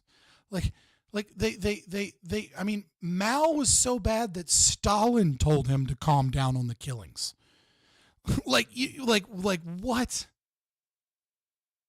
Like Mao was so bad that, like, Mao had demands that his own people go out and kill people, to go just find people to kill, because if you're not killing enough people, I know that you're secretly the enemy because you're not doing your job. Like, you didn't even need a justification for just wiping out people because they're the landlords. Like, just go and find some people to kill. Like, literal quotas of murder. Like, the concept that we should look at these people as like good guys is off the fucking chart scope. There's not a second where they say, oh yeah, maybe there's some poor peasant whose children are having the flesh stripped from their bodies by napalm, and that is not something that I should support, right? There's no nuance. Dude, where are the fucking critical theorists that are supporting the American fucking occupation and Vietnam War? Who the fuck is he talking about? Like, what? Just saying that the Viet Cong were fucking, that did bad shit, and that, like, what are we gonna bring up, the Khmer Rouge next? Right? Like, are we gonna talk about how Pol Pot was actually the good guy? Like, what fucking world is he living in? Who are these critical theorists, right, from the Frankfurt school? Like, who are these people that, like, write in their works that they are, Marxists in their soul, that we need a communist revolution, that is in literally Critical Race Theory and Introduction, is explicitly states that they are Marxian in their basis, that we need a revolution, that we need to engage in critical consciousness, that we are against the concept of equal rights because we need to go against the oppressors, and that we need to utilize state power to balance the wrongs of white supremacy, and that the Constitution is invalid in its capacity to do that we are against colorblind legislation and equality under the law because we need to rectify white supremacy and rectify the problems inherent under capitalism. Where are those people who are also like, oh, you know what? The Vietnam War, when Americans were fucking napalming and when they were dropping bombs in Laos, oh, that's fucking based, bro. Like, kill those Viet Cong. Can you find one? Absolutely no nuance.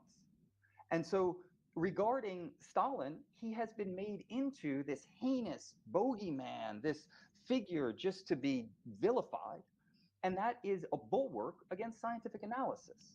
It's an attempt to replace political analysis. Look, I don't fucking support the Constitution, dude. Like, read Lysander Spooner, Constitution of No Authority, number 6. I don't care if they presume to support the Constitution now or later, right? The U.S. Constitution was originally intended for a one-party... Oh, my God, you're fucking retarded. All right, I'm out.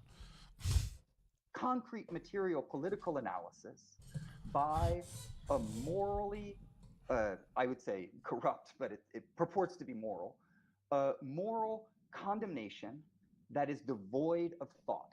Right? And this is what the logic of the kind of absolute evil, the devil, is. Truth nuked? Like, dude, no. Madison in no way, shape, or form designed the fucking U.S. Constitution to be for a single party state. Like, that's just not true. Has always done, right? They did the same thing with just about every figure that U.S. imperialism. No, it wasn't meant to be a one-party state. He was worried that faction. Yes, I absolutely agree that George Washington, who was not a smart man, right, was worried about the fact that you would have two political parties that would be vying for each other and that they would fight against each other. And yes, I absolutely also agree that the original framework of the Constitution was designed with the concept that whomever lost their bid for presidency would become the vice president as opposed to running with a vice presidential candidate. But the concept that federalism was designed with a one-party state in mind is hilariously just so off basis.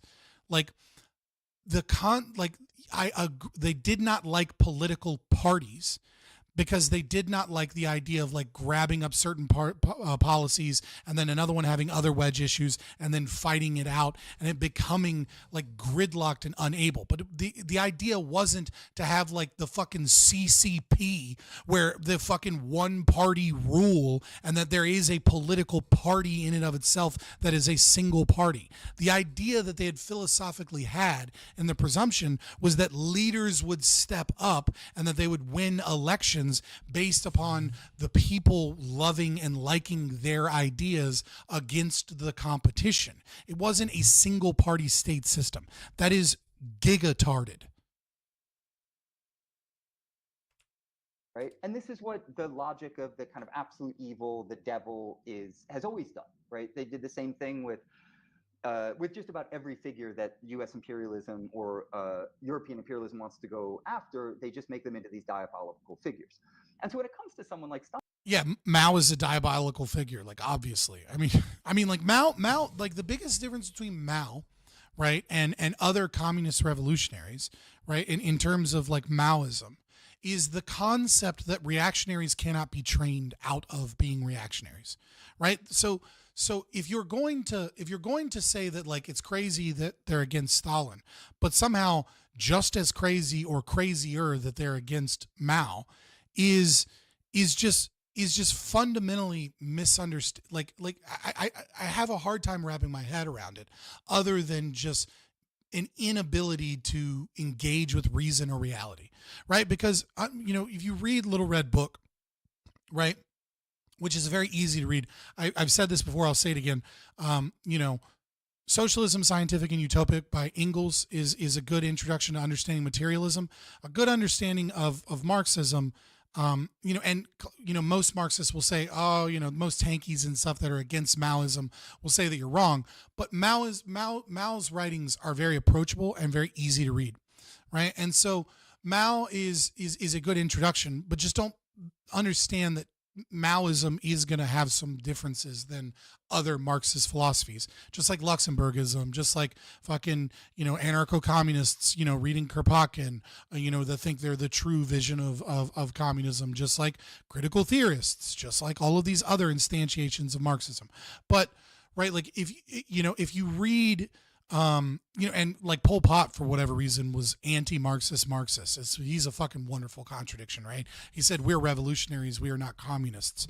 But like read Little Red Book, and you understand that the major difference between Maoism and other forms of Marxism is that Mao doesn't want to send you to the re-education camp, right? Mao doesn't want to put you in the gulag until you learn your lesson, and then you will be a good communist. Mao believes that there is a significant portion of the population that are reactionaries, that were, poisoned by the belief of capitalism, and that no matter what you do, they will never not be reactionaries, so you should just kill them. So the idea to think that that's not a genocidal maniac because, one theorist, had, put his numbers too high, and that like, it was probably only like 10 million people that died, not like the, not the 180 million combined. So, he's actually not that bad. And it was a war, and there were famines, and the famines were totally not communism's fault. So we'll just attribute all of the murders to famine, and like, it's not a big deal, right? The idea that someone explicitly informs you that they need to murder the landlords is somehow not a genocidal maniac or a murderer is batshit crazy. And when you confront them with this, they will inevitably just say, well, yeah, they were landlords and they deserved it because they were exploiters. Like, shut the fuck up with this Mao apology. It's apologia, sorry. Stalin, what we need to do is actually investigate, read his work, read the histories of the Soviet Union, not those written by Arthur Koestler, who was working with the CIA and MI6, not the very long list of Soviet scholarship that is directly funded, supported, and promoted by the capitalist ruling class and its intelligence services. Not those people. But instead, look at the. I love this too. It's like don't listen to people because they're tainted by this money, whomever those people are, right? Listen to our people. It's like, why are you listening to people, right? Like, just, is the argument true or is it untrue? Is there evidence? Okay, let's look at the evidence. Like, the concept is anybody tainted by, and again, like when they say directly funded, right? Like, he's playing a word game here, right? Which is, he wants you to, he explains how US aid and the CIA fund organizations when it's the critical theory, right? But when he says directly funded here, what does he mean? Does he mean someone got a paycheck to write about how Stalin's evil? No. It means they worked at an institution that had a prevailing narrative that was anti-Stalin, and so that institution got aid and support, so that it became, so that those ideas were able to be promulgated more. Like, is that wrong? Absolutely. I'm against taxes. Taxation is theft. Our taxes should not have been stolen, so that we could engage in so that we can engage in supporting up and propaganda. But that doesn't make an argument wrong. It doesn't make truth untrue because of the author and where they got their funding. Like, is it true the things that that people claim Stalin did, or is it not true? And reading some commie author that says it's not true, that doesn't have an argument themselves about it not being true, is bullshit. And if they have a good argument, then investigate the argument. Go through it. There are no taxes in North Korea. I mean, there's a lot of other theft in North Korea, my guy. You're not wrong. There are no taxes, but that's because private property is illegal, which is obviously the greater crime. The people who've dug into the archives, who have gone and spent time working through the materialist record, and who are nuanced in their approaches, and who are able to say things. Proof of what? Proof of, like, what is proof with a question mark? I don't know what to say. I've yet to find one crime Stalin committed. How are you defining crime? Right? Like what is your definition of crime if you think Stalin didn't commit a crime? Because I am curious. I'm curious. Like, do you think all of the things that have been said about Stalin are untrue? And that actually, like, he was a good guy, and that's what you mean? Right? Because, like, he's the head of state, so obviously if he says it's not a crime and he has the power to change the laws, then technically he committed no crimes. If your definition of crime is, the legal framework. I'm talking about violation of natural rights and human rights, which stem from bodily autonomy. So every person forced to labor, every person who, every piece of private property that was stolen is a crime, as far as I'm concerned. Obviously, I doubt that you would agree with me, but that's fine. Like, I'm just curious, like, what do you mean when you say that you have yet to find one crime Stalin committed? Because it really depends on what your definition of crime is before we can really even engage with it. Trump is about to be head of state. Will he have not ever committed a crime as of January 20? Well, I mean, like, the crime under this situation of, like, the Constitution and the law that we have, right? You could, I mean, you know what I mean? Like, the head of state isn't, he doesn't write the laws. Whereas Stalin had the authority to get laws passed if he wanted them, right? So, like, if something Stalin would have done would have been a crime, like, he could have just, rewritten the laws as such. Almost every single state has penal labor. Not an argument, my guy. It's like Grover Furr, for instance, who you brought up. He pointed out in work with others, because this is a lot of Grover Furr's work is collaborative, that there appears to have been a conspiracy against Stalin in the lead up to and during World War II, in which Trotsky was going to work with a series of generals to overthrow the Soviet Union by working with the Nazis and the Japanese fascists. And Stalin caught word of this. And so there's a lot of talk of purges and whatnot, but there's little analysis of what was actually going on in that situation. Yeah, I'm not worried about commies killing other commies, my guy. Like if that's what you think is like yeah, I don't know. Like that's silly. Like I don't care if a commie was a traitor to a commie. Like you're all traitors. Like Stalin is a traitor to humanity by engaging in Marxism.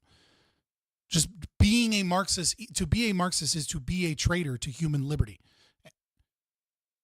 I don't care that the purges of his cabinet and administration to maintain his political power is like so low on the list of what people care about with Stalin that it's like, it seems like this weird thing where we're going to get into the nuance of like whether or not, someone was a traitor to the Communist Party. Good. You should be a traitor to the Communist Party. Fascism is better than communism. Fascism is evil. Fascism is terrible. It's still better than communism. And if you don't believe me, just look at every single fucking country that was communist and is no longer under the regime that maintained the socialist state, and then look at every single country that was fascist, and then look at where they are now. And what you will find everywhere is that the destruction of communism takes a lot longer to heal from than the destruction of fascism. Because fascism, at the very least, maintains the concept that your culture is good. It maintains the concept that the family is good. It doesn't rip you from one side of Russia to another side of Russia because they're worried that your Mongolian identity will be more important than your identity as the new socialist man, right? Like, fascism is a form of socialism in which the capitalist market is there in name only, right? The largest per capita labor union that ever existed in Nazi Germany, right? You were not allowed to do business with the Nazi Germans unless you were a party man.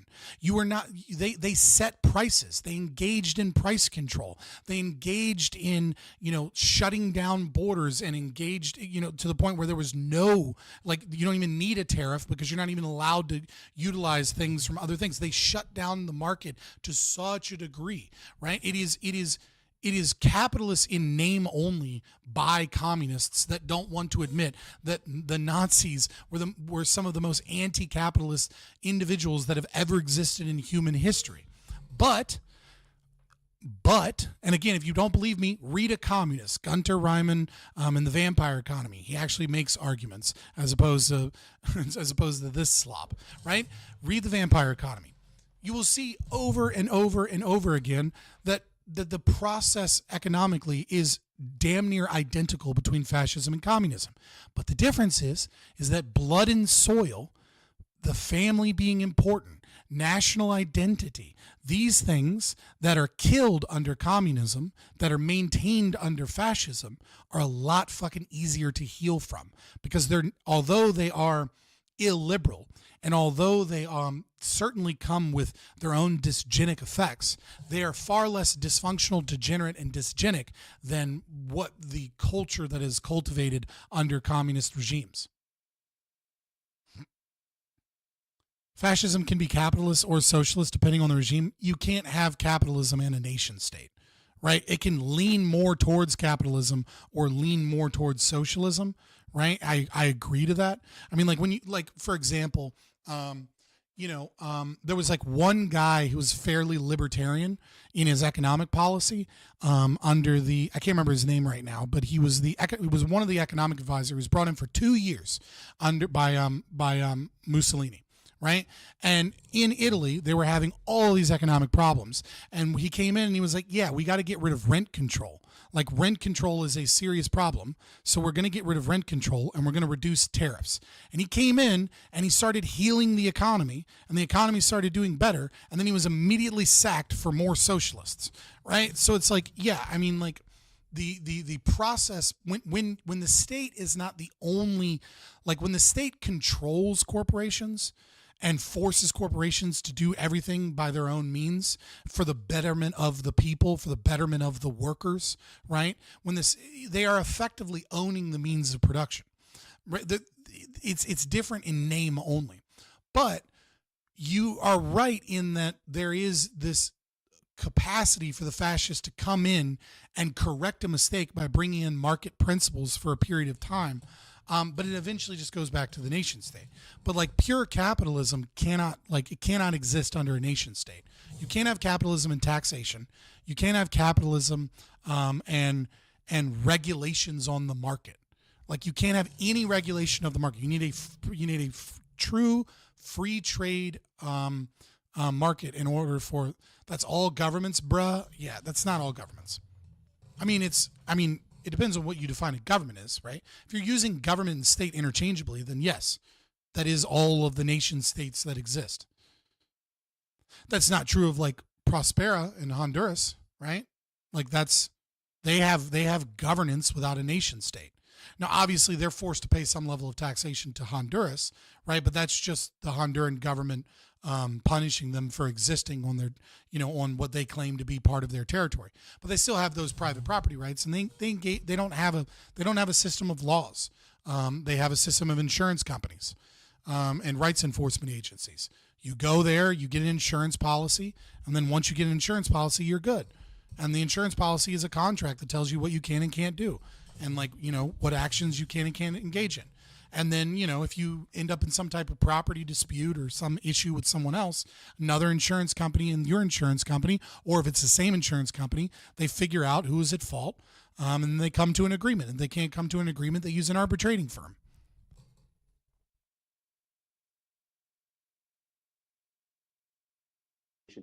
If that is indeed the case, and what happened was that a capitalist state would be an oxymoron. Right? You can have a capitalist government. Like a corporation is a form of government, right? Like governance or a government is just some form of institution that says that that governs, right? And by govern, I mean that they set forward rules of which you have to follow or face consequences, right? So like a corporation is a form of government. A family unit in a way is kind of like a government.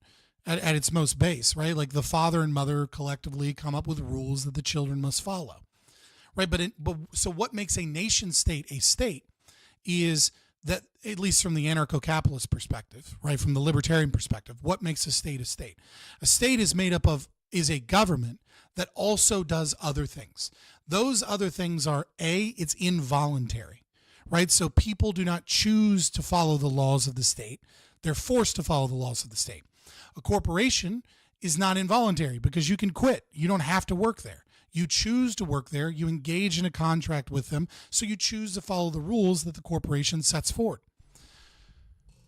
Right? Like, so if you're in a voluntary community and the voluntary community has some form of governance and you're allowed to leave and go live somewhere else and you don't actually have to follow those rules because you can go somewhere else, then that's fine. Now, you could make the argument, well, under America, you could leave, you could follow somebody else, right? But they have imposed their will upon me and my property.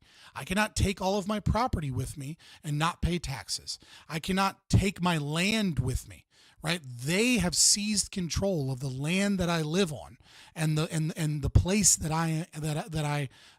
my ancestors, for whatever they are, exist in, and they are involuntarily holding the place that I have ties to and engaging in the theft of private property rights as they exist under natural law. So I can get up and leave that place if I don't choose to be there, but I can't take my land with me. I can't take my home with me. And they're still engaged in involuntary means. Even if, you could choose to leave, some Amish community, for example, that was set up in a voluntary means, right? If you don't like it, you can leave type situation. That's fine, right? But if they impose their will there involuntarily, they set themselves up by conquering said land, and then they say, this is ours. From its inception, it was involuntary. Right? So if I choose to live in a commune, and then eventually I'm like, 2 or 3 generations later, I don't like the rules of the game that were set up. That is not the same thing, because the rules of the game have always been voluntary. There's no chain of custody of like someone's rights being abused that you can then take back and return those rights to, because it was always voluntary. And so, you know, it becomes a different instantiation. And then, of course, obviously states do other things that aren't like required for the definition of a state, but are other reasons to hate them. Like, you know, start wars, conquer, you know, places, you know, do other acts of aggression, etc. What if dictators don't care about your feelings? What about it? Yeah, but might doesn't make right. Might makes reality, right? Like it doesn't matter. Like, you know, I could have high-minded ideals. If someone puts a gun to my head and says, you know, I'm going to blow your brains out unless you do X, right? Like I'm probably going to do X because I don't want my brains blown out, right? But like that doesn't make the right, that doesn't make them morally righteous, right? That doesn't mean that it is a justifiable system of ethics. You can't complain about North Korea then? What? I'm not willed to power. I said might doesn't make right. Might makes reality, right? Like if I have a gun to your head, I can probably make you do a lot. Oh, not you. Oh, fair enough. Yeah. These generals were put on trial. They were found guilty. They admitted to their crimes, and they were purged from the. I do love it. It was like they were put on trial. What kind of trial? Huh? Let's get into the details. What kind of trial? Fucking kangaroo courts, dude. You didn't have rights under those situations. These are show trials where you don't have a right to defend yourself. And when you do, you're limited in the domains in which you're allowed to do so. Army. This is an unbelievably dangerous thing to do in the Red Army right before the Nazis are basically going to, according to every global analyst, at least within the Western world, crush the Soviet Union. Incredible decision to make. Some historians claim that if he did not make that decision, he most likely would have lost World War II, meaning the Nazis would have crushed the Soviet Union, right? Do we know that for sure? It's a counterfactual. You can never know for sure. But these are very important elements to have. Again, now we're engaged in outcomes, right? If you hadn't done that, we would have lost World War II. Okay, but that's like by what means do you justify things as good or bad? Like the consequential analysis that you admit is based on a counterfactual is the weakest fucking moral argument you can make for Stalin in this regard. And then he just goes, well, he was given a court. Yeah, these weren't free courts. There wasn't a jury of his peers, right? The Stalin regime has labeled you evil and has labeled you bad. And now you must defend yourself and go against the Stalin regime, which in and of itself is already the crime. It's hilariously dumb. Now, granted, he might have been working with Nazis. I don't really care in that regard, right? But the cope here to try and make it seem like, you know, that they had done this thing that was morally good when it's just fucking different forms of fascists fighting each other is hilarious. To be part of any conversation about actually existing socialism.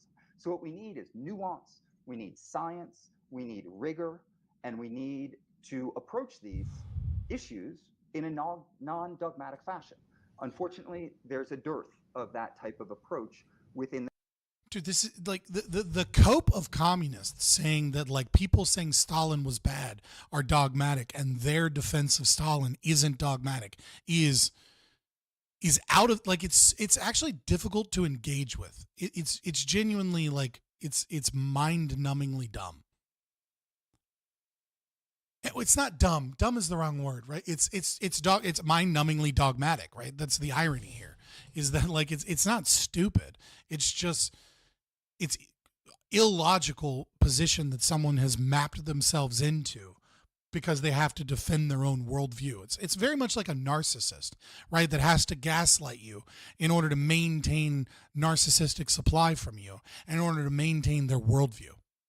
In the capitalist core, but it also makes sense, right? Given what I said earlier. Hey, slope is dope. Dude, stop. Look, I'm on YouTube. I'm not the fucking free speech police. You know, I let you come in here and Juiceberg all the time. But I do have a YouTube channel that I would like not taken down. Don't put in fucking variations of the N-word. I don't care if you claim that you're black. I don't care if you actually are black. Like, don't get my fucking channel in trouble, because it's up to me. Like, they put the onus on me to fucking police my chat, right? If I want to keep my YouTube channel, I have to delete that shit. Please stop that. All right? I don't care what your ideological position is, right? I welcome literally anybody in my Discord from any end of the political spectrum, right? Like, if you're a fucking full-blown fash, or if you're a fucking, you know, a full-blown communist, or if you're a fucking enlightened centrist liberal, like, or you're an ANCAP, right? Like, in all spaces, I let everybody be here. And I do the same thing on Discord.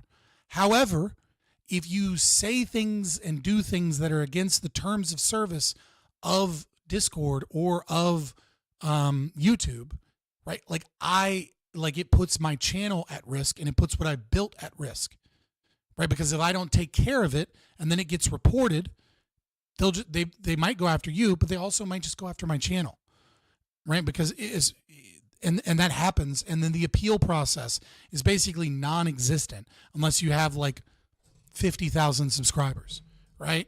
Like, you have to be a large partner in order to have a real human communicate with you. And even then, they're going to look at my account and see that I'm like an anti-fucking critical theorist, fucking, you know, right-wing anarchist, and they're probably not going to give a fuck anyway. So please, don't put the N-word in there. Don't put calls to violence that are like actionable calls to violence. You get it. You know what I mean? Like, use a code word. Yeah, I mean, I don't care if you type N-word. It's not against TOS. I mean, I don't think it's like particularly helpful. It's not something I particularly agree with, but like, do you? Like, if you want to put that in chat, put it in chat. Just don't fucking do things that are going to get me in trouble. Where the dominant intellectuals are trained to think this way, they're trained to talk this way, and they become famous by doing this, right? That's part of their social function. So we shouldn't be surprised by it, but we should be able to identify it for what it is. Yeah, I love that too, right? Like, where he slips in that like their social function is to become famous by being, you know, against Stalin. Dude, really, like, they're all, if anybody that's against Stalin must be a grifter. Shut the fuck up. Like, that's just like, I don't accuse everybody that has a different political opinion of me of being a grifter. You know what I mean? Like, people have different political opinions. That doesn't make them a grifter. The same way that I don't say that somebody is like low IQ if they disagree with me, right? Like, I openly admit Rockhill is very obviously a high IQ individual. I think he's wrong. I think he says stupid things, right? But like, I hate when people it's so useless to online discourse and to like being accurate. Like, when someone calls everybody a grifter for being like against them or something, like, you know that you're dealing with someone that is either low IQ and can't come up with a good argument, or you're dealing with someone who is very far gone in cultish thinking. Or lastly, right, if they're not low IQ and they're not in that domain, they're engaged in some form of entertainment value and some form of grifting themselves. And there's a key paradox, just real quick, because it's connected. There's a key paradox here, because these are the same. No, true capitalism has been tried mostly. Like, Republica Cospaya was pretty much capitalism, right? I would say the same thing about Honduras Prospera. I'm sorry, not Prospera, Prospera. Both of those are true capitalism. Even more so, I would say capitalism does not need to be like, voluntary communities that are purely voluntary are also not anti-capitalist, right? So even socialist or communist communes that respect borders and respect property outside of their own place and are purely voluntary are engaged in capitalism, as far as I'm concerned, right? Prospera is not a shithole. It's just small. Same thing with Kospaya. Kospaya lasted for 400 years. Yeah, so another example of like capitalism that you would probably not hear most people say is capitalism, because it's not necessary, it isn't fitting our concept of like the free exchange of services and money. Oh God. Oh my God. What is the anarchist community in Mexico? I can't think of the name of it off the top of my head. Oh my God. What is it? Oh, I gotta look it up. Hold on, give me a second.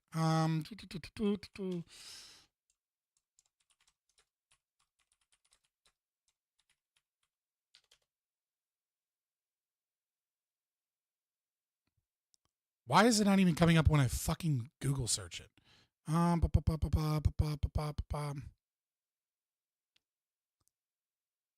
Anarchism in Mexico, and it starts talking about fucking Bakunin, like the Hungarian Revolution.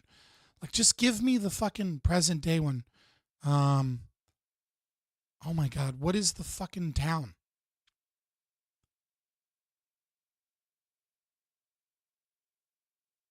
No, where the fuck is it? Tehran. There we go, Tehran. I would consider Tehran, honestly, to be capitalism, right? Despite the fact that they don't engage in private property rights within their community, despite the fact that they don't utilize like currency and money in a lot of their own internal systems, and despite the fact that they have a concept of like public property or common property, I still consider that to be an example of capitalism. And the reason I consider it to be an example of capitalism is because it is purely voluntary. Everyone that goes to Tehran, Mexico, right, sounds like an art film. Bakunin in Mexico sounds like an art film. True. Everyone that goes to Tehran, right, or grows up there is within a voluntary community. And yeah, I think Tehran, Mexico's done a great job. Yeah, no, I don't think it's it's a poor example, but I mean, like, this is such it's such a dumb argument when people are like, well, show me where it worked. And they're like, oh, these little communities. And it's like, okay, the concept is like, would you say the same thing if you're like a regular American politically, like you're a Democrat or Republican, right? Let's say you're a constitutional conservative, right? And they go, oh, well, show me an example of it working. Okay, well then my system's better. It's like, would you have said that to the founding fathers in 1789 when they were attempting to ratify the Constitution? Because nobody had tried a liberal democracy that was a federalist system, right? Like that, there were no examples of that. There were direct democracy examples, right? You could look at Greece and things like that where they had a Senate and a parliamentary system. But like every other Western power was a constitutional monarchy or just a straight up monarchy, right? Because it's like, right. But what I'm saying is that your argument would have to be the same about them. Your argument would have to be this: is like, can a kingdom work? It was like, oh, a kingdom could never work. Are you going to say that to the first person that attempts to set up a kingdom? Well, it's like, no, like just because something hasn't existed in pure form before doesn't mean that it's not possible of existing. And that doesn't mean that it's not possible of flourishing. You could say the same thing about communism, right? True communism has never been tried. Okay, well, maybe true communism would work. Okay, well, let's look at why I think true communism wouldn't work, right? I can't engage in the hypothetical and explain why true capitalism works, just like I can engage in the hypothetical and explain why true communism doesn't work, right? But the lack of the existence of an anarcho-capitalist area that is a large-scale model is not an argument that it can't exist. It's just an argument that it's just a reality that it hasn't. Communism has always been tried. I mean, it depends on how you define communism, but yeah.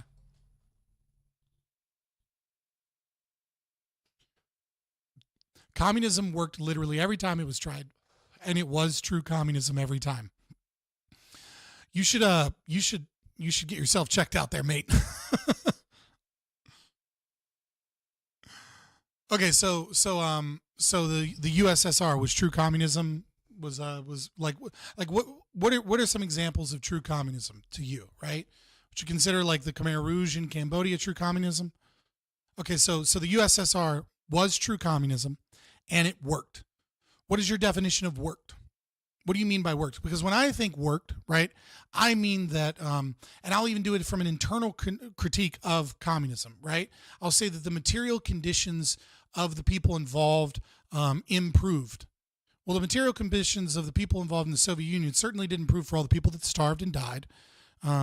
Certainly didn't improve in comparison to the industrialization of Western societies that engage in more capitalist markets. Certainly didn't improve for the people that were ripped from their ancestral homes and family lands. Certainly didn't improve for like who did it improve for, right? Like I recognize that the monarchy that they were under was not fun to be in. But even still, it's certainly not better than liberal democracy, which already sucks.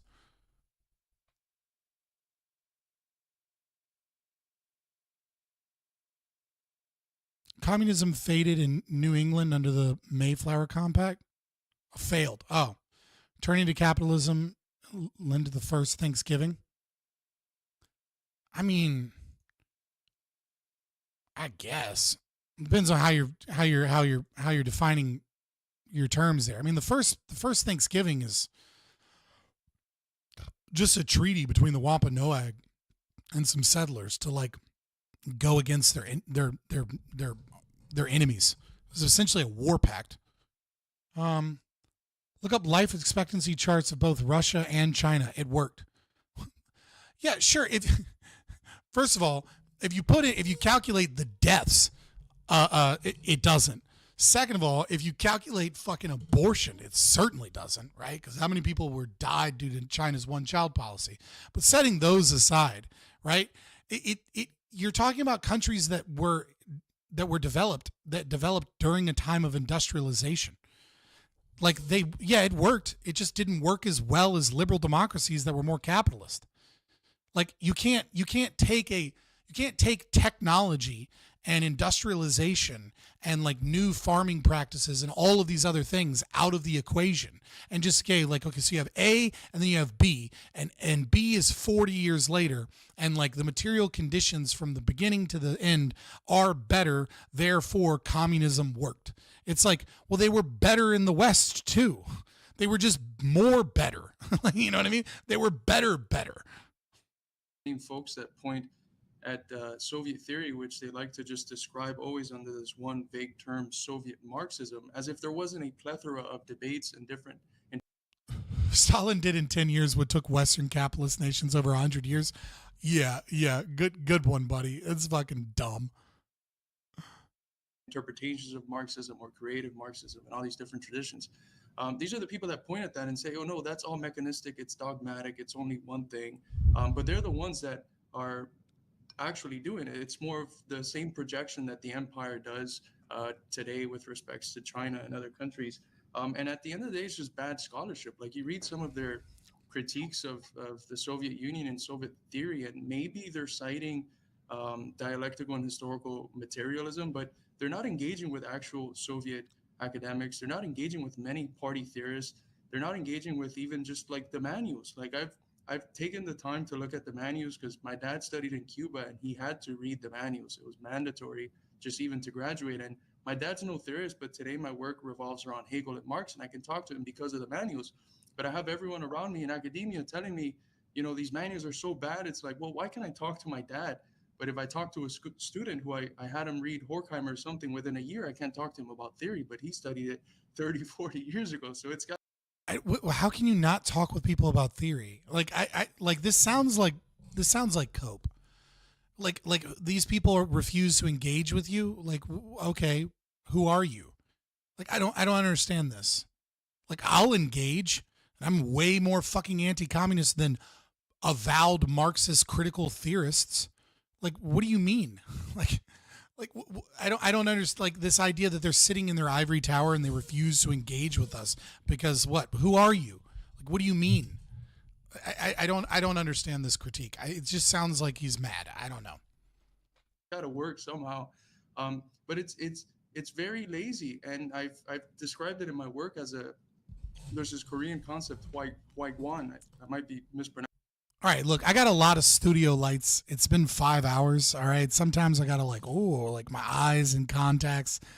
I did look a little goofy there, but I'm just like, what the fuck? Plus, I'm trying to like see his face, and it's all jacked up because he has a shitty internet connection. Pronouncing it, but it's the activity of taking off your shoes before you go in the house, and that's kind of what like those anti-Stalin, anti-Soviet Union, anti-Marxism, Leninism. That's the role it plays for every new publication in the West, or at least most of them. Every new Marxist book, at the beginning, you always have to have that sort of activity, that ritualistic activity of condemning socialism, and then you can talk, right? Before you condemn Marxism, Leninism, your word doesn't count for anything. You have to do it, and then you can begin to talk. Okay, so what's going on here, right? You're an author in academia, and you write a book about something, and then in the beginning, you recognize that, you know, if you want your book to sell to individuals in a liberal democracy, you have to say, well, of course Stalin was bad. I'm not saying that. I'm just talking about these ideas. And you're going, so this is how you are the evil anti-Marxist, because you don't engage in our fantasy that Stalin is good. But let's say it's not a fantasy. Let's say Stalin was actually good and he did great things. Even still, you must recognize that this doesn't make them anti-Marxist if they then talk about a bunch of Marxist ideas, axioms, and, you know, critical theory, and engage in, you know, a discussion on like class struggle and all of these other things. If they do two things, they're doing two things in these works. Number one, they're putting up a mea culpa, or like a, you know, a kind of a, you know, a preface that allows the reader in a liberal democracy to be like, oh, well, at least they're not like that. Now let me engage with the material. Okay, is that anti-Marxism, or is that just not being an idiot and trying to get your work out there because you recognize that if you don't do that, people are going to look at it and go like, Jesus Christ, these people are like full-blown communists. Like I'm not going to engage with this. I'm not going to read this, right? So if you're trying to get someone that is, you know, against your ideology by default within Western culture, and you put out this thing being like, yeah, I agree that this is bad, but let's talk about these ideas. You could still believe that Stalin was good, and that doesn't make you an anti-Marxist because you're not trying to die on a hill that gets your books read by no one and doesn't get you opportunity to be able to teach those axioms and those principles. And then the second thing that they're doing is they're not using traditional vulgar Marxist language and rhetoric, right? They're using new terms that are up to date, that people are familiarized with, because everyone that has an undergraduate degree, right, and took any fucking humanities classes is aware of all of the woke terms and, like, you know, things that evolve around modern critical theory. But if you ask them what reification is, or like commodity fetishism, or like, you know, trying to think of like other, you know, or even dialectical materialism even, right? Like, these are two things. These are a signifier that you're just a straight up communist. And two, these are terms that nobody fucking understands unless they're a communist or they're well read in communist theory.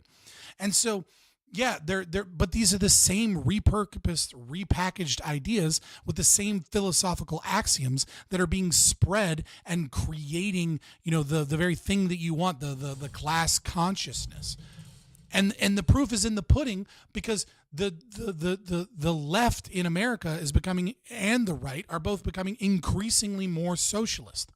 I mean, every policy position that they have is designed to redistribute wealth and to lock it. I mean, you had a president, you had a literal presidential candidate in the last election in America talk about how we need price controls and that grocery stores were price gouging, and that we were going to use prosecutorial power to go after people from raising prices. And you're acting like fucking socialism isn't becoming more popular and spread within Western liberal democracy. That's a fucking insane cope, that is just doesn't match reality. Yeah, no, that's exactly it, right? Because otherwise, what you have basically is if you don't genuflect to the dominant ideology. Doug Spanky, I did not say that classical vulgar Marxists or that MLMs or Luxemburgists or that any of these other forms of, pre-Frankfurt School Marxists, you know what I mean? Like, I don't know, maybe you're like a fucking follower of Lukács or some shit, right? That these people were woke. And I specifically state that they're not. That's the whole reason that I'm doing this. The whole reason that I'm talking about this is to understand, right, that these people are a separate gang of criminals, right? Every one of these people are horrible, evil people, rotten to their core because of their ideological beliefs. Every Marxist is an evil person because they are instantiating and promulgating evil ideas, and they must reform to not do so. And the same is true of every critical theorist, neo-Marxist, cultural Marxist, if you will. But I recognize and state multiple times throughout this discussion that these are different people and that they have different beliefs. And that is why I'm talking about it. Because you cannot understand gang warfare unless you can't understand gang warfare by just saying the Bloods and the Crips are the same. You have to engage with the fact that the Bloods and the Crips are different people with different foundations and different ideas. But you can still recognize that it is gang warfare and that they are criminal gangs. Then your voice is structurally excluded from the conversation, right? And that's how liberal censorship functions in general, right? All ideas are welcome. Everybody can talk. We have, an open system, but we all understand that there's a finite implicit limit and certain things are beyond the pale, right? Yeah, I mean, he's not wrong about that. That, like, if you are a classical Marxist that is a Stalin apologist, right, you're going to have less opportunity. You're going to have less of a sale in the space. You're going to have less opportunities, especially within like academic institutions. But like, just to be clear, not to whataboutism or anything, but try being an anti-communist, anti-Marxist, pro-capitalist in academia. Good fucking luck. Like the concept here that these people are like enemies of Marxism because they have a third wave view of bringing about socialism, and that their tactics are different, and that they think that your views are toxic, outdated, and problematic towards the goal of achieving revolution, is like somehow this, like, you know what I mean, like this pure anti-Marxist thing, and that they're not based in those. Try being a pro-capitalist in academia. I mean, like, I remember one of the, I mean, obviously this is anecdotal, right? But I mean, like, so in my undergrad, I got a associate's degree in economics, and I hated accounting classes. So I was like, fuck that. So I went for my double major in psychology and sociology in my undergraduate, right? And so for whatever reason, when I transferred from one school to the other, I'd already taken like several sociology and psych courses. And I had already taken like Sociology 101. I had taken Gender Studies, Women's Studies, or like an intro to Gender Studies, Women's Studies. I'd taken a couple other, I'd like taken like a base anthropology course, right? I'd taken a couple of introductory sociology courses, and my Sociology 101 didn't transfer. So I had to take Sociology 101 again. And mind you, not only had I taken those classes, but my grandmother is a critical theorist professor, right? Like, she just retired. But I mean, she's been a major feminist, in set up, hundreds of battered women's shelters, has been a sociology professor that is a critical theorist and a Marxist for years and years and years. Okay. Since like the 1970s, she has been, actually, I guess it would be the 80s is when she was a professor, right? She would still be in grad school in the 70s, but regardless, right? So, in the very beginning, I think it's like 81, 82 is when she starts being a professor, And I think she got tenured in like the late 80s, early 90s on her work on the Satanic Panic, right? And occultism, which is interesting. I've read the work that she co-authored. But anyways, setting all that aside.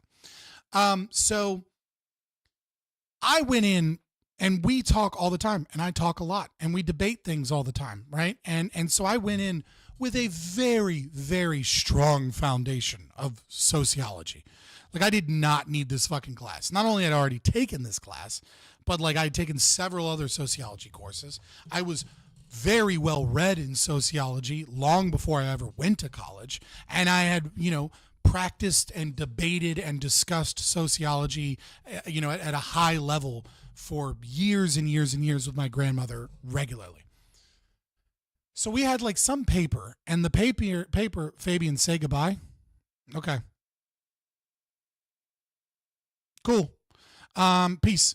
And so like,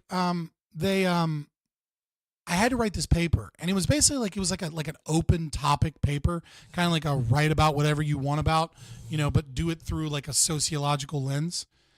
And so I went and I had like something like 30 citations, and I wrote like a multiple page paper with dozens of citations about the concept of, the predator prey portions of the brain, and how, our lifestyle and like the change in our culture had led to, and I cited several studies, neurological studies, that had shown like a diminishing of the predator portions of the brain, and how this has an effect on masculinity and gender roles within society. And I was backing it up with neurological research. I was backing it up with, several other studies and people that had talked about a similar phenomena. If you have no viewers left, I'm dead. What? Okay. I'm not sure what you mean. Oh, don't worry, Scott. If you have one viewer left, it's me. Oh, fair enough. And so like, and I wrote a paper about that. Now, I got my paper back and I got a B-. And I was like, damn, dude, like that really sucks. Like, I don't understand what's going on here. Like, what could I have done better to make this paper? Like, I was like, damn, like I really got to get better at writing papers. And there was like no spelling errors or grammatical errors. There was no issues with my citations. Like there was like two things underlined in the whole paper. And it was like, they were like, I don't understand this ? It was literally just my professor not understanding the argument that I was making. And that was because one of them, it seems like I didn't adequately explain it because she couldn't read the neurological research that I was referencing, because she didn't have enough understanding of neurology to understand that I had appropriately cited it, and that was the conclusion that was drawn from the data in the research. And so I made a claim and then referenced the claim, and like she was like, I don't understand this ? What? And it's like, oh, okay, you just whatever. So then I'm sitting next to someone, and I was like, hey, can I see your paper? Like, I'm trying to figure out, like, like what a good paper looks like to this professor. And they're like, yeah, sure, let's trade papers. And I watched them go white. I watched them look at my paper in like shock and disbelief, because I'm thinking like, oh man, I didn't do good enough. I got to do better. And then I find their paper, and they have an A+. And their paper has no citations, is one double-spaced paper that is just their opinion stating that the gender pay gap is bad.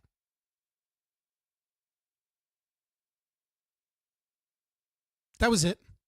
Just like two small paragraphs that, with double space, lines, no citations whatsoever. Just an opinion saying the gender pay gap is bad. A+.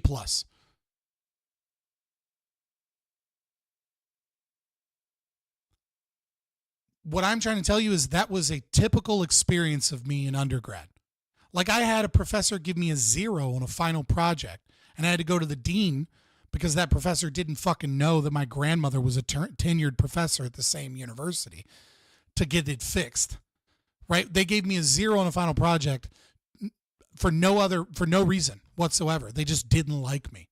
Like, that's what it's like trying to have the political opinion that is against critical theory and is right wing in academia. So like, cry me a fucking river that Stalin apologia Marxists are like somehow controlled by the capitalist system from having a true critique of fucking of a true critique of capitalism, right? But because they have to put in a mea culpa that like, hey, I don't think Stalin was a good guy if they want their shit to sell.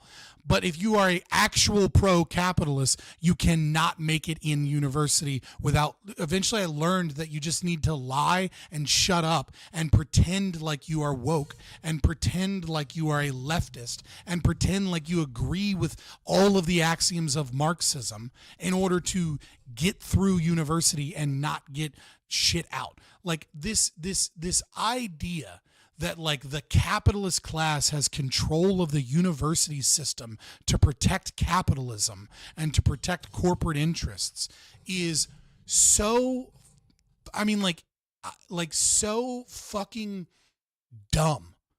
It's just like, no, dude, your ideas just aren't popular in that institution because they're old and outdated and because they are trying to fight for things that that on a battle that was lost 50 years ago, which is that Stalin actually was a good guy.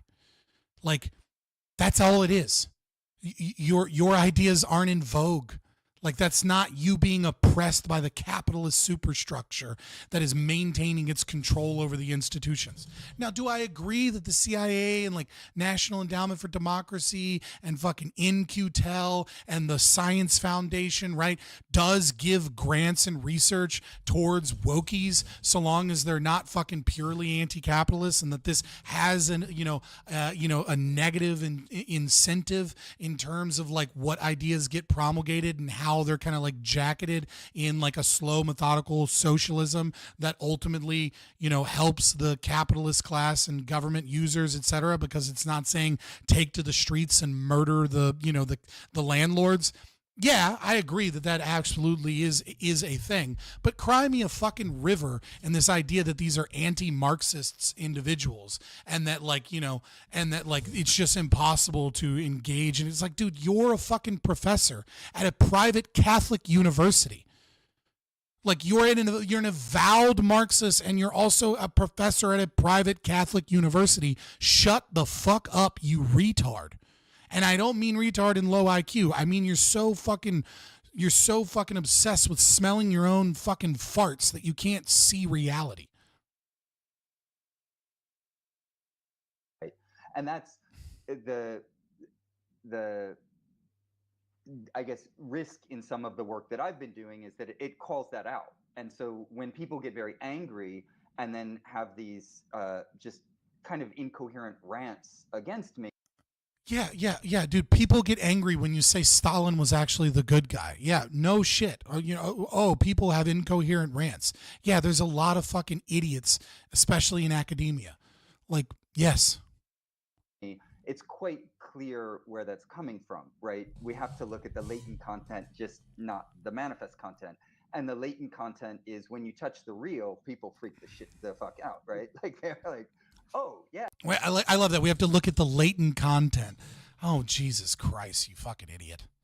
This guy actually knows that I've been a charlatan all these years, and I've been pimping for imperialism.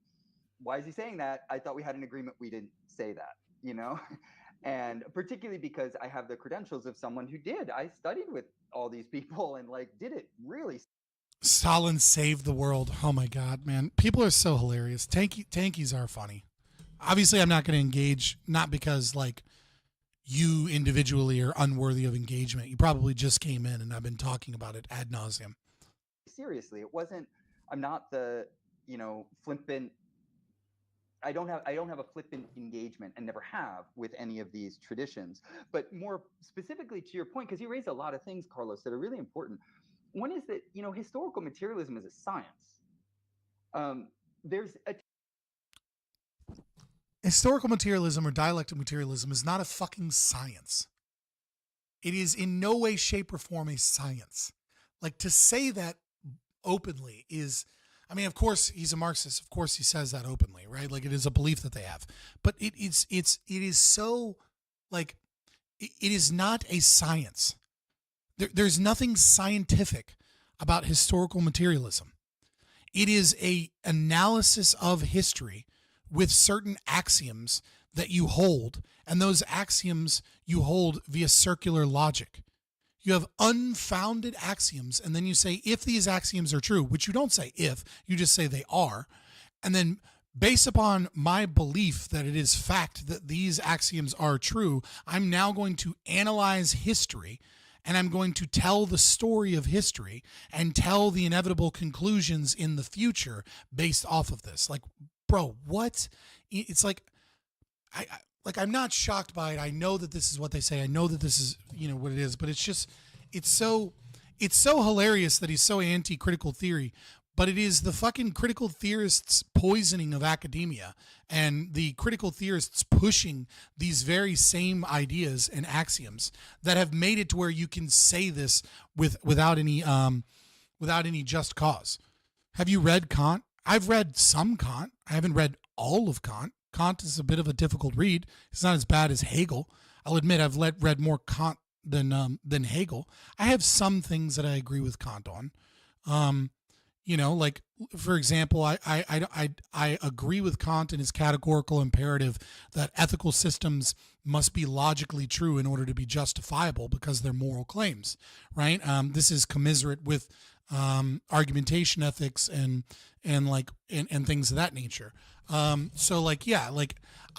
agree with the general premise of the categorical imperative too, right? That like you ought use people as a means in and of themselves and not as an ends to a mean or a means to an end, right? Like, so there are some things that I agree with Kant on. But like, no, I wouldn't say that he is, and that'll piss off all the objectivists, right? Because they think Kant is like the source of all evil. And it's like, no, I mean, like, I think there are some things he's accidentally correct on. I don't put any value in Kant's work. Tendency, and it's fine if people use shorthand, and it makes sense. People be like Marxism, but it was. Yeah, no, I mean, like, absolutely. I mean, like, there are a lot of things to hate about Kant, right? I was just saying here are some things that I agree with Kant on. Marx and Engels, and it was actually the global working class movement, and they. No, you can't. No, it's not a fucking science. You can't just read you can't read bullshit and then yeah, sure. If you read enough bullshit and you think it's good because other people say it's good, you'll eventually convince yourself that it's right. But it's not based in reason.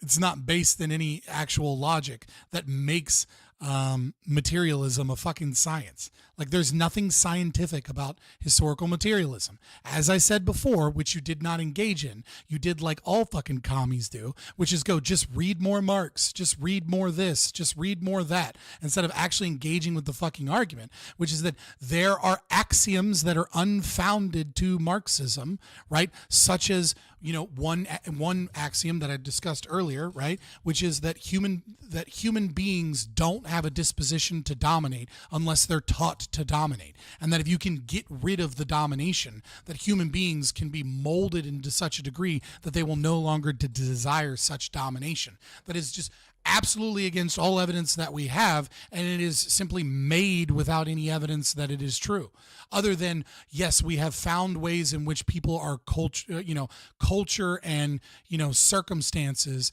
have changed the way people behave. No shit, Sherlock, but that doesn't mean that, like, if you improve the material conditions that, like, things go away. Like, you can improve all the material conditions you want. Some people will still be assholes and will still take your shit. It doesn't matter how perfect the material conditions are for everyone. And it doesn't matter what influences you remove. This is like just a false axiom that is put forward that then all of a sudden becomes gospel.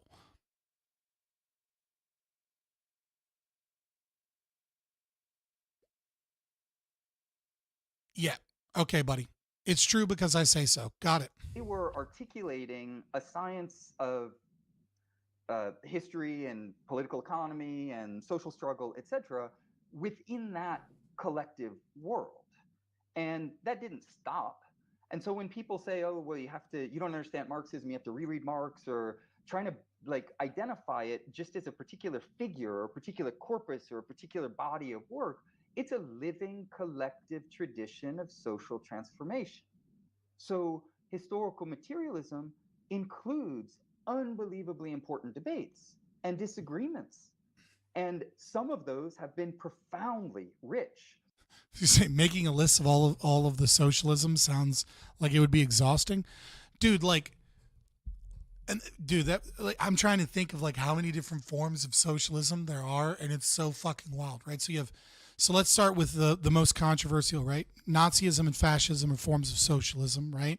Then you've got Maoism, you've got Stalinism, you've got Leninism, you've got Trotskyism, you've got Lysenkoism, Luxemburgism, you've got democratic socialism, you've got social democracy, you've got Marcusianism, you've got Malthusianism, you've got like, dude, there's like 100 more that I'm just like gonna like forget. Like there's so many different forms of socialism. It's wild. But I mean, but that's the thing about socialism is that like if you attempt to define socialism as like a set of policies and positions, you're always going to be wrong, right? Like if you understand dialectical materialism, then you understand that socialism is a process, right? And like that process takes on different forms given the quote unquote material conditions at the time, right? So if you understand that like it is an overarching like movement of praxis towards an end goal of like where all contradictions are resolved and like the communist utopia of like, low communism, if you will, becomes done, then like socialism is going to take on different policies and different positions and different modes and means of rhetoric. And like understanding all of that, and then these people being like, and that's why critical theorists are not real communism is fucking hilarious to watch tankies fucking argue about argue that socialism is that it is this movement in process of resolving like the contradictions inherent, at least under the current system of capitalism, but like inherent under the system of like, this authoritarian means of controlling and exploiting others, that like, and recognize that it takes on all these different forms, and then be like, but critical theory isn't real socialism because some CIA funded a journal outlet that was liberal, and then one Frankfurt guy published an article there, and you can follow the money. And it's just like, really, dude? Bro, pretending to be an intellectual but hasn't even read the critique. I'm not pretending to be an intellectual. I don't claim to be an intellectual. Like, what are you talking about? I claim to be a neophyte philosopher of objectivism and a fairly well read and understanding promulgator and debater in the field of anarcho-capitalism and libertarianism. I've read a lot of Marxism, and I used to be one. I'm not pretending to be a fucking intellectual. There's no PhD here, buddy. Just some fucking grad school in counseling. Like come on. Some of them have been resolved, I think, through practical struggle, where people were like, we should try this, we should try that. We tried that, it didn't work, right? So then you have to operate and undertake a process of self-critique, which is part of the science of historical materialism. There's no blueprint for this stuff. There's no absolute model. There's an ongoing collective articulation of a scientific project of social transformation. And so you are obviously 100% right. How many buzzwords can you fit into a sentence? Let's go. For this stuff, there's no absolute model. There's an ongoing collective articulation of a scientific project of social transformation. And so you it's like if someone said that to you, right? Like it's so funny. Like I talked about it earlier in the stream. Like it's you can tell you're listening to a cult member, right? Like the people in this chat are less cultish than this guy. Like the communists and socialists in this chat that have been coming in and out tonight, right? Are just speaking what it is that they believe and articulating what it is that they believe, right? I think they're wrong, right? But but have at it. You know what I mean? Like do you, right? But like when you hear a phrase like that, you know that it is a practiced phrase of communicating. It's like when someone retells a story for the 1,000th time, right? Like, that there's no thought involved in that. There's no thinking happening here. There's regurgitation of ideology. And it's like no one speaking at a table says this. Like just listen one more time to this. And like imagine hearing this like at a kitchen table, right? Or hearing this, you know, on a date with somebody, or hearing this, you know, after like, you know, after a you know, some social gathering or something, right? From someone that you kind of know and have an association with, right? But isn't someone that's like, you know, a family member or something that has that, you know, has that repertoire with you where they always speak plainly. There's no blueprint for this stuff. There's no absolute model. There's an ongoing collective articulation of a scientific project of social transformation. And there's an ongoing, like, I mean, it's every buzzword, well practiced, that is word after the other. Like it's so you would call it fake, but I don't know so much that it's fake. It's just cultish, right? Like I have a Gnostic belief, right? It's this Gnostic belief that this is how the world really works. And like those of us that are in the know are in the know within our Gnostic faith. And anyone else that is different is actually just asleep to the true reality of the history of the world that only we, the Marxists, can educate you on. And the only way that you can learn this is by engaging deeply with our literature. And so you are obviously 100% right that within the Soviet Union, there's not, you know, Soviet Marxism. Okay, well, 100 million Chinese comrades talk like this in the context of the party. Yeah, of the party, huh? Wonder what happens if you don't regurgitate the ideological lines that are cultish, and you know, and don't make sure that you re-speak the things. You know, like I wonder why that might be, right? Like just imagine I'm in Beijing and I'm like, you know, the CEO of Tencent, right? So you guys know Tencent, right? Tencent makes like a bunch of mobile games, right? Like there's a bunch of mobile games and video games that Tencent are involved in, right? And so you have a Chinese company that is making mobile games you guys are playing, right? And let's say I say something a little too capitalist. Do you know that the CEO of Tencent has a person from the Chinese Communist Party that works in his building that doesn't work for him, but works for the CCP? And if he hears him say something too capitalist, he will immediately leave his office and he will go and get the CEO of the largest gaming company in China, right? A multi-million-dollar company, pull him into his office and give him a struggle session to interview him and ensure that he is informed that what he said was wrong because it was too pro-capitalist, and to ensure that that person follows the party line and dictates and regurgitates the magic words. Yeah, I wonder why, you know, it's like, yeah, I wonder why, you know, a whole bunch of CCP people repeat fucking the same jargon and the same practice slogans.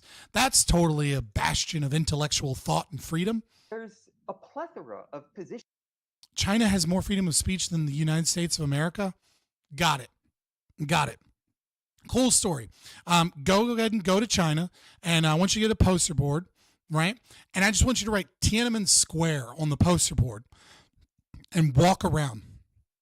Or better yet, Tiananmen Square was evil, or, you know, Tiananmen Square, you know, put the date, if you will. Just don't even give it a moral judgment. Just put Tiananmen Square on a poster board and walk around anywhere in China except Taiwan.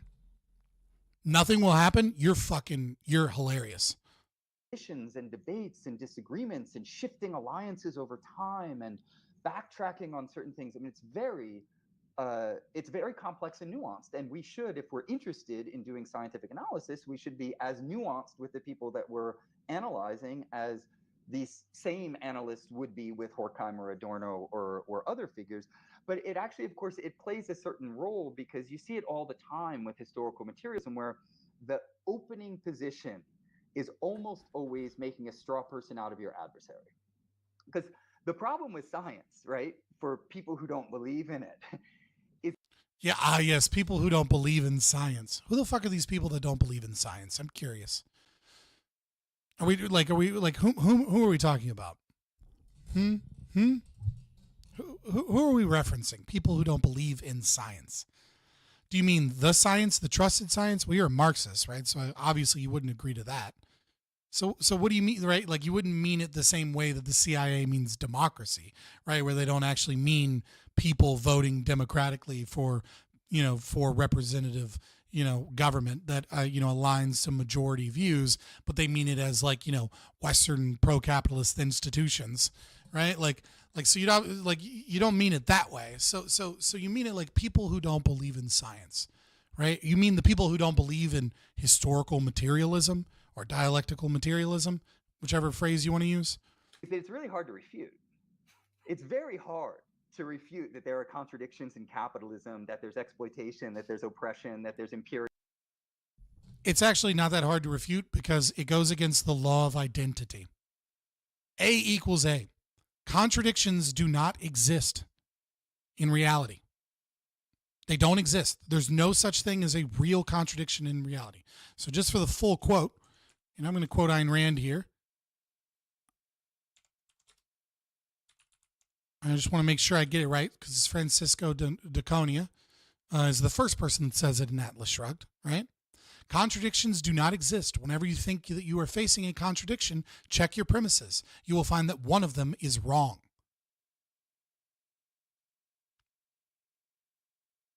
So where is the contradiction in capitalism? Name it. These people can't name the contradiction in capitalism. It doesn't exist. There is no contradiction in capitalism. Imperialism, like class is not a contradiction. Like that's just a word. It's a word that you have created to showcase innumerable ideas. as Yes, we can. It's right versus right. What right is being infringed upon another right?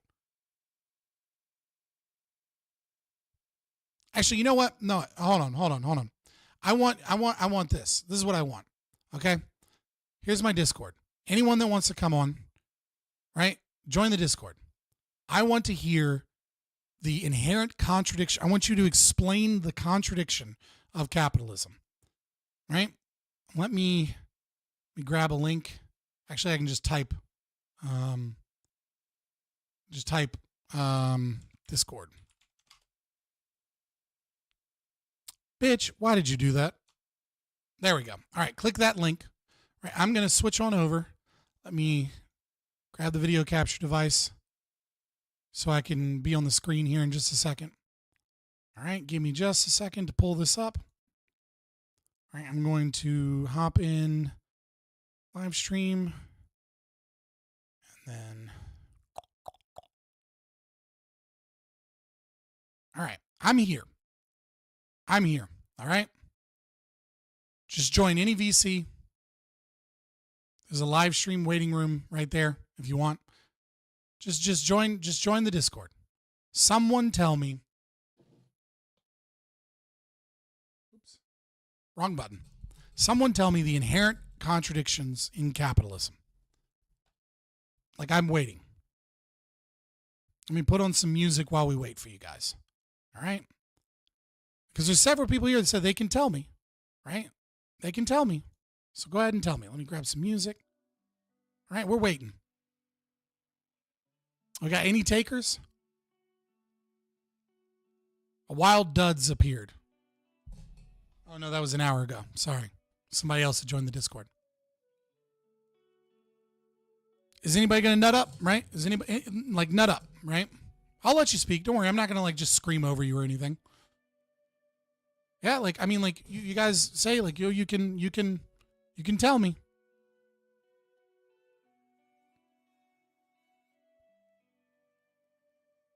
Nikola is joking when he says when he says that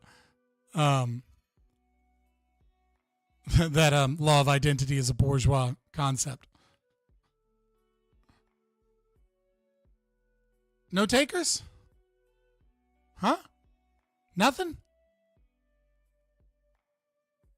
Nobody can back up that claim, huh?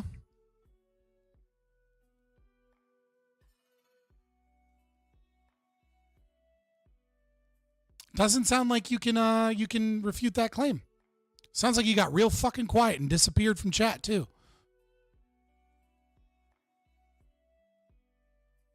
I'm like Pol Pot. You'll never know where I come from. Oh, okay. All right. Well, I know one thing. Pol Pot was better than you because at least he had the balls to act on his convictions. As horrible as they were.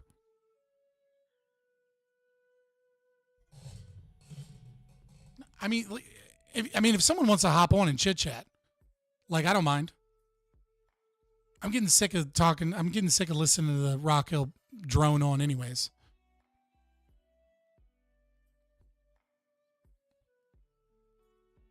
But like, this is your moment. I will let you speak. I will let you explain your positions. Now, obviously, I'm not gonna like just give you the floor to just drone on and like hijack, right? But I'm not gonna.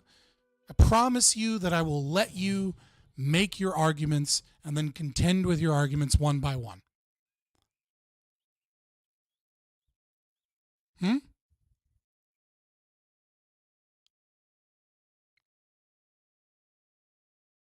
I'm literally taking a shit. I don't believe you.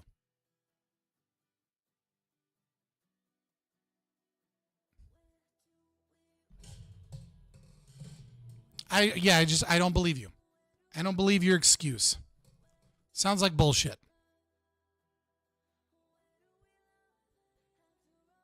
All right, who's this? I just got a 5. I see you lighting up, but I don't hear you.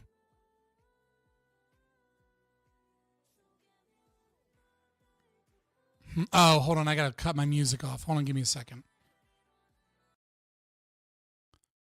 All right. Tell me something.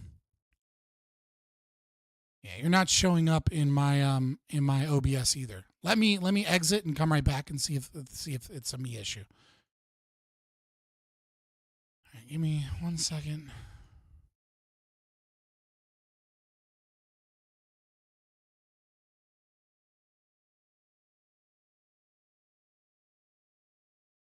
Why would you start on my main monitor but be on my side monitor? All right, hold on. There we go. Can you hear me? It was on my end that I hadn't reset my audio engine in voice meter. Yeah, it happens. You hear me? Yeah. Yeah, I can hear you. Sometimes I'm gonna be dipping in and out because Discord doesn't like my microphone or something, but that's just reality. Right. Yeah. No. How to fix it. So who is this? Is this Nicola? Yeah, I'm Nicola. Okay, so it's not someone that actually has a fucking argument in support of the claim. I'm not a Marxist, but like I think the Zulu talks about this a little bit, and I think he gets it from like Peikoff and Rand that the Marxist contradiction argument is like the contradiction in capitalism is it. I think there's a video. I think like Second Thought did it where he talks about. No. I know the argument. The contradiction they say is that the incentive between the capitalist and the worker is the contradiction, right? The capitalist has the incentive to exploit the worker, and the worker has the incentive to fight back against the capitalist, right? And that's what they mean by contradiction, right? But that's like that's not true. Like in a limited sense, right? The capitalist does have the incentive to try to maximize the value he gains from the worker for a minimum input, right? But that's true of any economic actor in like a free market economy or in literally any setup, right? Is that people want to gain the maximum output for the minimum inputs in any exchange, right? Yeah, but that's not it. Yeah, I mean, yeah. No, I mean that's one argument. Like another argument is, if you go deeper into it, right, that like they have a right to the property, right, and then trying to instantiate that right based off of the fact that like nature is coercive, and that like man has a need to go out into the environment and gain resources for his for his sustenance and well-being, right? And then of course those things are obviously ill-defined. Because they change as capitalism gives them more shit that all of a sudden becomes, well-being, right? You wouldn't say air conditioning was something necessary for well-being 100 years ago, but, now that capitalism's given them air conditioning, all of a sudden you'd be a monster if you made them sit in hot buildings in the city. But yeah, no, I mean, like, yeah, no, I'm just interested to hear a Marxist, who claims that they can prove the contradiction, the logical contradiction within capitalism. I want to hear it from them, right? I mean, Mentis Wave has an interesting video about like positive rights, where like the Marxist, the socialist like approach to positive rights is to take all of the benefits of wealth created by negative rights and then claim that those things are like, what's the word I'm looking for? Entitlements rather than benefits of production that is facilitated by the property rights, negative rights framework that is libertarian or classically liberal in mind. Yeah, I mean, there's no argument to a positive right because a positive right is a contradiction. Unlike capitalism, positive right actually is a contradiction, right? Because how can you have a right to someone else's labor? Yeah, how can you have an entitlement? And to something if you do, if you do have a right to someone's labor, then where is the contradiction in the capitalist that exploits the labor of another person? If I have a right to someone else's labor, then like, how is it wrong for the how is it wrong for the capitalist to use someone else's labor towards production of things that increase the well-being and the life expectancy of humanity, right? Like, if I am the capitalist and I am utilizing labor so that I can build, let's say, refrigerators, right? And this improves the quality of life of everyone and makes nature less, quote unquote, coercive by reducing nature's impact on us because now we have better, cheaper refrigerators, right? How is it that I am in contradiction by exploiting your labor? Because you have a right to other people's labor. And if you have a right to other people's labor and I'm utilizing your labor to improve the material conditions of others, how is that wrong? Is it only wrong if I make a profit? Like, what if I make it a non-profit and pull a salary? Is it all of a sudden actually true communism if I exploit the workforce to produce refrigerators to improve the material conditions of everyone and then sell them at cost? Is that somehow magically not exploitation? The fuck are you talking about?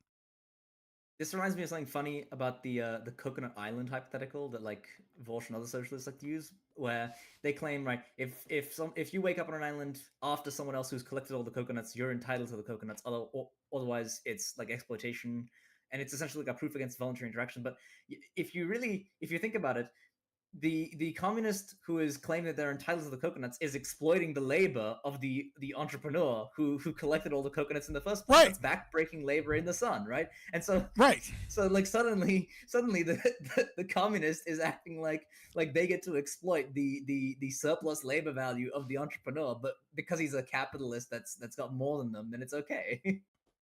Yeah, I mean, like, if you awake first and you just say, first of all, like, it's funny too because Coconut Island shows that they don't know libertarian theory, which, to be fair, that's fine, right? Like, because I don't expect Vosh or some other person to be like well read on like argumentation ethics and fucking his argument for like first user principle, right? And like in bordering, I don't expect him to know that, right? But you can't just go on an island and then just be like, all these coconuts are mine.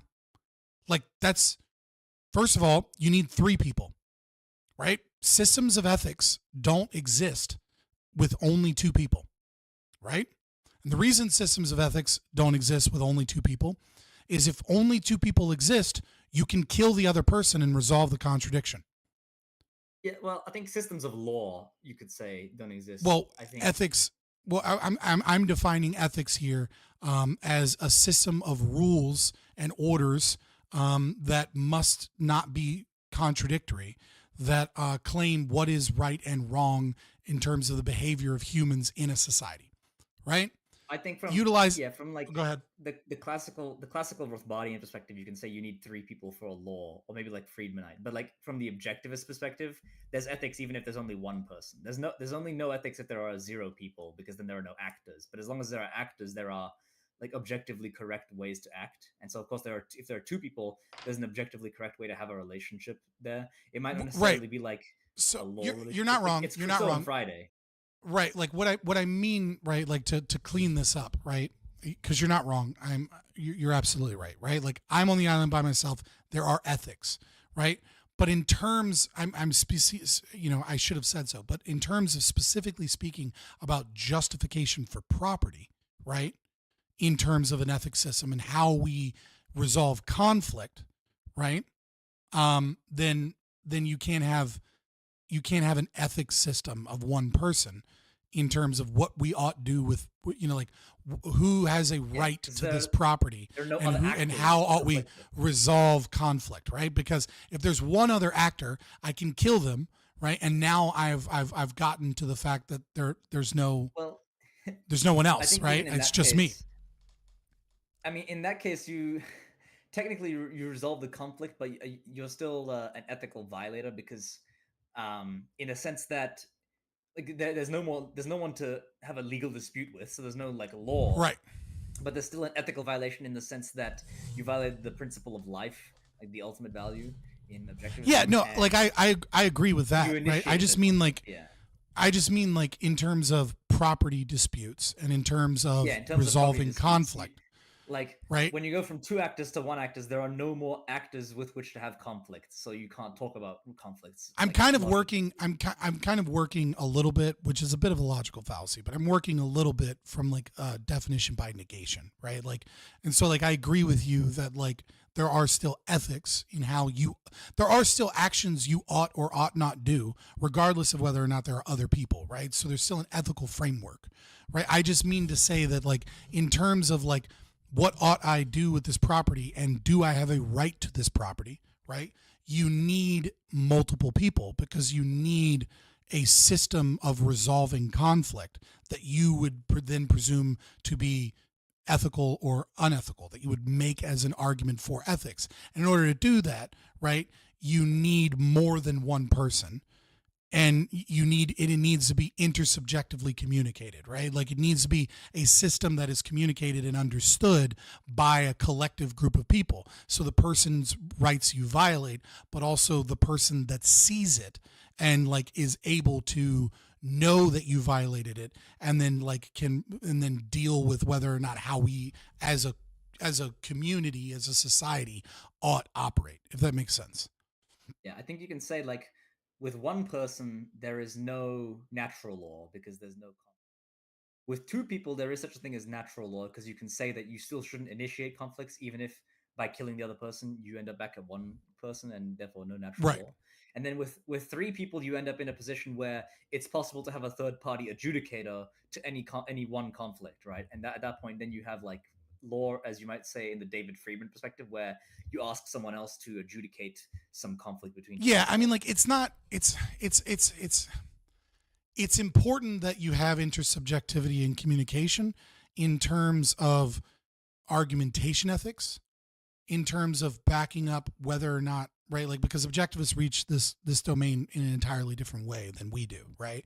And so in order for us to logically prove that your system of ethics is illogical, right? That it is not logically sound and therefore completely unjustifiable, right? You need that intersubjectivity because you're now making a claim about how we as a society collectively ought operate. And when you have one person, that becomes irrelevant. And when you have 2 people, we would define conflict as 2 or more individuals attempting to use scarce resources towards opposing means.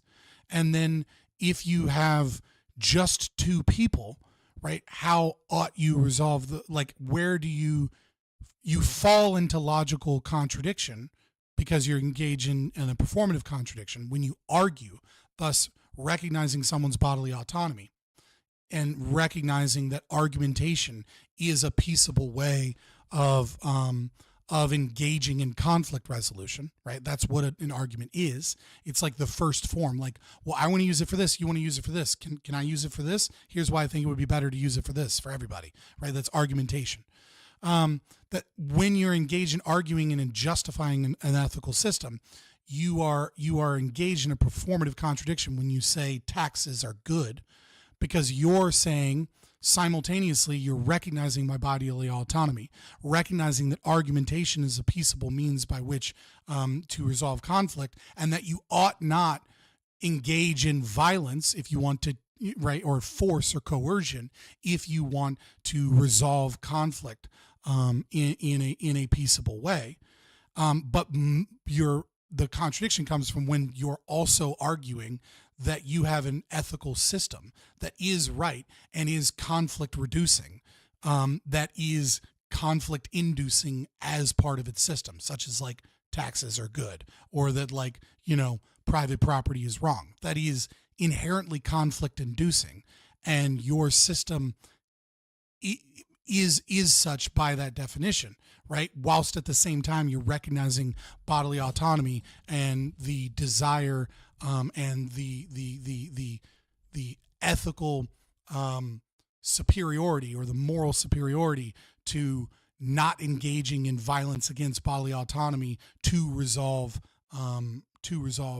disputes of scarce resources. The scarce resource in this instance being my opinion. I think there's actually a very interesting way to sort of dovetail argumentation ethics with the sort of Rothbardian objectivist natural law approach, where argumentation ethics is not a NAP proof. It is a impossibility proof of the idea that you could coherently argue against the NAP, right? Yes, that's why it's not an is-ought gap, right? Because it doesn't tell you what you ought do. It just tells you that these things are illogical, and the only one. It's very similar to Rand's existence exists. It's in the sense that it's like an unavoidable axiom, like it's impossible to argue against existence. Therefore, you kind of have to take that for granted, right? It's the same thing, right? It's an impossibility proof by saying, it is not possible to argue for that it is morally justifiable to engage in the law of the jungle or might makes right. Yeah. It's a bit of a weaker version of that, because Rand's existence exists impossibility proof.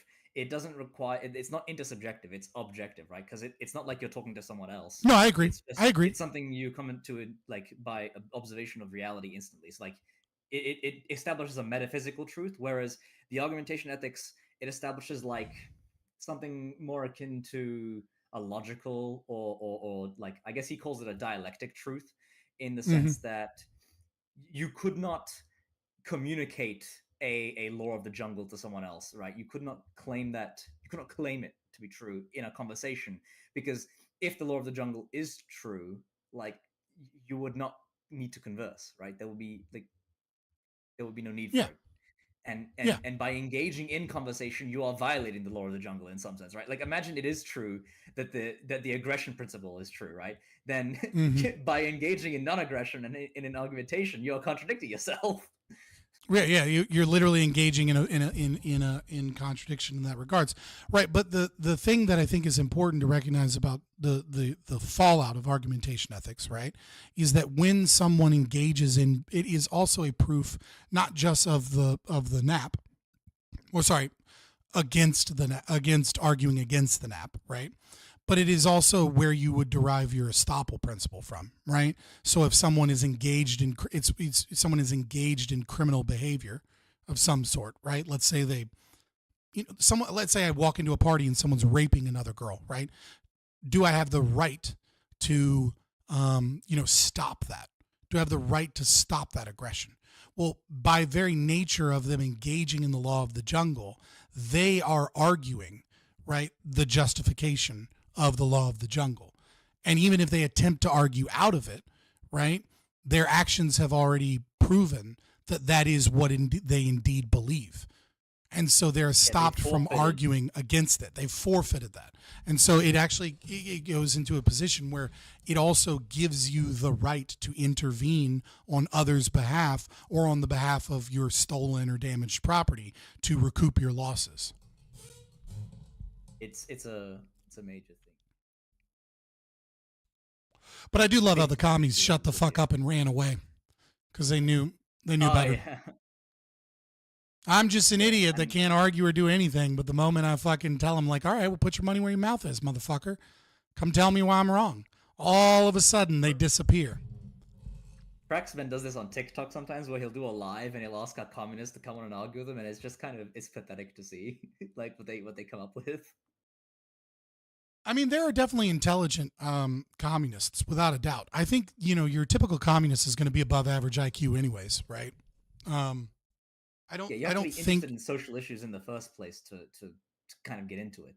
And that, Well, not just that, but you have to be engaged in like a lot of reading, right, to be a good communist at the very least, and you also have to be invested in it to such a degree that you're willing to face social ostracization and backlash for espousing it, right? So your level of commitment can't just be blasé, right? Like you can't just be like, you know what, I'm a communist, right? Like because there's a social pressure against that. So you have to have some level of commitment towards it. And then furthermore, like Nietzsche's, I bring this up fairly often in Thus Spake Zarathustra, right? Like the intellectual that is preaching, false doctrine, if you will, with like the giant ear, etc. Like there's a good metaphor in understanding that like the smarter you are, the easier it is to fall into anti-reality cult-like beliefs, right? Like a lot of people think that build people a web around yourself. You can build that philosophical Right. web stronger. And not only that, you can find, if your philosophy has false axioms, then you're going to run into contradiction with reality, right? But if you're really, really, really, really smart, you can play word and mind games with your own self to reinforce ways in which your axioms are no longer false, right? Like you can convince yourself that like what you're seeing when you see reality clash with your false axioms is actually can be reinterpreted in a new way that no longer destroys those axioms, right? Yeah, whereas like when you're sort of middling, I guess, it's hard to construct some kind of idea that you can use to rationalize away the contradiction between what you're thinking and what you're seeing. Yeah, like so one example that I usually use is it's because it's just something I thought of one day and it works, is like toothpaste is racist, right? If you're a middling, like you said, or a midwit, right? And someone says toothpaste and Colgate are racist, and you're like, what?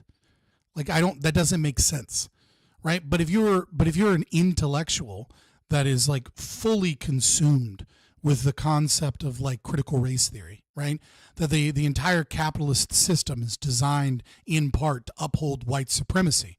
You'll find a way to make toothpaste racist, right? You'll be like, oh, well, did you know that that fluoride is added into the water, but especially there's more fluoride in in low socioeconomic status neighborhoods and inner cities, right? Like, and the fluoridated toothpaste combined with this actually reaches toxic levels, and this is just another means by which if we all fluoridated our water personally, it'd be one thing, but the capitalist class and the the corporations and government regulators that work in tune with them don't care if black people are poisoned by fluoride because it's only happening to poor people and inner city blacks if they're getting too much fluoride. And that's one element. But also let's talk about the aesthetics of white teeth and our value of like why whiteness is seen as pure and good. Like, why can't people have yellow teeth? If your teeth are healthy and you don't have conjunctivitis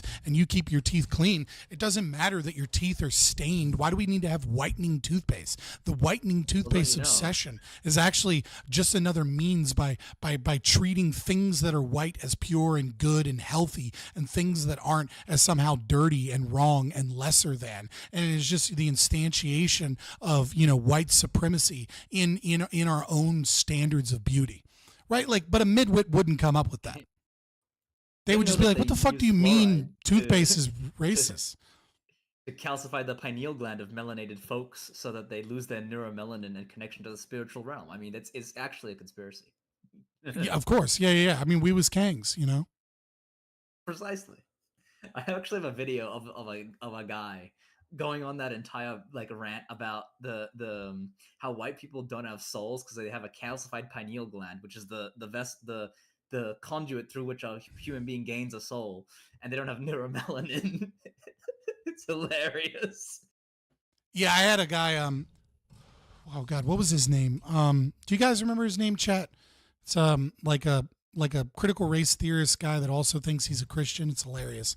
And he used to go on Prime Guys, and he stopped going on Prime Guys. He makes like music predominantly. I can't remember his name.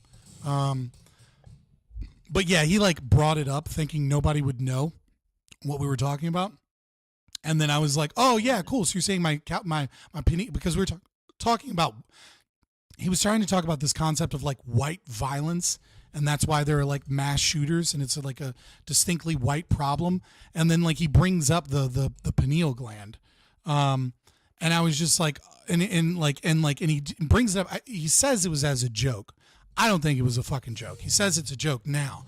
But I was like, oh no, yeah, that's real fucking racist. You're a racist piece of shit. And then I like explained what he was talking about. And like everyone was like, what? And he was just like kind of laughing off in the corner, like, It was like, he's like, he knows. I was like, I don't know what to tell you, man. I've been to the cookout before, okay, brother? Like I often date black girls. I prefer dating black girls over white girls usually. I've been to a few cookouts, and there's always one fucking crazy uncle that like has to tell the fucking white guy that got brought along, you know, a few fucking things and learn him something about. It's usually about the pineal gland, or it's about like white people and penis envy, or like it's something along those lines where you're just like, what the fuck am I listening to? Which means you can't empathize with the folks, which is why you can kill so No, many people. I mean, that's just how it wasn't Joe. It was fucking, oh my God. It's like, it was some pun play on words or something. It was a black guy that like plays piano, and like makes music. And he was not like, he was, you know, he seems like he's in decent shape. Not like Joe. I mean, just a contrast. I feel bad now for just basically calling Joe fat, but whatever. Well, they do have nice nipples. What, black women? What? That's your fucking, of all the things to like about black women, it's their nipples? What? What? That is not true, my friend. Like, if you want to find a race of people that often has fucked up titties, it's definitely black women. Like, you know, they got great asses, but you know, black women do often be having some fucked up titties. You can call me racist all you want, but it's just true. White women definitely have better tits.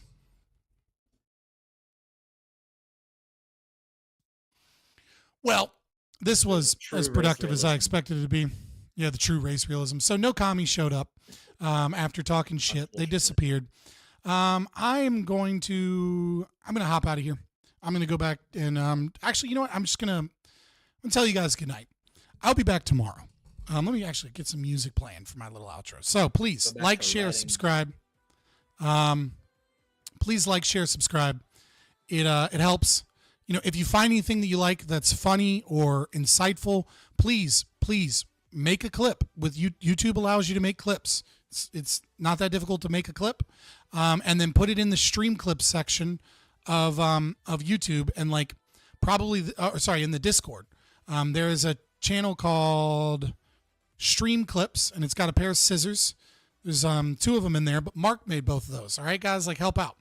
And what I will do is this weekend I'll go through them, and I've got some that I want to make myself as well, where I wrote down the time and I remembered. But I can't always remember from like a 6-hour stream when the perfect time was, right? So if you make a clip and you put it in there, it'll be a lot easier, and that helps the channel a lot, because this weekend I'm going to go and make them into YouTube shorts, right? And that means I get more views from a different domain and more people in the channel, more people in the Discord, right? It's for the betterment of everybody here, right? And it's a way to support the channel without having to give money. But if you want to give money, as always, I wouldn't do it right now, but super chats, I will always answer super chats regardless of what I'm doing, what content I'm doing.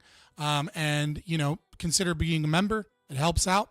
If you want to watch me be toxic and help me that way, you can follow me on Twitter or X, and join the Discord, because that's where all the go lives and everything go. Tomorrow, I'm going to be talking to that Vince Zhao guy or whatever that I was on Prime Guys with, because he makes content as like hunting down and exposing child molesters and sexual predators, and getting them on the sex offender list, and getting the cops after them because they were there to meet up with like teenage girls. I'm going to talk to him about libertarianism and about his work, and it should be a fun conversation. I have no idea how long that's going to go, but it will go. And then Tuesday, I'm going to be talking to Disenthrall. Wednesday. Why do I keep saying Tuesday? Monday, I'll probably do Prime Guys. Sunday, I'm almost certainly going to be playing Path of Exile 2 on stream because I'm in love with it. So I'll probably do a Sunday fun day. We'll play some PoE. And then Tuesday, I'm going to be doing, God damn it, I said it again, Wednesday, what is it, like the 18th, I think? Somewhere around there. I will be speaking with Disenthrall about libertarianism and the strategy and how ought we communicate libertarianism with the Trump administration coming in. Because there's a lot of good things and a lot of bad things. And we want to avoid, how do we avoid the pitfall of like sounding like all we ever do is complain when some good things are happening?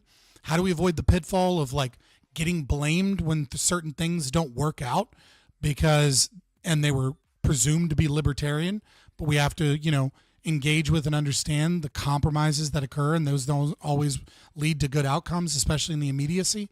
And just general rhetoric around how things are changing with Trump coming in, and how we ought to communicate libertarianism and those ideas, in an effective way. So I love you guys so much. I will see you guys hopefully tomorrow. And if not tomorrow, I'll see you Sunday. Put those stream clips in. Help us out. Like, share, subscribe. Tell your buddies. Come join the Discord. I'll be in the Discord too.